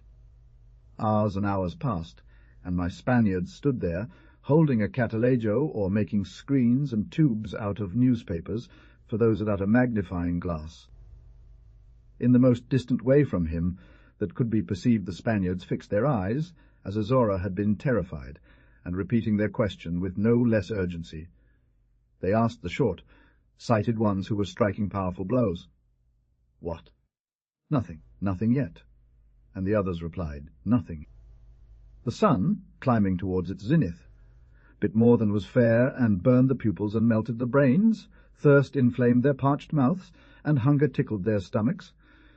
but the magic of hope, like an elixir, sustained the explorers, preventing them from giving up. Near noon, a privileged one who possessed magnificent glasses let out an inexpressible cry. There, in the most distant distance, a white point had just appeared, the core of a star, the mysterious dust cloud. The Spaniards thought they were going crazy.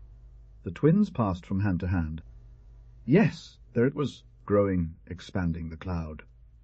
Soon breaking the turbid veil, they were able to distinguish what was approaching. It was a brilliant cohort on horseback, a splendid host, strangely decorated and armed from tip to toe, ready for battle. One could already admire the bristling of the fiery bridles, the damascened harnesses and braceplates. Already the banners fluttered, and the coloured bands floated. Already one could make out the emblems on the pendants and the blazons on the shields. Those on the platform, drunk with enthusiasm, shouted, cheered, rode on the battlements at the risk of crashing. They only lacked to see the faces of the paladins. It was a fatality. They all had their visors down. Great and burning was the longing to meet those who shaped the destiny of Spanish homeland. A tremendous roar of nervous enthusiasm rose from the platform when, reaching the foot of the drawbridge, the heroes approaching raised their visors, and another special roar of irony and disappointment followed the first. The same leaders, the same statesmen, the same famous artists and literati. Not a new face, God alive! And the Spanish travellers, quite weary, hurried down. They consoled themselves at night by organizing a discussion group, revisiting the eternal heroes, and planning another ascent to the Tower of Hope in the upcoming fall. The ones of the expected host, the ones of the unknown host. They were nothing but those same ones, God alive.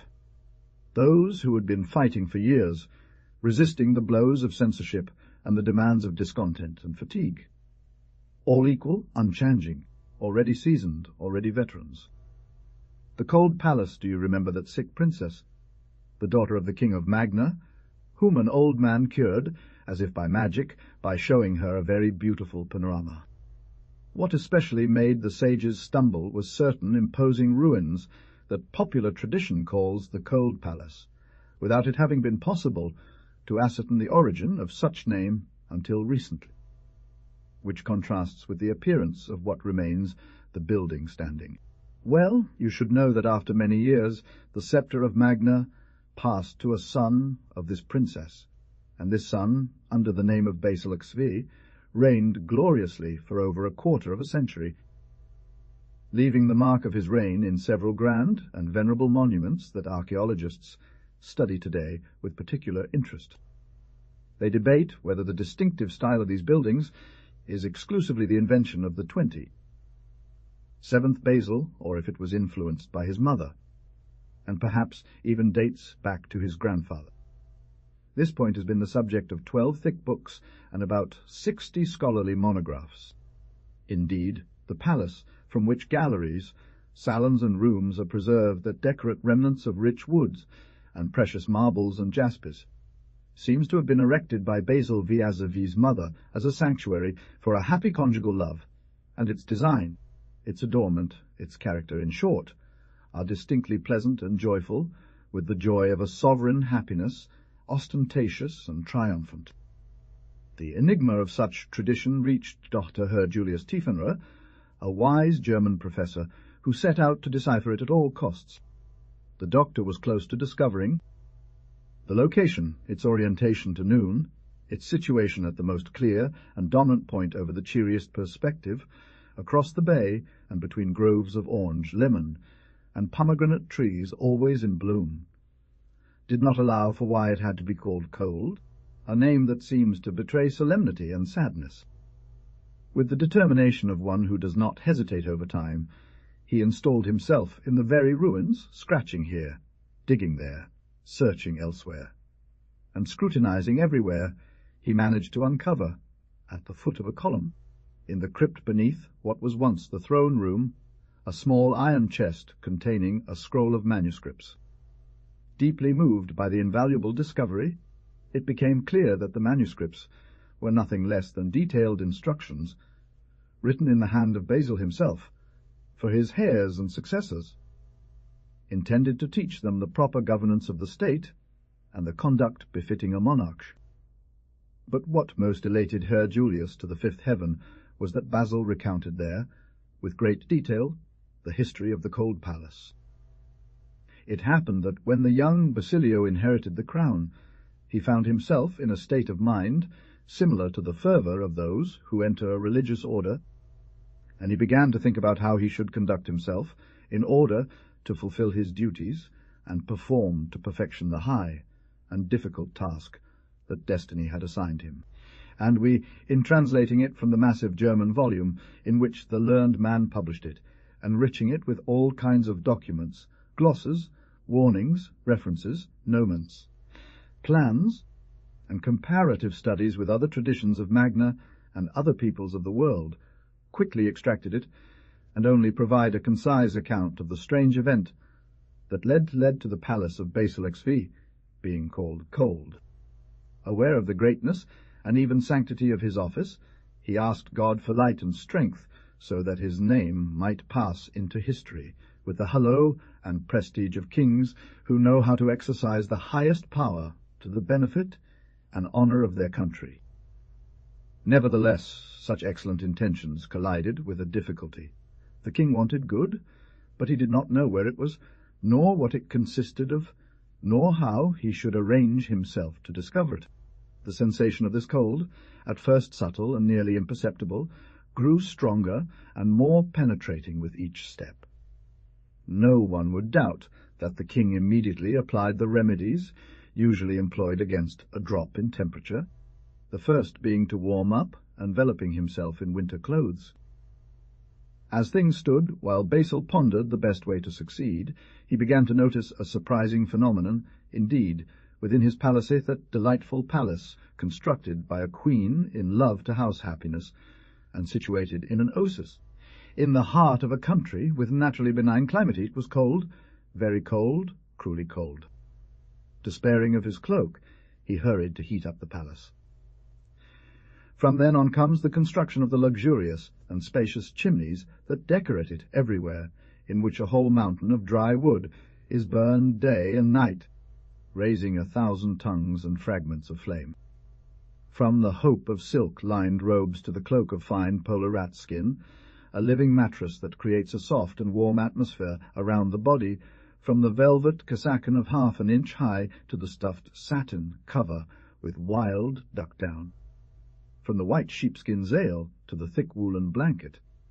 Basil used whatever he deemed appropriate to warm up without that peculiar cold becoming less intense.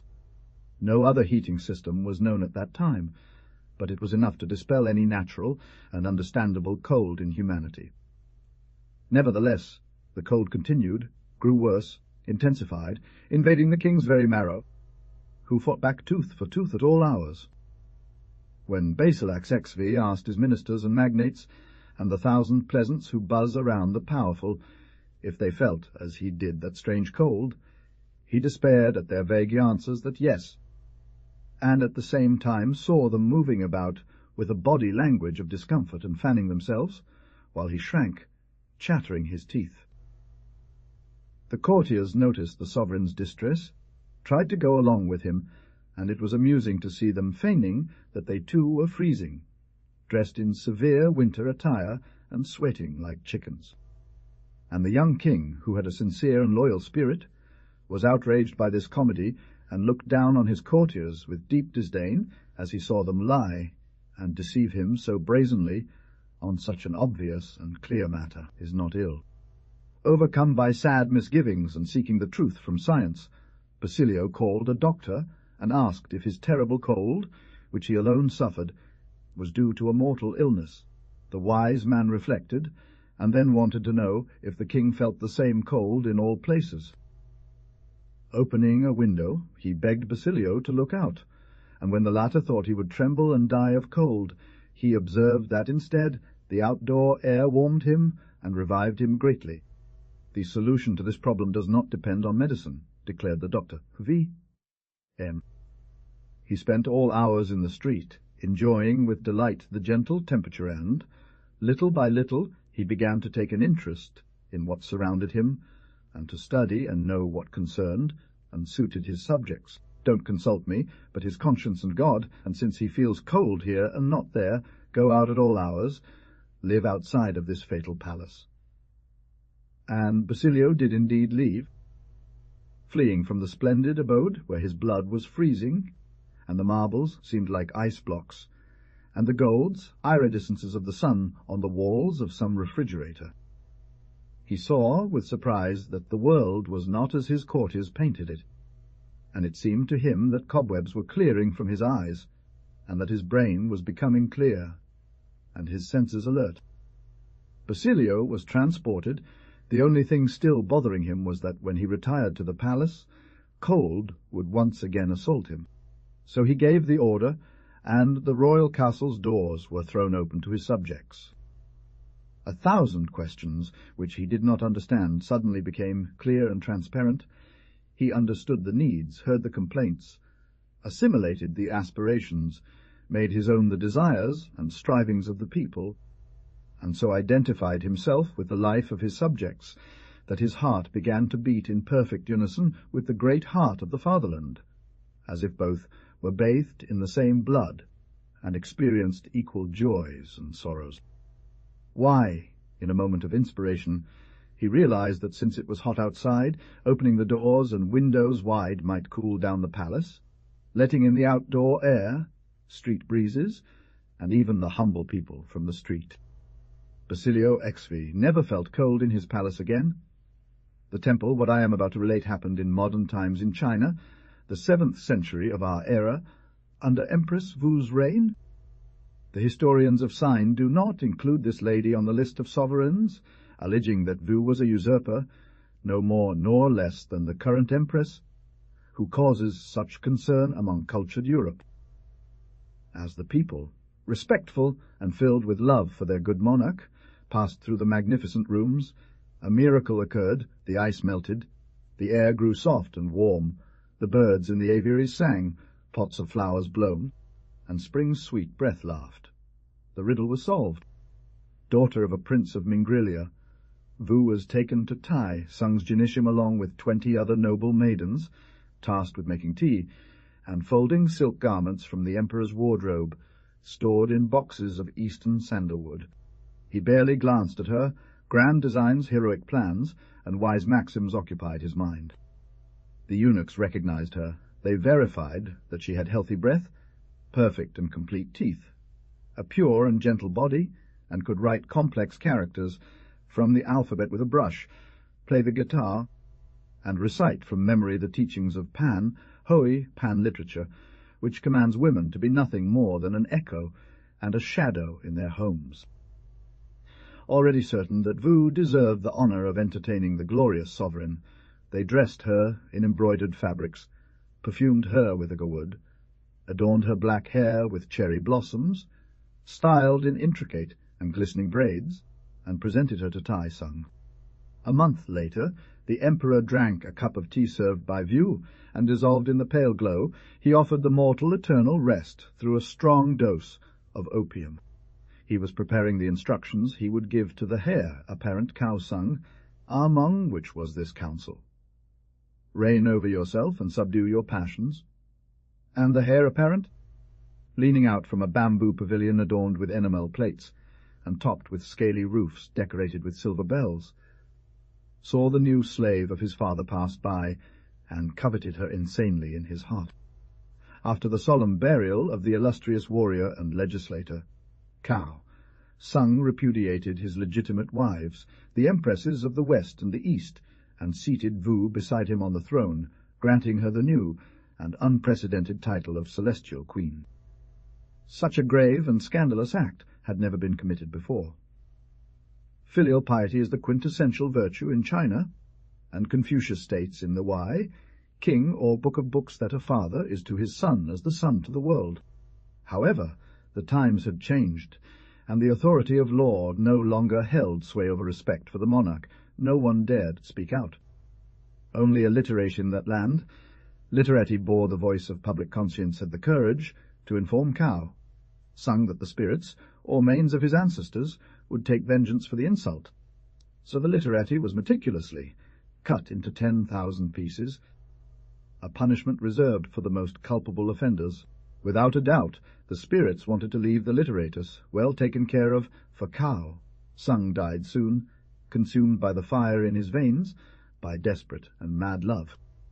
His son Shun, Sung succeeded him, but after a few days the empress had him surprisingly discovered in his bed, and transported on a palanquin to a border fortress, one of those guarding the Great Wall, and taking control of the throne. She unleashed her infinite pride.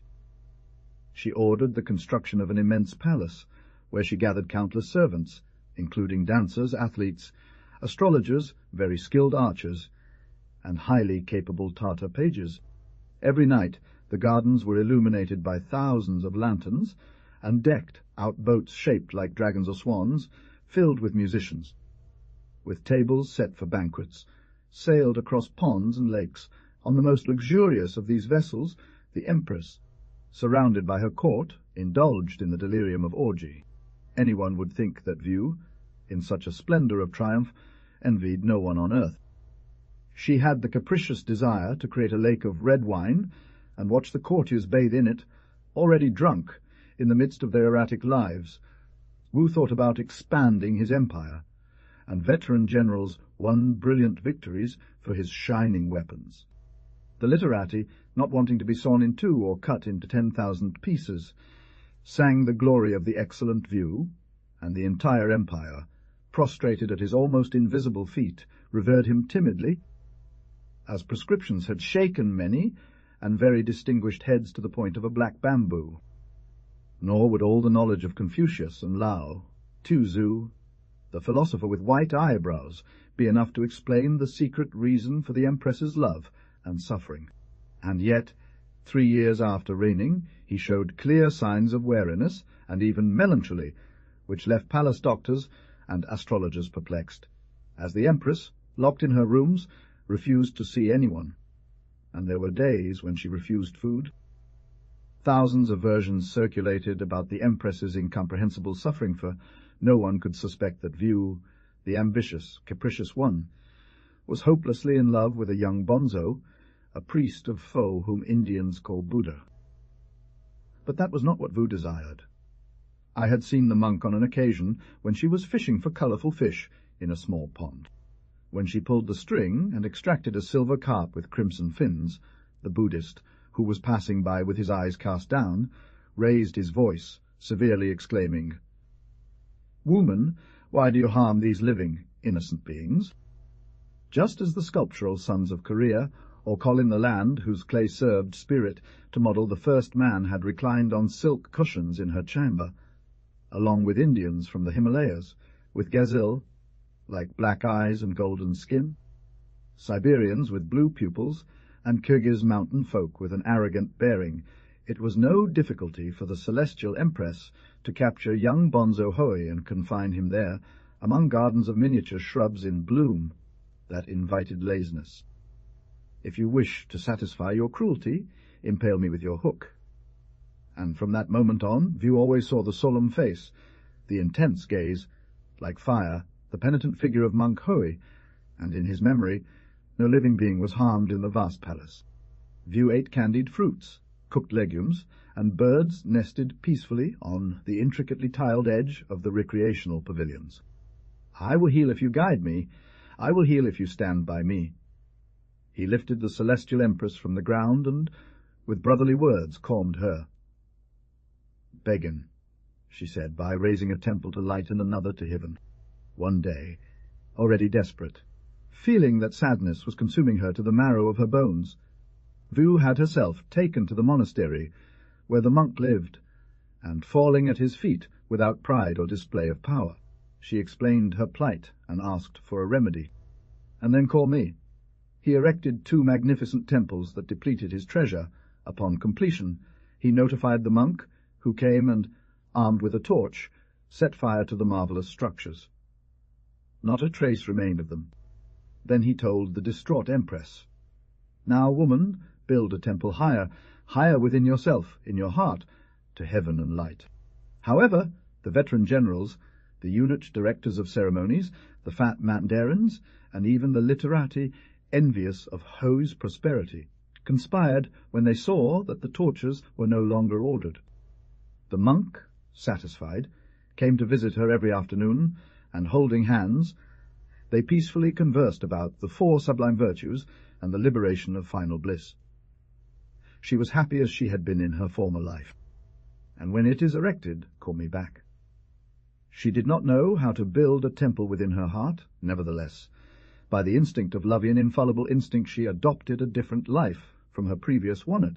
She opened prisons, forbade tortures, reduced taxes, listened to just complaints, rewarded filial piety, protected agriculture, and in her palace established such morality that its walls could have been made of glass.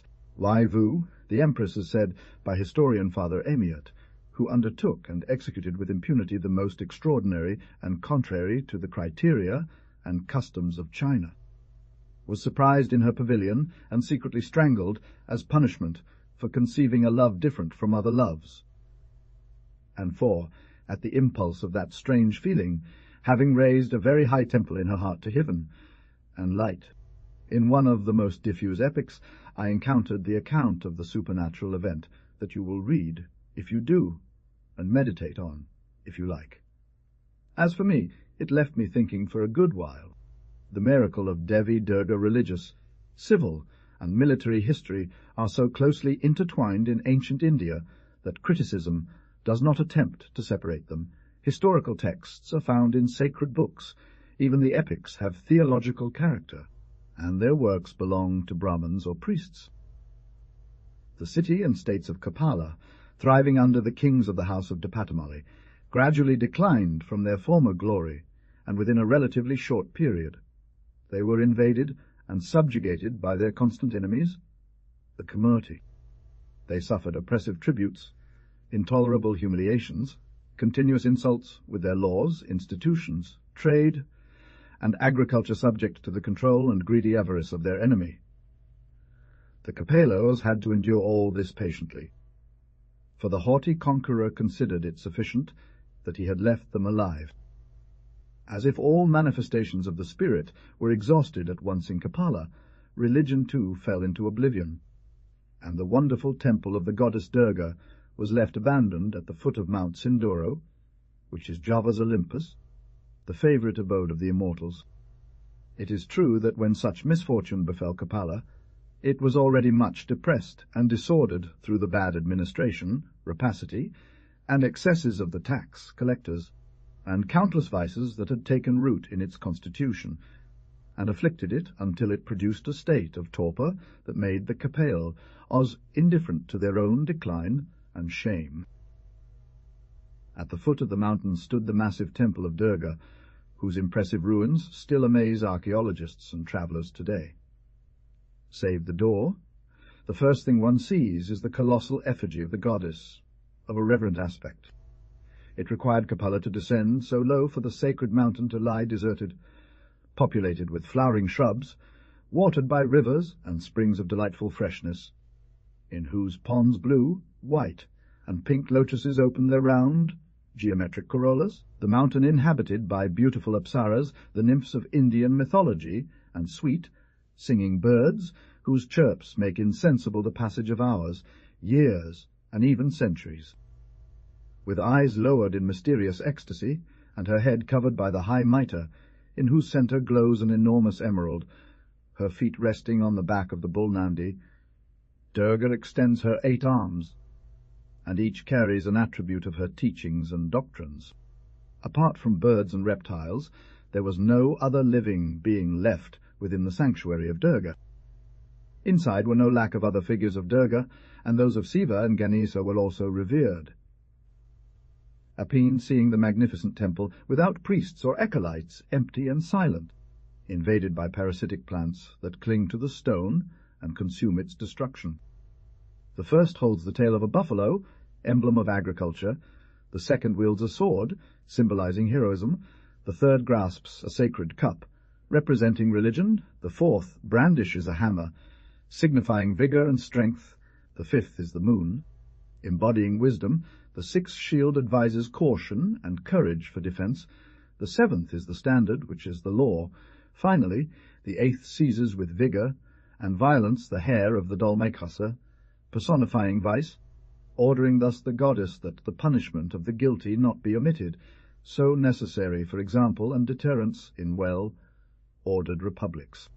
These last three Capellian patriots belonged to the caste of Kshatriyas or warriors, which, after the Brahmins or priests, forms the first aristocracy of India. It is true that he was worth 100 brahmanas. His incredible austerity and mortification had desiccated his body and consumed him down to the bones, turning him into a mummy. But so connected with the upper sphere of Brahma that whenever he touched the ground with his staff, the dry trunk sprouted branches and flowers, and unconsciously, at intervals, the penitent rose 7 cubits from the earth, along with other prodigies slowly recounted in the epic.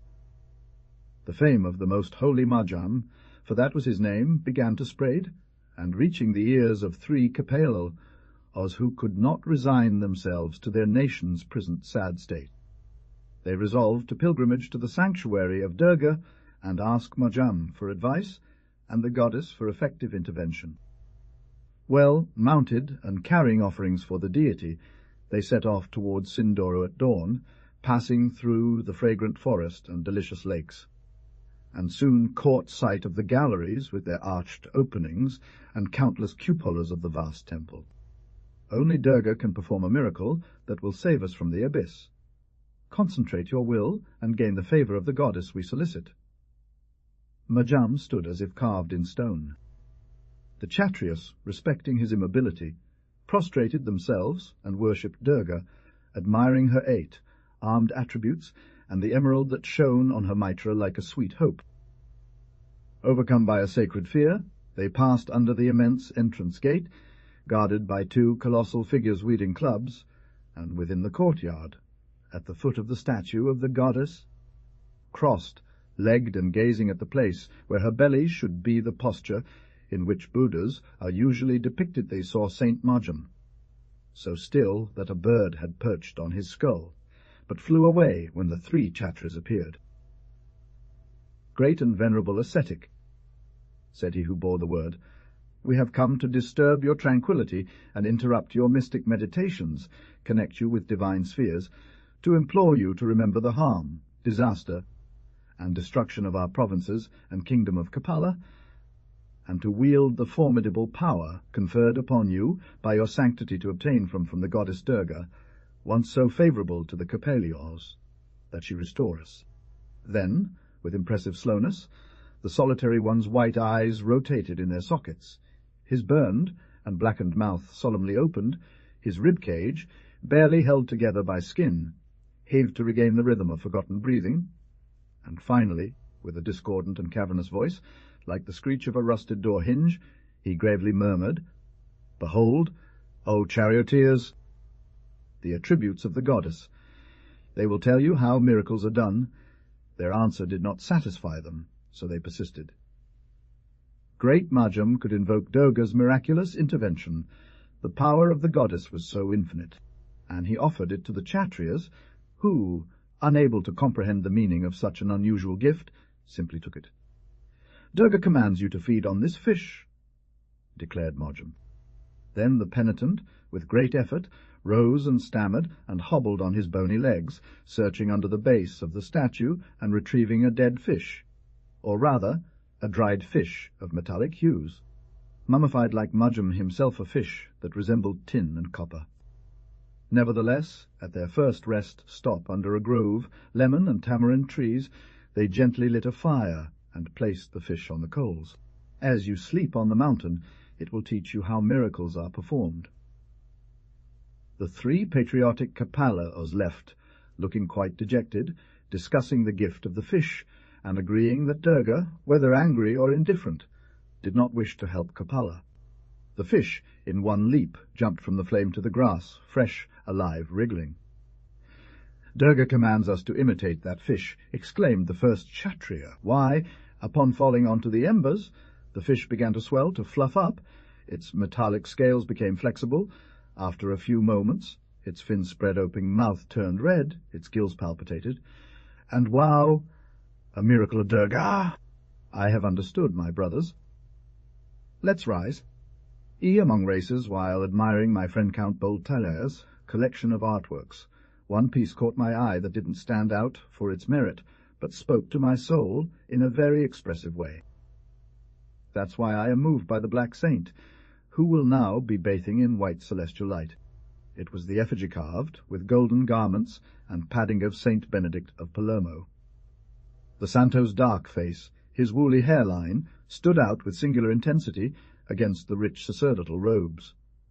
Noting my interest in the figurine, the Count warned me. That sculpture is among the weakest here. But it embodies an idea, I replied directly. It embodies the essentially democratic idea of Catholicism. It is the apotheosis of human equality.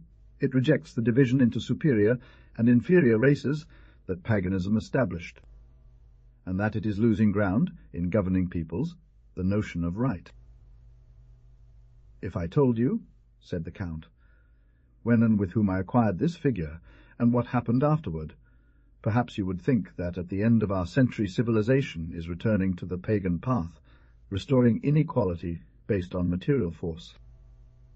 To help you understand these seemingly contradictory interests of my foreigner, I will describe him in 4 traits.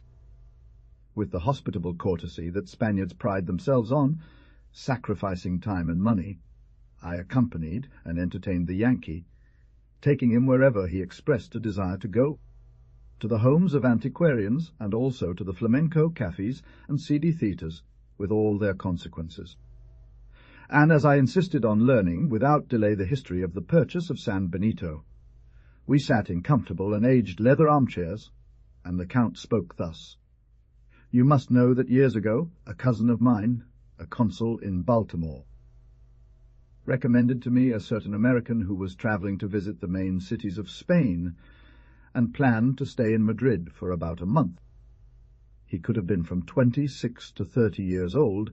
He was tall and angular, like a figure carved roughly, and the contrast in his appearance lay between his bulky boxer's body and his smooth, beardless face, with cold, colourless eyes and a feminine mouth. He kept his hair very short, and in the sunlight his head looked like a pale golden ball. Overall, he had the look of a clergyman, contradicting the clerical and beatific stereotype with a powerful physique. His character was not expansive, with sudden outbursts of impulsive desires. I easily noticed how, in antique shops, he would go from glacial indifference to violent desire, driven not by the beauty of an object, but by its high price or rarity. Soon, he would often say, speaking regular Spanish as he took out his wallet full of bills, "Cool have that best of old Europe." He bought things as if stealing them, and without looking at his acquisitions a second time, he packed them away and shipped them off. The only thing that roused in him an emotion akin to respect was the trinkets of noble character which often make Spaniards smile.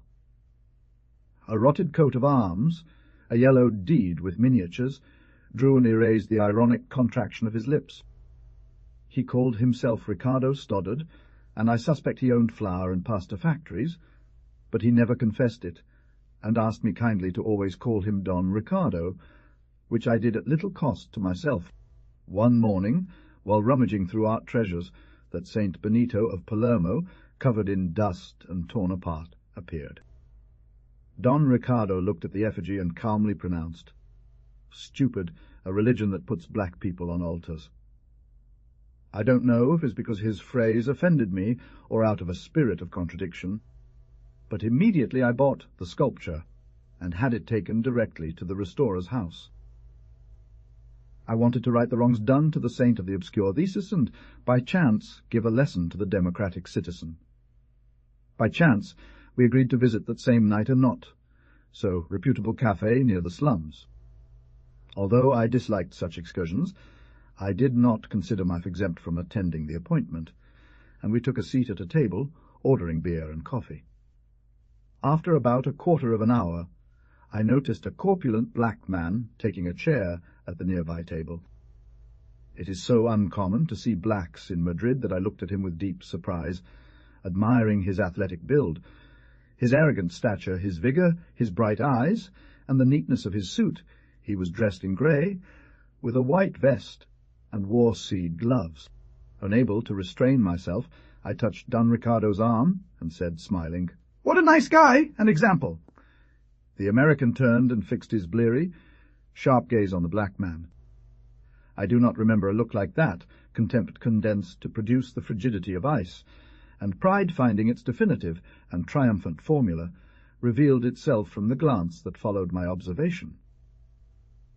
And with a sharp, strident voice that lashed out, he pronounced loudly, "Yes."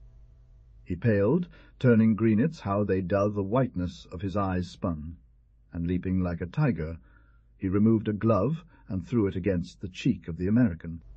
Worth $1,000. I cannot describe the effect that price had on me.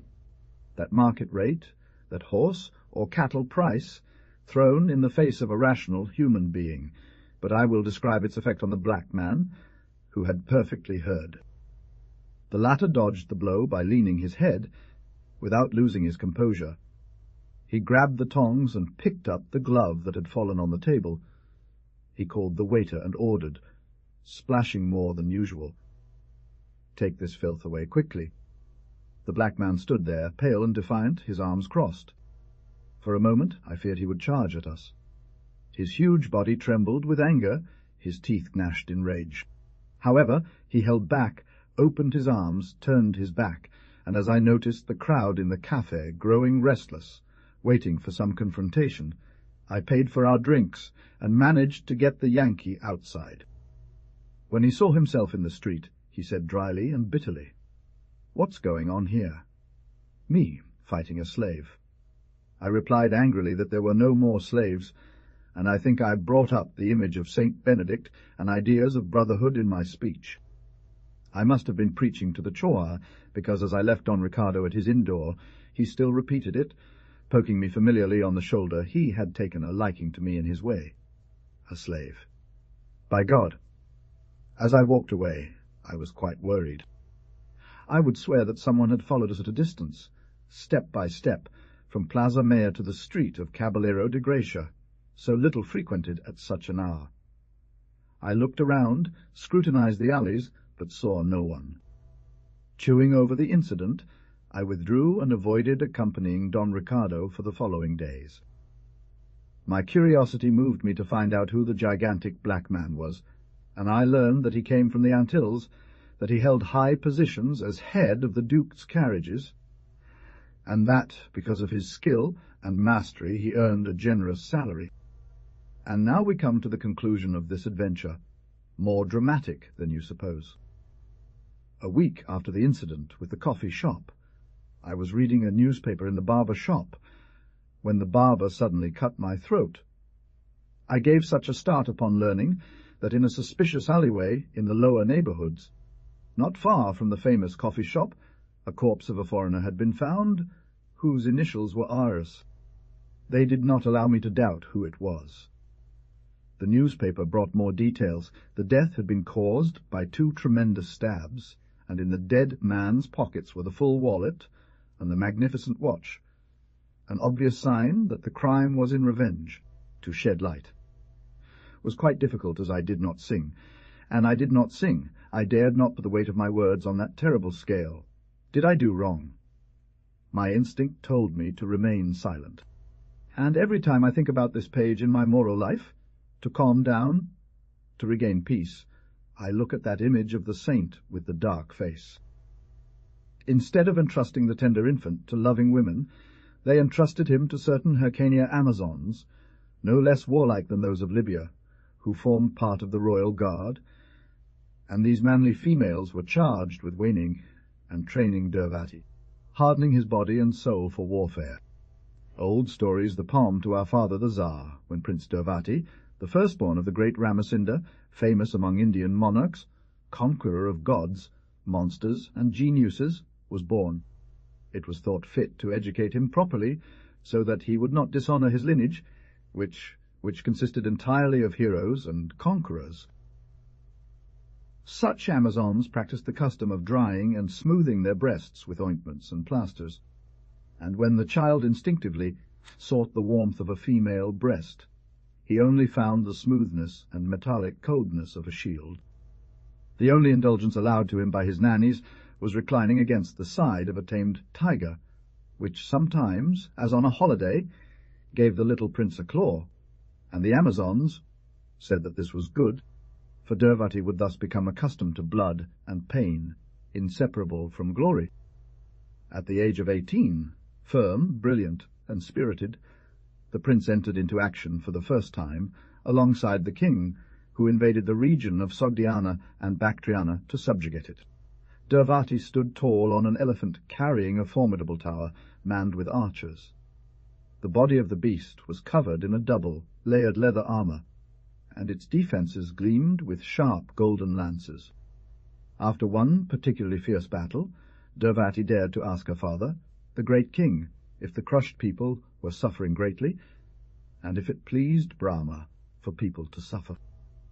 A chosen host of armed black men with spears surrounded the prince, and when the battle commenced, Durvati trembled as she watched the enormous feat of the furious elephant trample and crush human bodies, rib cages, stomachs, and skulls, forming a gory and pulsating mass. Ramasinda, seething with anger at what he considered a sign of weakness from the young warrior, replied only with words from a sacred hymn. Look before you the fate of those who have been. Look before you the fate of those who will be. The mortal ripens like grain, and like grain he is reborn.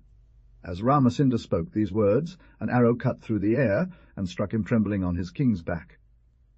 Durvati, rushing towards her father, only managed to receive him in her arms as he lay dying. The troops, after dismembering the king's killer, proclaimed Durvati, shouting that it was necessary to conquer the land with blood and fire, and that the new king would be capable of such a great endeavour. That night the orphan slept with a leaden sleep and dreamed strange things. She saw again the sad end of her father. She felt the wetness of the blood seeping from his wound, and the tears she herself, Durvati, had not dared to shed in front of the army, but which now flowed abundantly, soaking her clothes. And as she expressed her sorrow in this way, it seemed to her that she felt a pleasant and gentle warmth on her chest, like a delightful weight, and something delicate, like silk, touching her face. Upon waking, he cried out in surprise. Lying next to him, resting her forehead on his chest, was a very young, celestially beautiful woman, with white breasts, pink lips, dark, loose hair like the plumage of a bird, and black pupils. It appeared to be a very white dove with a pink beak, a neck of Byzantine emerald-green hues, kind and loving black eyes, gently cooing and whispering a mysterious phrase in her ear.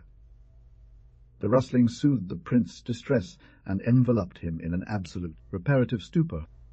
When Durvati, stunned, asked who the admirable creature was, he was told it was a captive, a slave, chosen as royal booty, and that, if King Ramasinda had not been killed, she would be in his tent, not Durvati's. She was young, and the fire that transforms and perpetuates beings had never burned in her heart. At that moment and place, he felt it with such intensity that everything else faded from his mind, except for the captive. The more he associated with Paloma, the more the idea of cruelty and slaughter repulsed him, making it increasingly difficult for him to lead his troops into battle again. Forgetting about plans for conquest and domination, he set his sights on the nearest city and lost himself in delightful conversations, passing away his existence.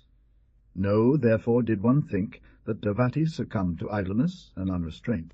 Once Durvati had won her trust, Paloma used her affection to paint a horrific picture of war in Durvati's mind, assuring him that everyone has a right to live and a duty to love in order to reduce the evils that surround mortals on earth.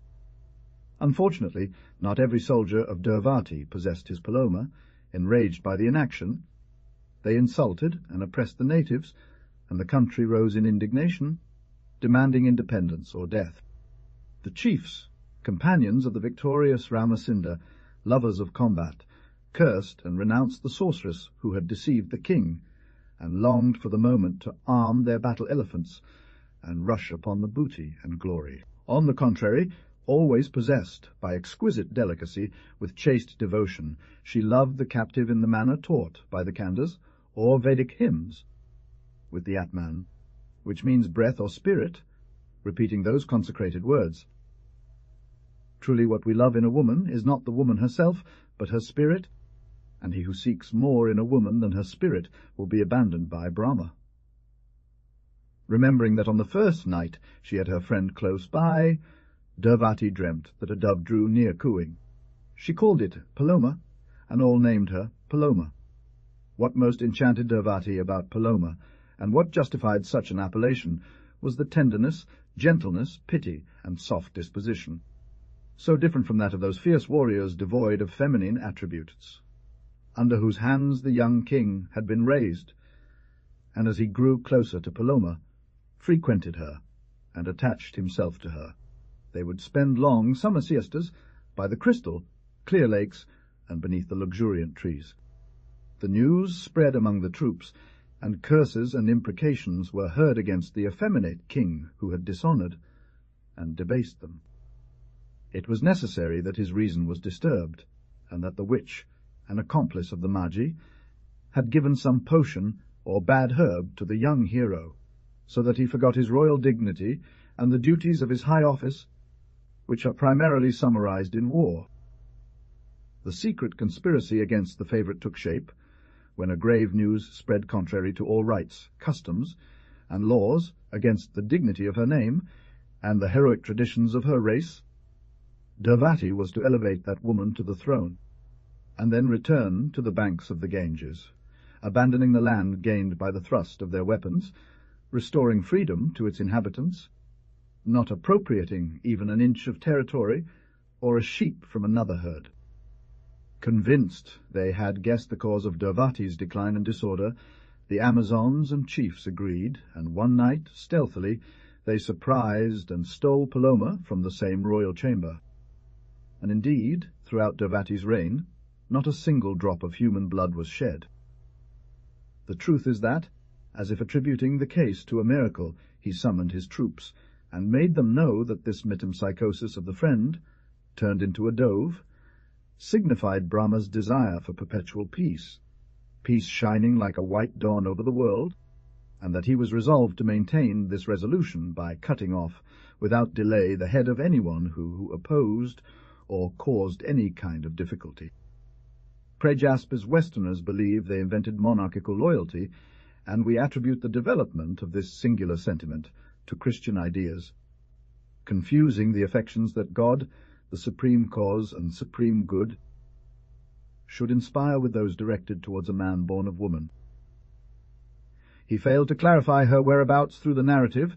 Durvati's heart-wrenching complaints, her pleas, her threats, did not succeed in getting the abductors to return her, only at the young king's insistence.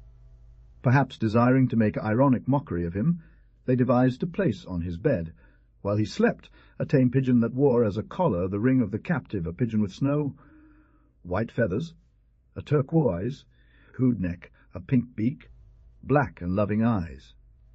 It is unknown if Durvati understood the satire, or if indeed she supposed that the sweet and cooing bird was the Atman or spirit of her beloved. I do not know if a feeling is qualified or disqualified by being ancient, but I know that monarchical loyalty is as old as the most ancient cults, and in support of this opinion I will recall the adventure that befell the devoted Prejaspas. Cyrus had been a glorious and just sovereign, but his son and successor Cambyses, as he tasted the wine of absolute power, showed the symptoms of a special drunkenness caused by this terrible liquor, distilled with human sweat, blood, and tears. Only one social class resisted paying homage to Cambyses, and it was the priests. Owner of Egypt Cambyses, seeing his name inscribed in hieroglyphs on the pedestals of Nile statues and on the columns of temples, he was considered not merely as a mortal, but as a deity like Osiris, and the Egyptians prostrated themselves before that golden tiara conqueror, that pale face from the east. He believed himself to be the centre of life and the eye of the world, and contributed to making him more arrogant and persuading him that his will knew no law or break. His incursion into Egypt, a kingdom that had reached brilliant splendour of civilization under Pharaoh Amasis, and that the Persians subjugated, entering triumphantly into the magnificent cities on the Nile's bank, filled with palaces, terrace gardens, obelisks, pyramids, sphinxes, and colossi of porphyry and basalt. Religion was the only thing resisting in the midst of everyone's despair, which is why Cambyses took pains to humiliate and defeat it, to satirize it, and, as we would say today, put it on the spot. He did not miss an opportunity to mock that worship paid to gods with animal heads, so ridiculous for a worshipper of light fire and the eternal sun, and if by chance he caught any Egyptian religious ceremony, he would invent buffoonery to ridicule it. He accurately returned unexpectedly to Memphis on an occasion when the festival of the sacred bull Apis was celebrated, and entering around the temple, he ordered that the bovine god be brought out to him immediately, and drawing his scimitar, he wounded him with a slash that aimed for the stomach but struck the thigh. "This bleeding and moaning god is worthy of you," he cried to the Egyptians, horrified by the profanation. Then the high priest, raising his hands to the celestial vault, prophesied that the impious one who had wounded the god Apis would receive an equal wound. Cambyses ordered the prophet to be severely whipped, but the prophecy remained engraved in the minds of the Egyptians as a hope and a vague terror for the king. Among Cambyses' servants was the treasurer Prajaspis, a valiant man capable of casting himself into the fire for his monarch. Prajaspis saw in Cambyses the form of the divine on earth, and understood that an act was good or bad according to what pleased or displeased Cambyses. However, at the same time as such determined self-denial, there existed within the soul of Prajaspis a natural instinct for truth and honesty, which taught him to discern the moral value of actions and to become aware of their scope, at least in his own conduct.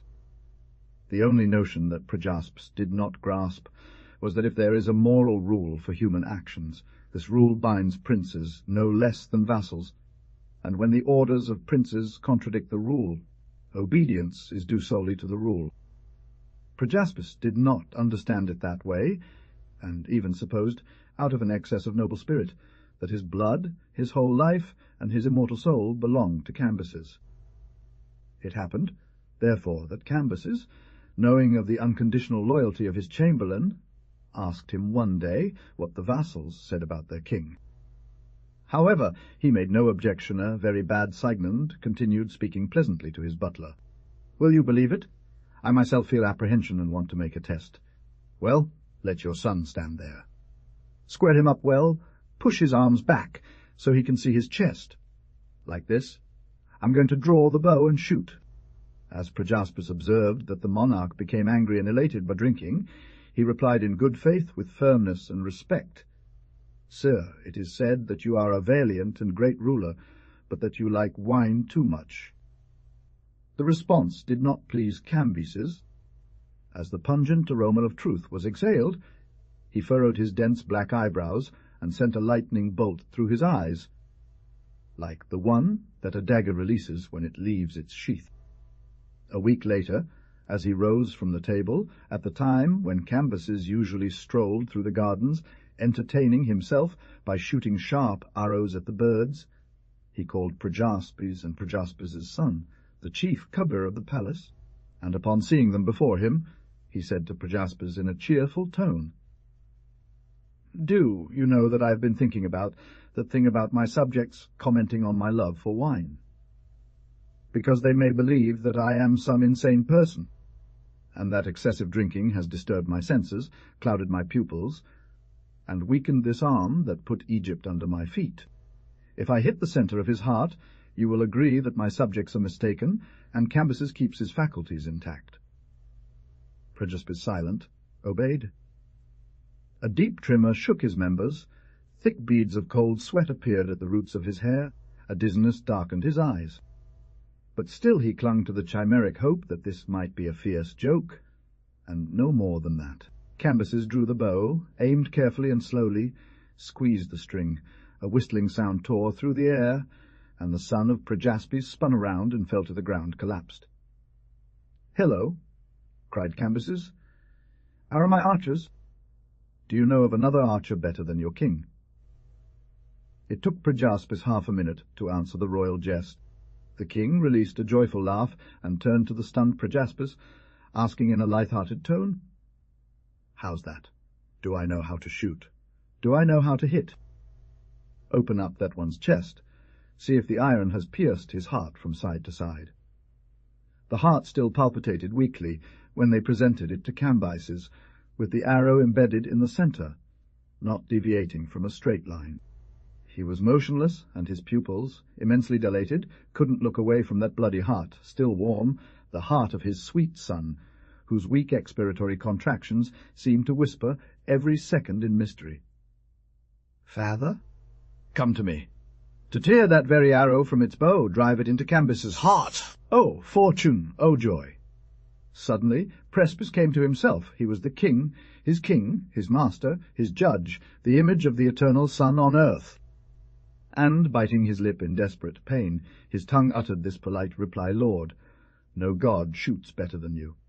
Bowing down to the ground, he disappeared to roll alone, to bite his hands, hurt his face, and cover his hair with ashes.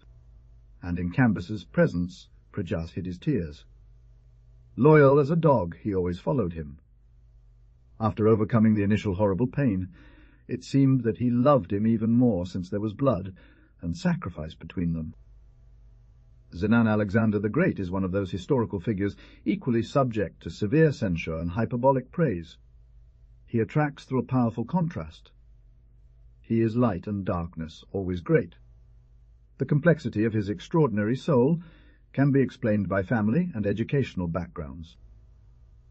By his side was the day when, riding Cambyses precipitately to crush a rebellion, he injured himself with his own scimitar on his thigh, where he had previously wounded the god Apis, and at his head, as the wound gangrened and led him to burial, Prajaspes was the one who anointed the body with nard and cinnamon and placed the golden tiara on his lifeless temples. He was a student of Aristotle, whose very name betrays his significance, and for 8 years he had drunk from such a fount of wisdom, tempering and ennobling the spirit, and studying political science, which points glorious paths for ambition. He was the son of Philip, who combined the valour of a lion with the sensuality of a pig, and of Olympiasa, queen of virile strength, capable of executing her enemies with her own hand, and of looking down with such contemptuous majesty upon 200 soldiers, charged with assassinating her, that they turned away without doing so, declaring they could not resist that dominant and terrible gaze. And in a spirit where the yeast of all human passions fermented alongside the concepts of all divine ideals, there emerged, among brutal impulses and violent lusts, beautiful traits of self-restraint, piety, and magnanimity, as well as poetic romanticisms akin to those that inspire this tale. Chance has brought to my power some monographs left unpublished by the most learned German Julius Tiefenlerer, which form part of the 275 that this professor at the University of Göttingen dedicated to clarifying the biography of Alexander. These are consulted fruitfully and scrutinized without scruple by the most recent historians. It seems that the legend contained in the monograph that I bring to light today is the same as that depicted in a Gothic tapestry belonging to Baron Rothschild, in which, with gracious anachronism, Alexander wears a white, on point armour from the 14th century, and Zenana sports the long bodice, bralette, and wide headdress of contemporary ladies at the Holy See in Avignon. It must be known that Alexander, after annihilating Darius and becoming master of Persia, was corrupted by the seductive and refined Asian lifestyle and by the servility of those races that, unlike the Greeks, prostrated themselves before the king, honouring him with divine tributes. But in the early times, before the conqueror succumbed to the delights that soften the soul, he fought to overcome and preserve his moral energies, and this struggle endured by an omnipotent man, must be considered more glorious than the victory at Arbalus. It is clear that among the temptations that assailed Alexander at every moment, the temptation of women stood out, a sweetest ambush in which great souls fall, perhaps even deeper than small ones. The daughters of Susa are not more beautiful than the Greeks, and perhaps their forms are not so suitable for the brush to reproduce them, but instead they possess a bewitching charm that ignites imagination and subdues powers and senses. So it happened that while Artezero, satrap under Alexander, was imprisoned, and it had been decided that if he did not hand over rich treasures which were suspected to be hidden, they would kill him by cutting him into pieces, Zenana, the only daughter of the satrap, found a way to reach the king, with the intention of embracing his knees and saving her father from torture. Pale and elongated faces like the moon in its crescent, according to the poet Ferdusi's comparison, where the sinuous lips, coloured like cinnabar, resemble a blood flower, long eyes with darkest, lush lashes, close to the shadow. As a Persian song says, flexible, slender bodies narrow at the waist and widening at the top like a jar holding two smooth magnolias, skin perfumed with Sabaean scents, tiny feet enclosed in delicate snake, skin baboches embroidered with pearls, artful clothing that skilfully reveals and conceals the treasure of beauty, carefully curled hair, languid arms that can wrap around like snake ring-so, many more hooks and nets for Alexander from which he could not free himself. The candour and purity of Zenana were revealed in the unstudied simplicity of her attire, already dressed in mourning, without adornments or jewellery. With loose hair, it could only please through the natural effect of youthful grace. And however it happened that at every moment Persian ladies came to his store or palace, entreating clemency or justice, Alexander, being aware and not wishing to be partial in his functions as arbiter of the world, devised a peculiar means of protection. When a woman approached, he covered his face and eyes with a purple cloth, thus receiving and listening to them, making them believe that what they saw was the mystery of royal majesty, when it was merely a precaution against human weakness. Nevertheless, Alexander, upon hearing that a young woman requested an audience, covered his face and shoulders with a cloth, and thus received her. The fact that he did the august face encouraged sage timid Zenana. She threw herself at the feet of the Macedonian, and, bathing them with tears, exposed the purpose of her visit. And it must be said that, albeit veridically, Zenana was not what is called beautiful, nor did she possess the evil charm of the great courtesans of Babylon, who know how to ensnare a free will with deceits and tricks. Noting that Alexander listened to her very attentively, and seemed strangely pleased, she explained the case in detail. You know, I receive women with my face covered, because the beautiful Persians harm my eyes. Alas, it has served me little. A few days later, noticing that Alexander was deeply pensive, his head bowed and melancholic, Hyginio, his closest friend and confidant, asked him about it. Alexander sighed and replied, "It's a strange thing, dear Hyginio, what's happening to me?" And so, after Alexander's father's life was promised to be saved, Zenana, upon bending down to his ears again, vanished, retreating to a cave near Babylon with her nurse, for she feared being pursued and outraged by those who had attempted to kill the satrap. It seems that beyond my sight lies the enemy's strength. You will remember that recently a lady, daughter of the satrap Artezero, had asked for an audience, and, true to my resolve, I did not raise the purple cloth that blocked my view of her. But I heard her voice, and no Hebrew harp or Aeolian lyre can be compared to the cadence of that voice. My heart leaps when I recall the music of her voice. Alone, I repeat words she spoke, trying to better evoke the memory of the tone in which she said them. I don't know how I didn't trample everything and stop her here as a captive, to continue hearing her. I believe it was the effect of enchantment that her voice produced on me. I was so paralyzed I couldn't even breathe. And now, day or night, I have her voice in my ears. I dream of her, and only hearing her resound again can ease my pain. You know this. Look for Zenana for me. Bring her here, because if not, I fear I will lose my mind." Hyginius obeyed promptly, and set in motion a large cohort to discover the mysterious beauty. That's how she was. Zenana was well hidden, but eventually her refuge was discovered. Before taking her to Alexander, Hyginius told her of how the king, captivated by her voice, was dying for her.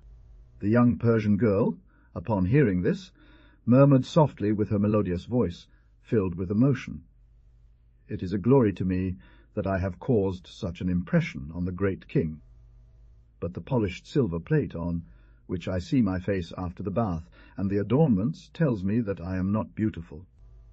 I have not seen Alexander, he will not see me, and perhaps this will help me avoid his anger. Alexander, upon seeing me, will lose his illusions. I fear his anger, and above all, I fear that his wrath may fall upon my father. Why don't you make Alexander believe that I am bound by a vow to the gods to present myself veiled?" It seemed to him that that veiled love, stripped of the vulgar incentives of more or less beautiful factions, was something delicate and original that had never been liked. The chaste magnetism of that veil triumphed over the nudity and the impudent licentiousness of the other Persian ladies, obstinately demanding the hero. Hyginius found the stratagem of the discreet Zenana so excellent that he agreed, and that same night he led her to the gardens of Alexander's Genicium. Drunk with the divine voice of the young Persian girl, Alexander resigned himself to the condition of the veil, and even found in it a tantalizing mystery and a singular enchantment. "Speak, and do not disclose yourself." Alexander murmured tenderly, sitting near a fountain where the moon pretended in the water of the sprinklers a continuous granulation of pearls, and the roses of Gulistan, later called Alexandria, were dropping perfumed petals on the heads of the lovers. Zenana's love the longest and most intense of all that Alexander enjoyed in his short life. The wax droplet, although historians barely mention him. Hyginio was one of Alexander the Great's closest friends. A childhood companion of Alexander, Hyginio grew up with the hero. Together they played and bathed in Pella, in the ponds of Olympia's garden, and together they listened to Aristotle's lessons. The milk and honey of wisdom, so to speak, were tasted by him on the same plate, and from the same cup they drank the nectar of love, when they unfurled the first garland of roses at Myrtle in Corinth, at the house of the gentle Hetera Ismeria. No mention is made of Hyginio, perhaps because he did not have the tragic fate of Philotas Parmenion, and that Cletus, whom Alexander loved dearly, and whom, nevertheless, in a drunken frenzy, he ran through from side to side. And yet if the documents discovered by scholar Julius Tiefenauer are not misleading, Hyginio enjoyed such intimacy with the conqueror of Persia as will be demonstrated by the events I am about to relate, supported, of course, by the respectable authority of the German sage mentioned above. He engraved my affection more deeply by fighting together in the memorable Battle of Chaeronea, where all Greece fell to Philip, father of Alexander. The two friends, who were then around 10 and 9 years old, commanded the left wing of the army and completely destroyed the famous Sacred Legion of Thebes. On the night following that magnificent victory, Hyginius could have obtained the generalship. Alexander offered it to him, praising his valour highly. Moreover, from the teachings of our master Aristotle, I clearly understand that man, in his usual state, should live in peace and not in war. It is proven that I am no coward. He who has fought by your side at Thermopylae deserves to plant a laurel in the sacred forest of Mars. Leave off battles, and give me another post close to you, Alexander, for I love you well, and will serve you faithfully." But Hyginius, still covered with blood, sweat, and dust, gently declined the offers of his friend and prince. "I do not accept the generalship because, having performed well today, such a reward and such high dignity would oblige me in conscience to perform even better in other occasions that may arise, and I cannot commit myself to waking up every day with more valour and fortune. Alexander, whose blood boiled with a thirst for struggle and glory, resigned himself poorly to Hyginius' desires and appointed him his chief cupbearer. This was a post of great ease and trust, as his duties consisted in guarding and serving the golden cup reserved for the prince, so that no one could poison. Hyginius' office allowed him constant contact with Alexander, and when the latter ascended the throne upon succeeding his father, assassinated by Pausanias, the courtiers augured a brilliant future for Hyginius. They did not take long to see these forecasts disproved. Hyginio continued to present, gather and guard the already regal cup, without mixing in intrigues or aspiring to other glories. Meanwhile, Alexander astounded the world with his campaigns and triumphs, offering Greece pages of light for history as compensation for its lost freedom. Containing the barbarians and subjugating the immense empire of Asia, Alexander soon became the master of the world. The newly deified one could not sleep and demanded care and consolation. "Sir," said Hyginio, "I am glad to be able to speak with you alone, as we used to do in old times, when, after marking out the site of Alexandria and entering Babylon and Epatana victorious, the son of Philip declared himself a son of Jupiter and decreed his own apotheosis, Hyginio had not communicated with his king for a long time. Limiting himself to serving him in silence, was awoken at the high hour of night by Alexander's order, who called him to his bedside. I precisely wanted to ask you to permit me to leave your service and retire to my little house in the Attica, where I have olive trees and beehives." "What a fine opportunity you choose to abandon me!" exclaimed Alexander furiously. "For attempting this, you deserve to be crucified. Do you seek riches? Ask for whatever you desire. But leave, dream not of it.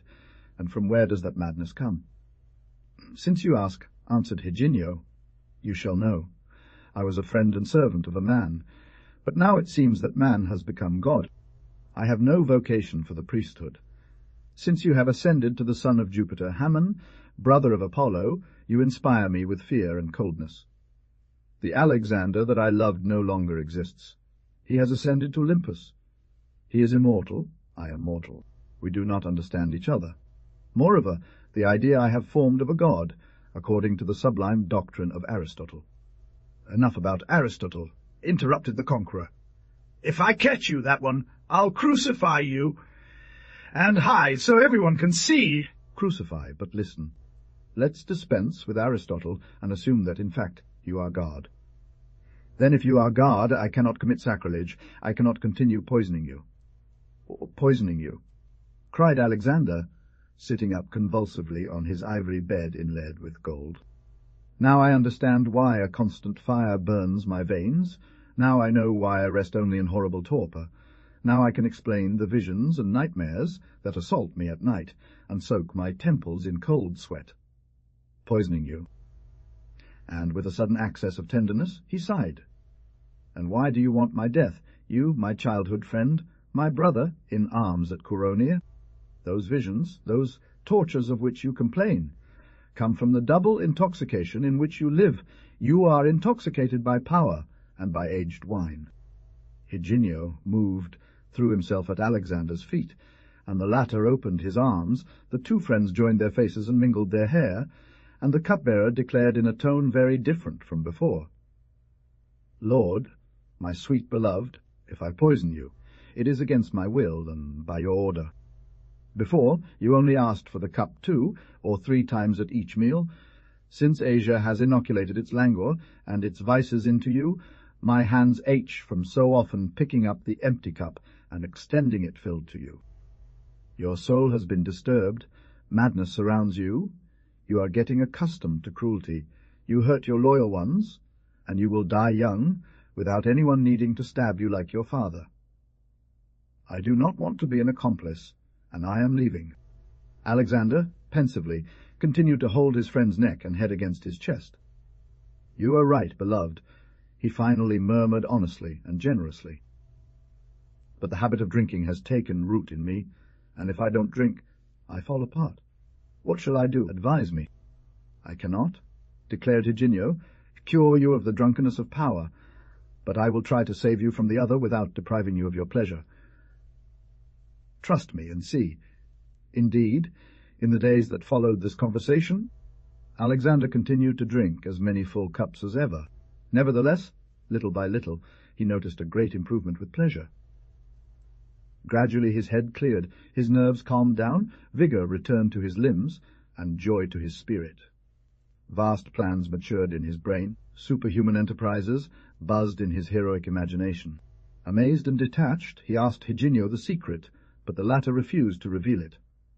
However, a certain Arsotes, a Persian jester, flatterer, and effeminate, who greatly amused the king, gave him the key to the riddle. Your great cupbearer, O divine Alexander, drops a tiny bead of wax into the bottom of your cup every day. Thus, insensibly, he reduces his intake and cuts short your libations. You drink a drop less each day.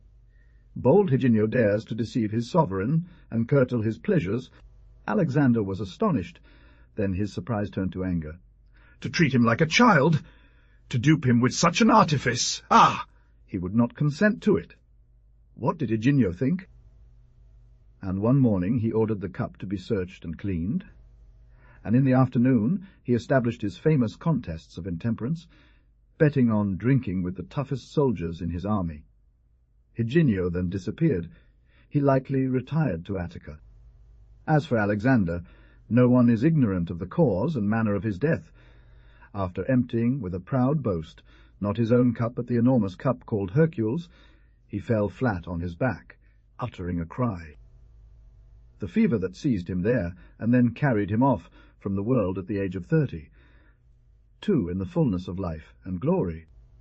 The Palinode, the tale I am about to relate, is not mine, nor anyone's, though it is widely circulated, and now I can say what Apuleius said in his Goldas: we begin with a Greek fabula.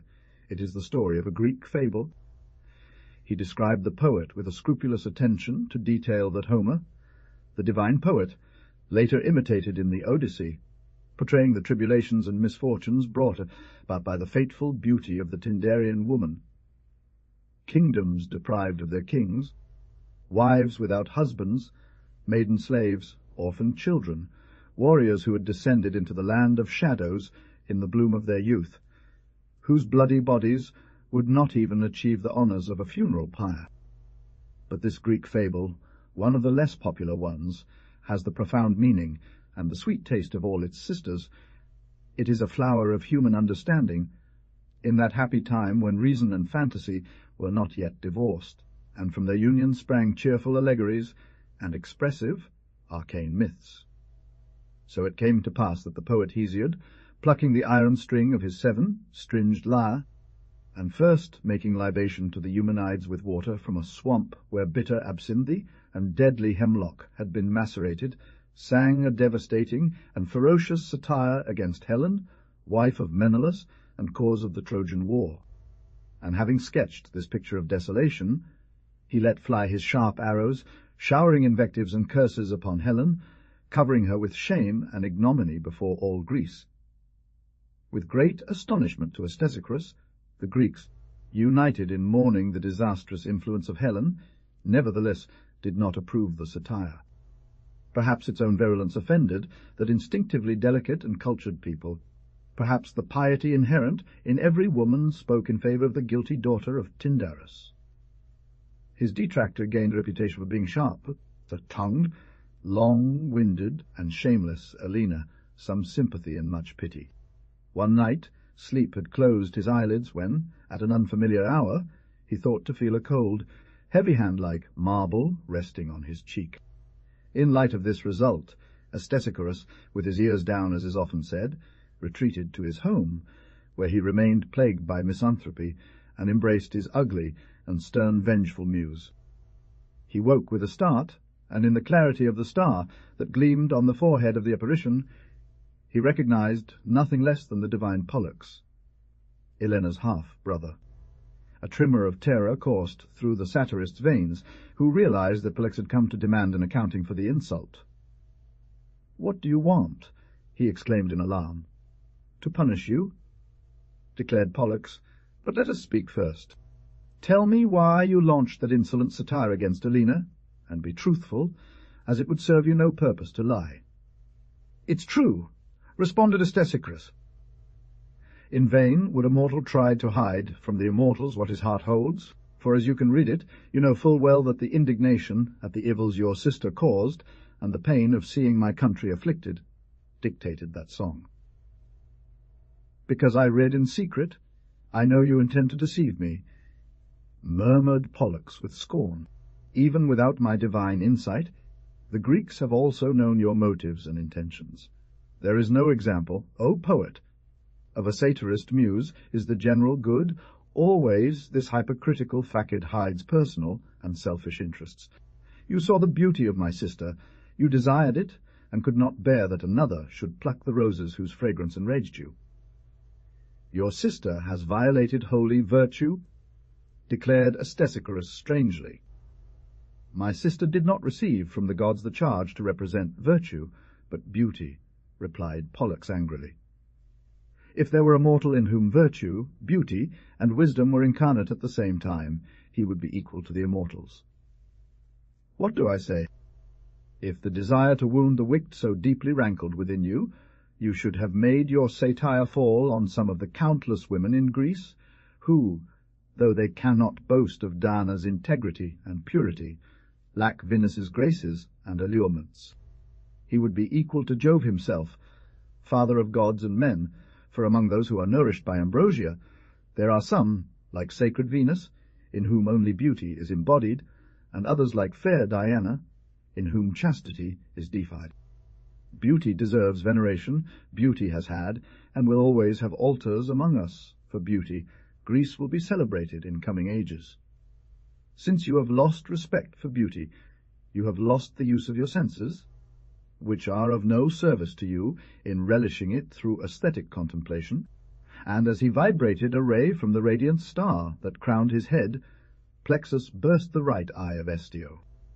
Shortly after dawn broke, but not for the wretched Estio, buried in eternal and black night. The cry of pain had not yet faded from the poet's lips, and Plexus was scarcely gone when Castor, the other Dioscuri, appeared, also half brother to Helen, son of Leda, and the sacred swan, and pronouncing words of rebuke against Estio's sister's wrongdoer. With a spark from the star that shone upon his hair, he burned out Estio's left eye, leaving him blind. Rising as best he could, he groped for a staff, and asking for pity from those passing by to guide him, he went to his friend's door, the philosopher Artemidorus, and pouring forth a torrent of tears, he threw himself into his arms, crying out between ravishing sobs, "O Artemidorus, wretched me! I shall never see her again. I will never return to enjoy your sweet sight. Who is it you say you won't see again?"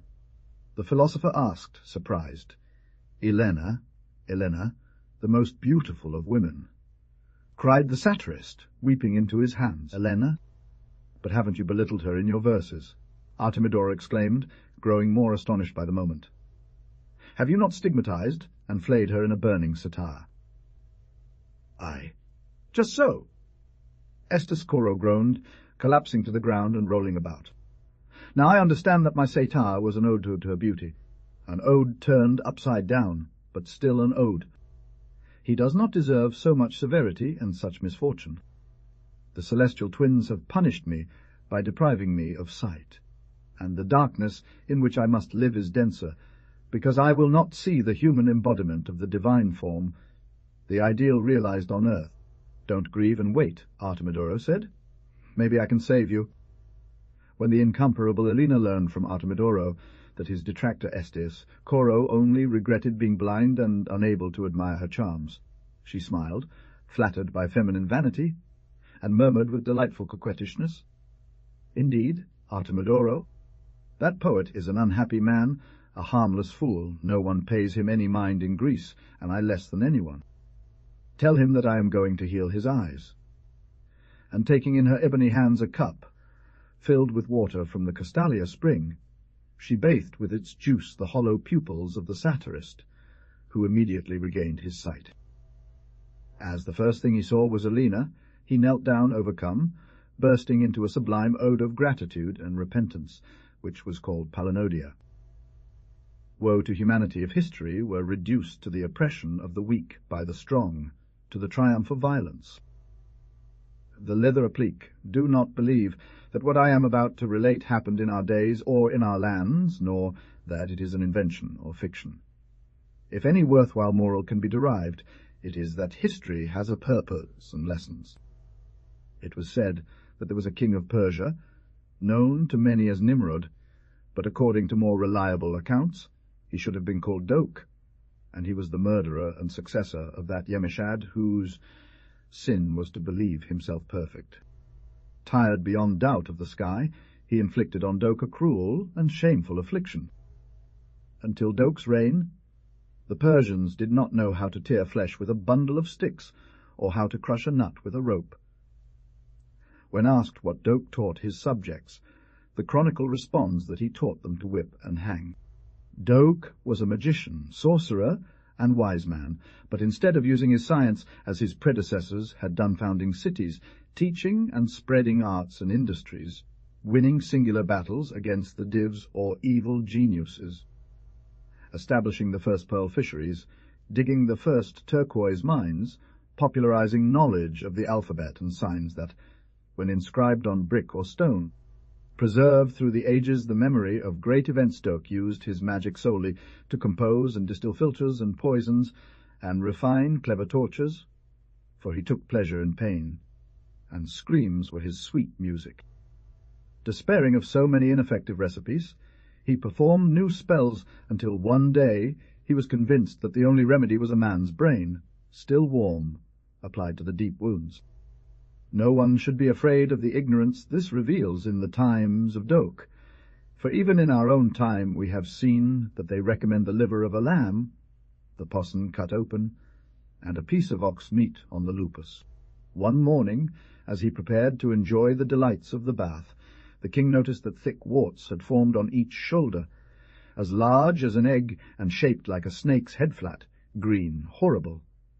At first, these excrescences caused no pain, but soon they ulcerated and brought on terrible suffering, which led to Doke having fits of rage, the worst part being that, since he did not want to show his repulsive poultice to any doctor or living soul, he had to wash, dress, and tend to the ulcers himself using plasters and ointments from his magical repertoire. The bloody medicine's effectiveness is proven by the gradual emptying of the prisons in the Persian kingdom. They executed 2 prisoners daily to extract their brains. But there is nothing in the world that cannot be depleted, even criminals locked up. So when the supply of fresh brain matter ran out, they introduced a tax of 2 men per day, collected by hired hands and torturers sent here and there to requisition them. These men would choose from large families the sickly, deformed, disabled, old, and useless individuals. And it came to pass that, when Doke learned of this, he flew into a rage, swearing that if they continued to give him the offal and worst parts of his subjects' brains, he would behead them all. Cavy was working in his forge when the neighbours, between compassionate and indiscreet, came to tell him the fatal news. At once it seemed as if the wretched father had not realized the unheard. Of misfortune they were telling him, frozen, motionless, mute. He listened to the account of the atrocious deed. Then the executioners decided to sacrifice the flower of Yespahan's people to please the king. They did not, however, determine to seek victims among the powerful magnates, employees of the royal household, but in the first moments they remembered a poor blacksmith named Cavy, who had 2 sons as golden pines, gallant and skilled in all bodily exercises, and considering them good prey, they surprised them in the public square, beheaded them, opened their skulls, and took Doke their still warm brains. "Not even one left to comfort me," he cried. "Ah!" Suddenly his anger burst forth formidable like a lion breaking free from its chain, and tearing the iron bars of its cage with a single claw. What made Cavy leap was knowing that precisely because his children were strong, intelligent, and beautiful, they had been chosen for the sacrifice. Undoing the wide leather apron that protected him, Cavy attached it to the tip of a pole, and with the apron as a banner and the hammer as his weapon, he stepped into the square, shouting curses against Doak. By the eternal light of the sun, I will take revenge. And the blacksmith, shouting thus, wielded his massive hammer, and as he did so, mountains of tanned flesh, hardened by work, piled up on his bare, black arm covered in slag. Far from Yspahan, Doak gathered an army of over 100,000 men, and returned determined to dissipate the hordes led by a craftsman who carried a soiled and tattered leather apron as their banner. The desperate father's voice was followed by a strange phenomenon. The inhabitants of Yspahan, who had been sluggish and frozen with fear, suddenly regained energy, shook off their torpor. Upon seeing a man daring to unfurl a banner, they rushed to surround him, mad with enthusiasm, and the revolt erupted so suddenly that the tyrant only had time to flee shamefully with his women and treasures. But he refused to accept the crown, saying that Prince Feridun should reign instead, for he became a great monarch and wise scholar, teaching the Persians astronomy, medicine, and botany. Kavi's only glory was his apron, which Feridun adopted as a royal standard. Whenever Feridun entered battle, without false blush or human respect, he placed before him the piece of soul representing the sanctity of labour and protest against injustice and abuse of power. It was as if he carried a talisman. Victory was assured. When he was ashamed of his leather apron, he emerged defeated. Between both lines of fortifications, on the grey stone ledge supporting the casemate, David, wary, sat waiting for news. More than 2 hours had passed since he began to restlessly circle, waiting for the messengers to arrive. His fever rose at the thought of not being able to go in person to the battlefield, which would violate his steadfast purpose, never to send troops in cases of civil war.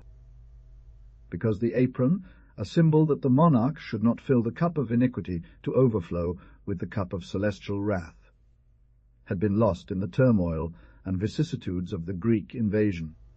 Because the standard of Cave and its tradition of independence had vanished, the Persians, a people noblest at their origin with high intellectual faculties, fell into retardation, servility, and objection, where they fester today.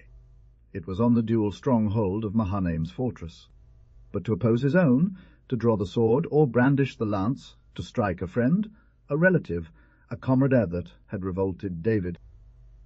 If it were to fight against the Philistines and renew the laurels of Balperasim by pouring out the heroic libation of the sacred water from Bethlehem, for not quenching their thirst when the soldiers fainted, or to organize another battle at Rephaim, where strategy performed miracles for the first time in ancient times, if the struggle began with the idolatrous and free Moabites, or with the opulent Arameans, or with the insolent Ammonites, who had insulted the ambassadors of Israel, there would be David, the slingshot thrower, the hero, the adventurer, for whom sweet music is more than the melody of a lyre, the clash of weapons.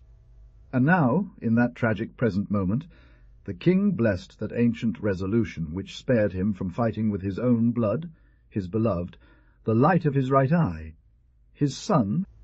In violent situations and in hours of extreme anxiety, there is an instant when nerves falter and the body surrenders to the need for rest. The restlessness, the feverishness of the old king abated as he collapsed onto that stone ledge within the solitary fortified enclosure. Through the slats he saw the red light of sunset which blazed across the field with reflections of a massive bonfire. That purplish, bloody, devouring clarity was the last thing David noticed before closing his eyes and leaning his head against the wall, forgetting the present, the angustia of uncertainty, and the terrors of the spirit. And then he continued to see the same dusk clarity, but its tones had become softened, merging into gentle medium shades of orange, gold, and green. It was the divine sunset of eastern lands, 100 times more beautiful than the dawn. Pearl irisations brightened the imperceptible wisps of clouds torn like slits in the veil of a Philistine dancer, and across the ruddy horizon the branches of sycamores and cedars formed a pavilion of mystery and suggestive shadow. The freshness of the air tempered the strong emanations of resins and gums, A languid voluptuousness took hold of his heart. David rose, leaned against the jasper baluster of the terrace, bent down to gaze into the beds of green, drawn by the delicious murmur of the jets of water that danced on the wide marble pile, serving 10 bronze mouths. All the fire of the firmament burned in David's veins. From that hour on, he marvelled within himself, not understanding. He was well assured that his faithful cupbearer had not mixed herb juice in the wine, which the spell of some nagromancer like Indur slyly hinted at as a philter for sudden and deadly passion. And at the very moment the king bent, steps leading to the fountain revealed a living statue, pink with sky reflection, dressed only in her plump black hair, which cascaded like water threads, waving and gleaming, playing and spreading. Freshly oiled with nard that the woman, raising her arms, spread through the shadowy curls, entwining them between her fingers. David's days of youth were over when his steady hand drove the sharp stone into the brow of the colossal giant. Countless women had imbued the king's senses with the scent of their hair, and as it dissipated, the image faded because it is unbecoming of a wise man, a prophet, a legislator, to soften in the harem or become captive to a weak female. Betsabe had stolen his heart, not with the crunch of her sandals, for her feet were bare and delicate, nor even with the silver ring on her subtle ankle, but with the unique scent of her black curls like a temptation. Yet at that moment there was no doubt. It was the fire from heaven burning in David's veins, and the king knew that neither all the water of the pool, nor the torrents, rushing down swiftly from Cedar and Hebron, would be enough to quench it. Quickly night fell, and many nights followed, during which David sank deeper into his sin, vaguely awaiting the hour of repentance. He sensed the dawning of consciousness, the descent of the severe and terrifying angel. It was futile that his sin lay deep in his heart, rooted there, and fixed like an arrow to the wound. David could not live without Uriah, the Hittite's wife, the best soldier, the valiant comrade in arms. If only that woman had belonged to an enemy! Nor would the esoteric knowledge that Solomon, to whom we give the name Suleiman, was to receive, be able to explain the causes of love's persistence, a strange phenomenon that fatally draws one being to another. David, trembling, thought of the suggestions of the fear instilled by his favourite, the tender and insinuating pleas like a snake's hiss among the roses in the valley of Jericho. "I will not yield," he murmured, but the idea of deception and crime was already sliding into his soul, poisoning it. Uriah was sentenced. Upon evoking the words of the seer, David let out a painful groan, and woke up, his temples drenched in cold sweat. And Uriah obeyed, joyfully, eager for victory, and his body lay stretched at the foot of the wall, bathed in blood.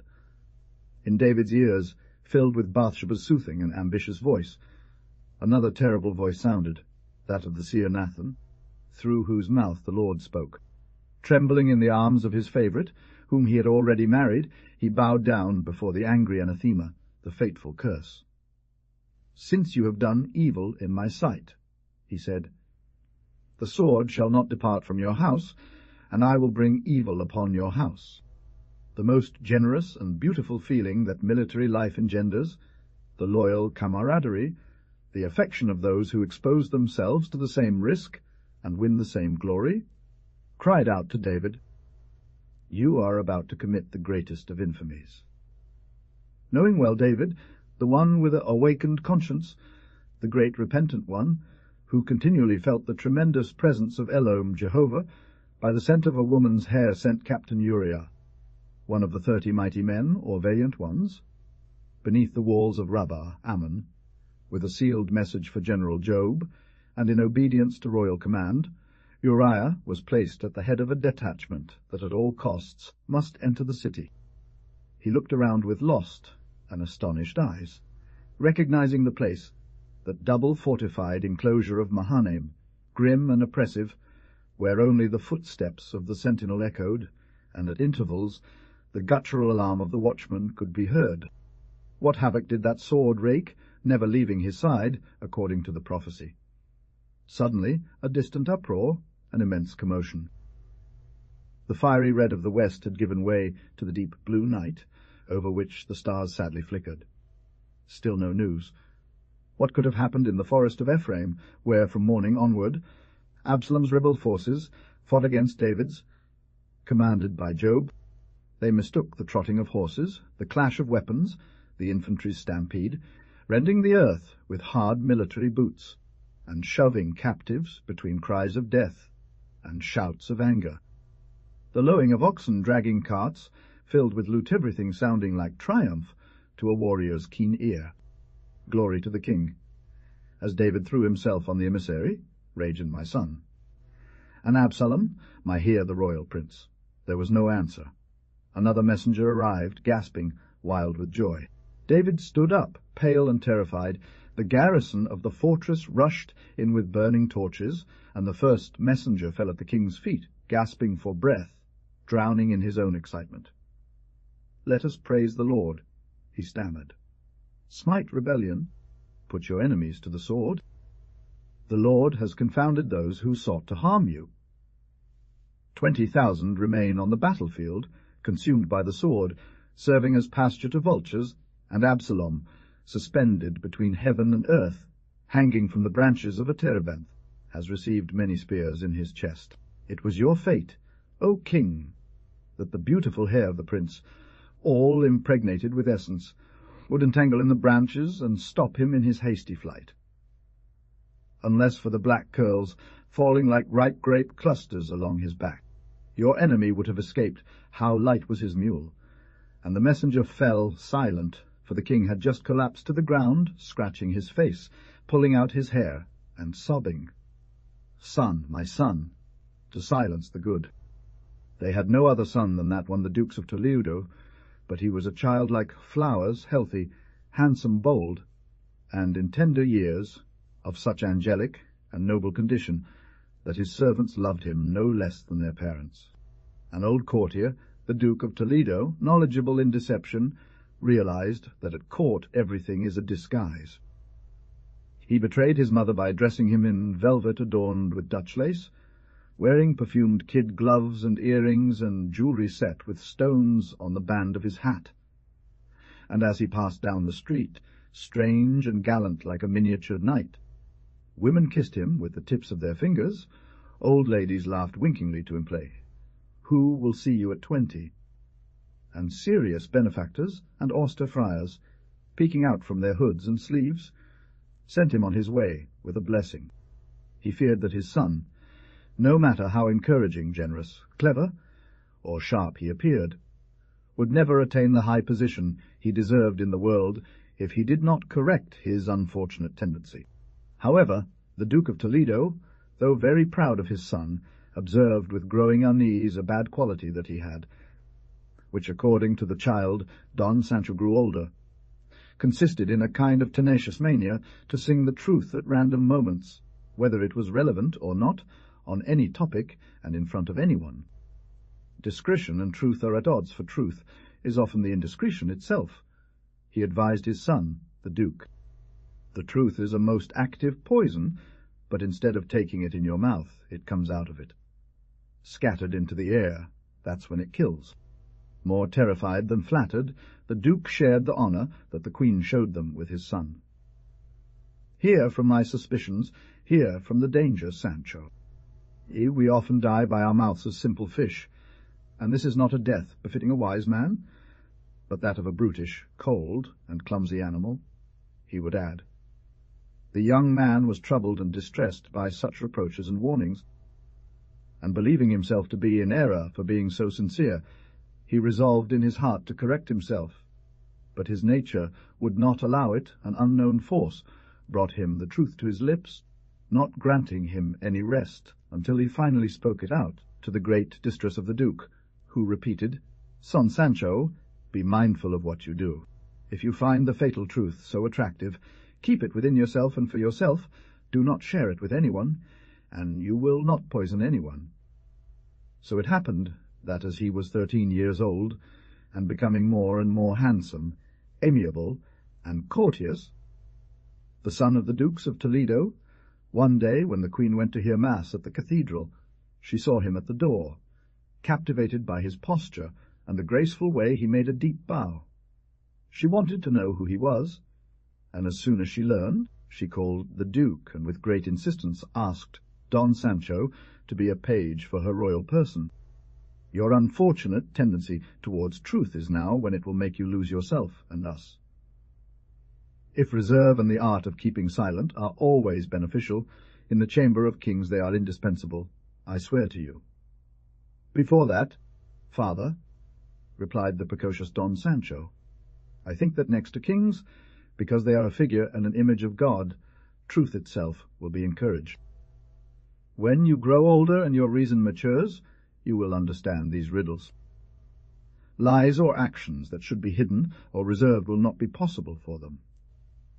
Confused and perplexed, he left the answer to the Duke, as certain court murmurs about royal liberties and amorous affairs were crawling into his memory. But taking a breath, "No, son," he finally exclaimed, "it's not like you think. For now, I'll only tell you that if you go to court determined to speak the truth, it would be better to take my head right away over to the hangman." Don Sancho stood with his head bowed and melancholic for a while until, as one who promises, he extended his hand with strange gravity unbecoming of his youth. "I know the remedy," he affirmed. "Lying to me is impossible, but not keeping silent. Do you, father, spread the news that an accident has left me speechless, and I promise you, in order to spare you, to remain mute until the last day of my life if necessary." The Duke's decision seemed wise, and he publicized the story of my muteness. What was remarkable about this was that, knowing the handsome young man was mute, the Queen showed immense joy, and even more eagerness to have him at her service and under her orders.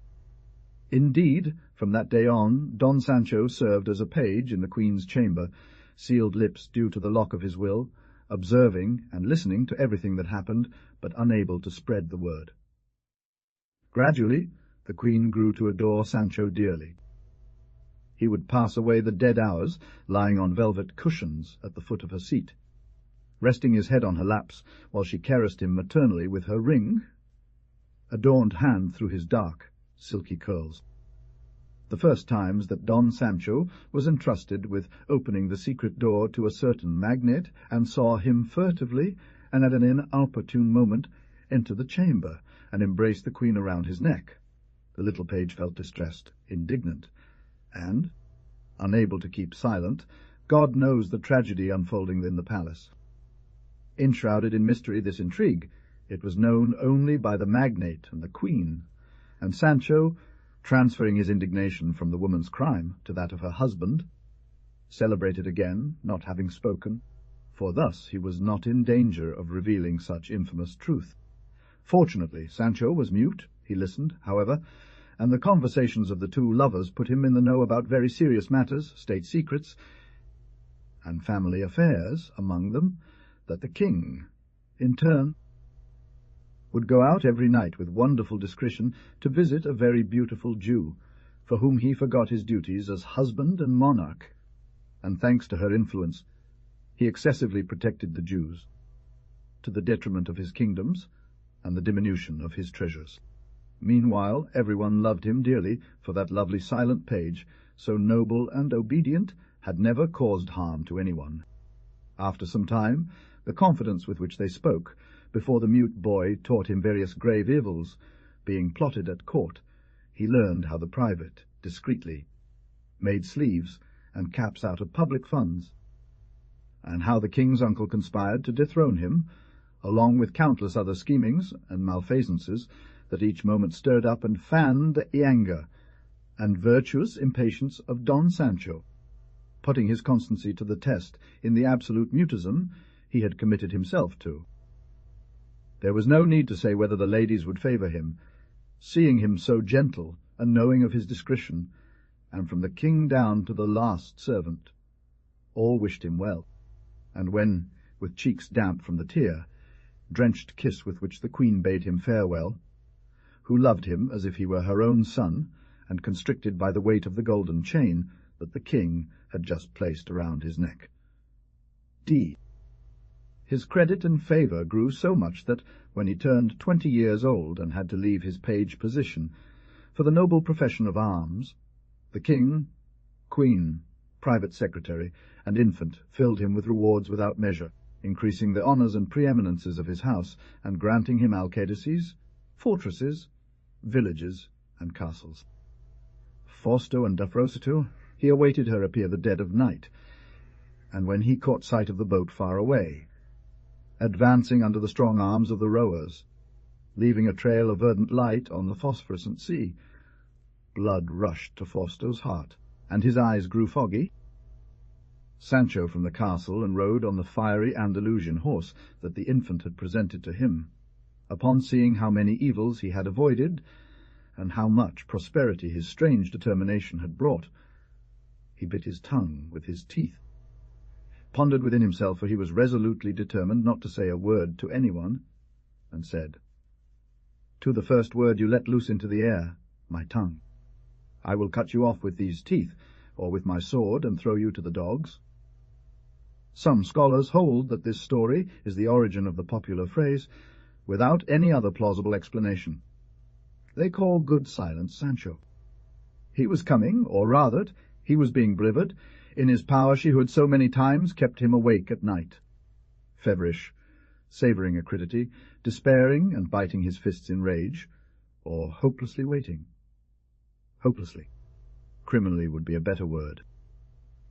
She who reclined on the prow, wrapped in white veils, in a pensive pose, had driven Faust to betrayal and espionage like a freedman, staining the honour of his consular lineage black. For her he had whispered the fatal counsel into the ear of the Emperor Apostate, and on more than one occasion, under the dim light of the triple cubit lamp, the shadows of the curtain drew before Faust's terrified eyes the pale figure of an illustrious man marked on his brow with the iron that stigmatizes criminals. But at that moment the rhythmic chopping of the oars drove away remorse and anguish, and from the depths of the water the voice of happiness's sirens rose like a hymn. Faust hurried down to the pier, took hold of the cedar stool from the hands of the slaves, and presented it to Dafrosa, who immediately, without hesitation, leapt onto the pointed stones. In response to his greeting, the exclamation "Ave," that Faust uttered in a trembling voice, she replied with a sad smile. They set off towards the village, but Faust dared not offer his forearm for Dafrosa to lean on. He made Faust observe Dafrosa, who, breaking one of the breads, took it to her lips, not without first making the sign of the cross. They were left alone with Faust and the much-desired one. However, a slight gasp from the matron indicated that assistance would have been welcome. On the villa's terrace, illuminated by fixed torches on the wall, a refreshing welcome drink was laid out: milk, fruits, flour bread, cooked fish, the simple fare that a Christian enjoys. "Faust," she said with quiet melancholy, "who would have told us we would meet again like this?" Stars flickered in the turquoise sky, and the air swung sips of purple rose essence roses that Emperor Julian had brought from Alexandria to adorn Aphrodite's altar with garlands of them, as their scent was attributed with enchanting properties for captivating hearts. It was Dafrosa who broke the dangerous silence. When I confessed in tears that I couldn't forget you, did I imagine that the Holy Emperor would exile me to live with you? Undecided, Faust wavered between falling at the matron's feet and embracing her knees, or responding didn't know what to say. "You can look at me without fear, Faust," she added. "I am another. The Dafrosa you knew is no longer in this world. After you have looked at me, you will return to your palace in Rome, leaving me alone on this island, where I will make penance." Then Dafrosa drew back the white veil that surrounded the oval of her face, and at the light of the torches Faust was able to see with wonder a face consumed by pain, weary eyes, gaunt cheeks, her hair, modestly gathered with violet woolen ribbons, was no longer that blonde old woman, the golden halo. Dafrosa's hair had turned entirely grey, the grey of clouds, the grey of dry and compacted ashes in the hearth. "I have been justly punished for having loved you, an involuntary affection that I could not tear from myself, no matter what I did. They took my husband away to kill him little by little, and they despised me. I deserved it. Now the wicked deliver me into your hands, perhaps because they believe you are a danger. For Defrosa, danger is no longer an issue. Look at me this way, slowly, carefully examine me. Divine mercy has entirely stripped me of my beauty. Fausto stood motionless, filled with a singular feeling, different from all those who had previously stirred his complicated soul, a soul entangled in the decay of Rome, a friend to the refined philosopher, Emperor Julian.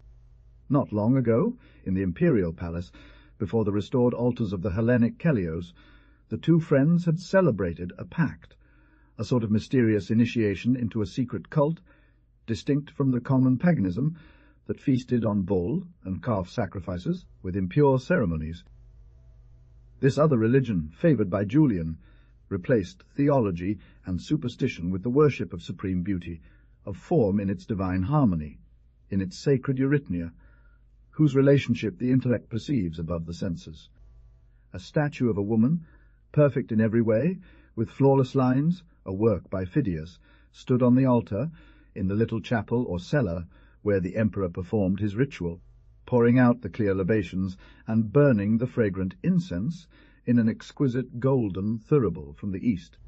And the apostate, taking his friend's hand, compelled him to prostrate himself there, murmuring, "This is the goddess, this one, not the miserable Galileo, who has brought ugliness into the world." Now, Faust, in Defrosa's presence, the woman so desired when Flaviano possessed her, and she lived secluded at the foot of her home, for fear of revealing thoughts in her eyes, noticed a disturbance within himself, an incomprehensible change. The worries, the delusions, the longing for possession, the passionate fever he had endured for so long, fed by beauty which ensnares souls and does not release them until the tome had vanished. The revered form no longer existed, nor did anything derived from it. In the calm sea, the singing sirens had fallen silent. In the turquoise sky, the stars no longer flickered with love. The roses did not yield a single atom of fragrance. The night dew lightly froze their calices, pouring a cold serenity into them. The tenacious bonds of flesh broke within Faust, his blood, once fire, flowed as light through his veins. And as he approached Defrosa, he took her hands and brought them to his forehead, murmuring in a sigh, "Because you have lost your beauty, I love you more. It is natural for you to say so. You, Faust, my brother, are a Christian as well. You will think it's a lie, and yesterday it would have seemed so to me too. But look, I am not deceiving you." Defrosa did not withdraw her palms. This simple touch instilled not such horror in the Christians of those centuries as it does today, perhaps because they were then pure in heart. The palms of Defrosa caressed Faust's bowed head, and leaning close to his ear, she whispered, "I believe you. The chronicle states that Saint Faust suffered martyrdom, and that Saint Defrosa recovered his body at night to prevent it from being devoured by dogs, paying this act of charity with her life." Index pages. Christmas and King's Tales.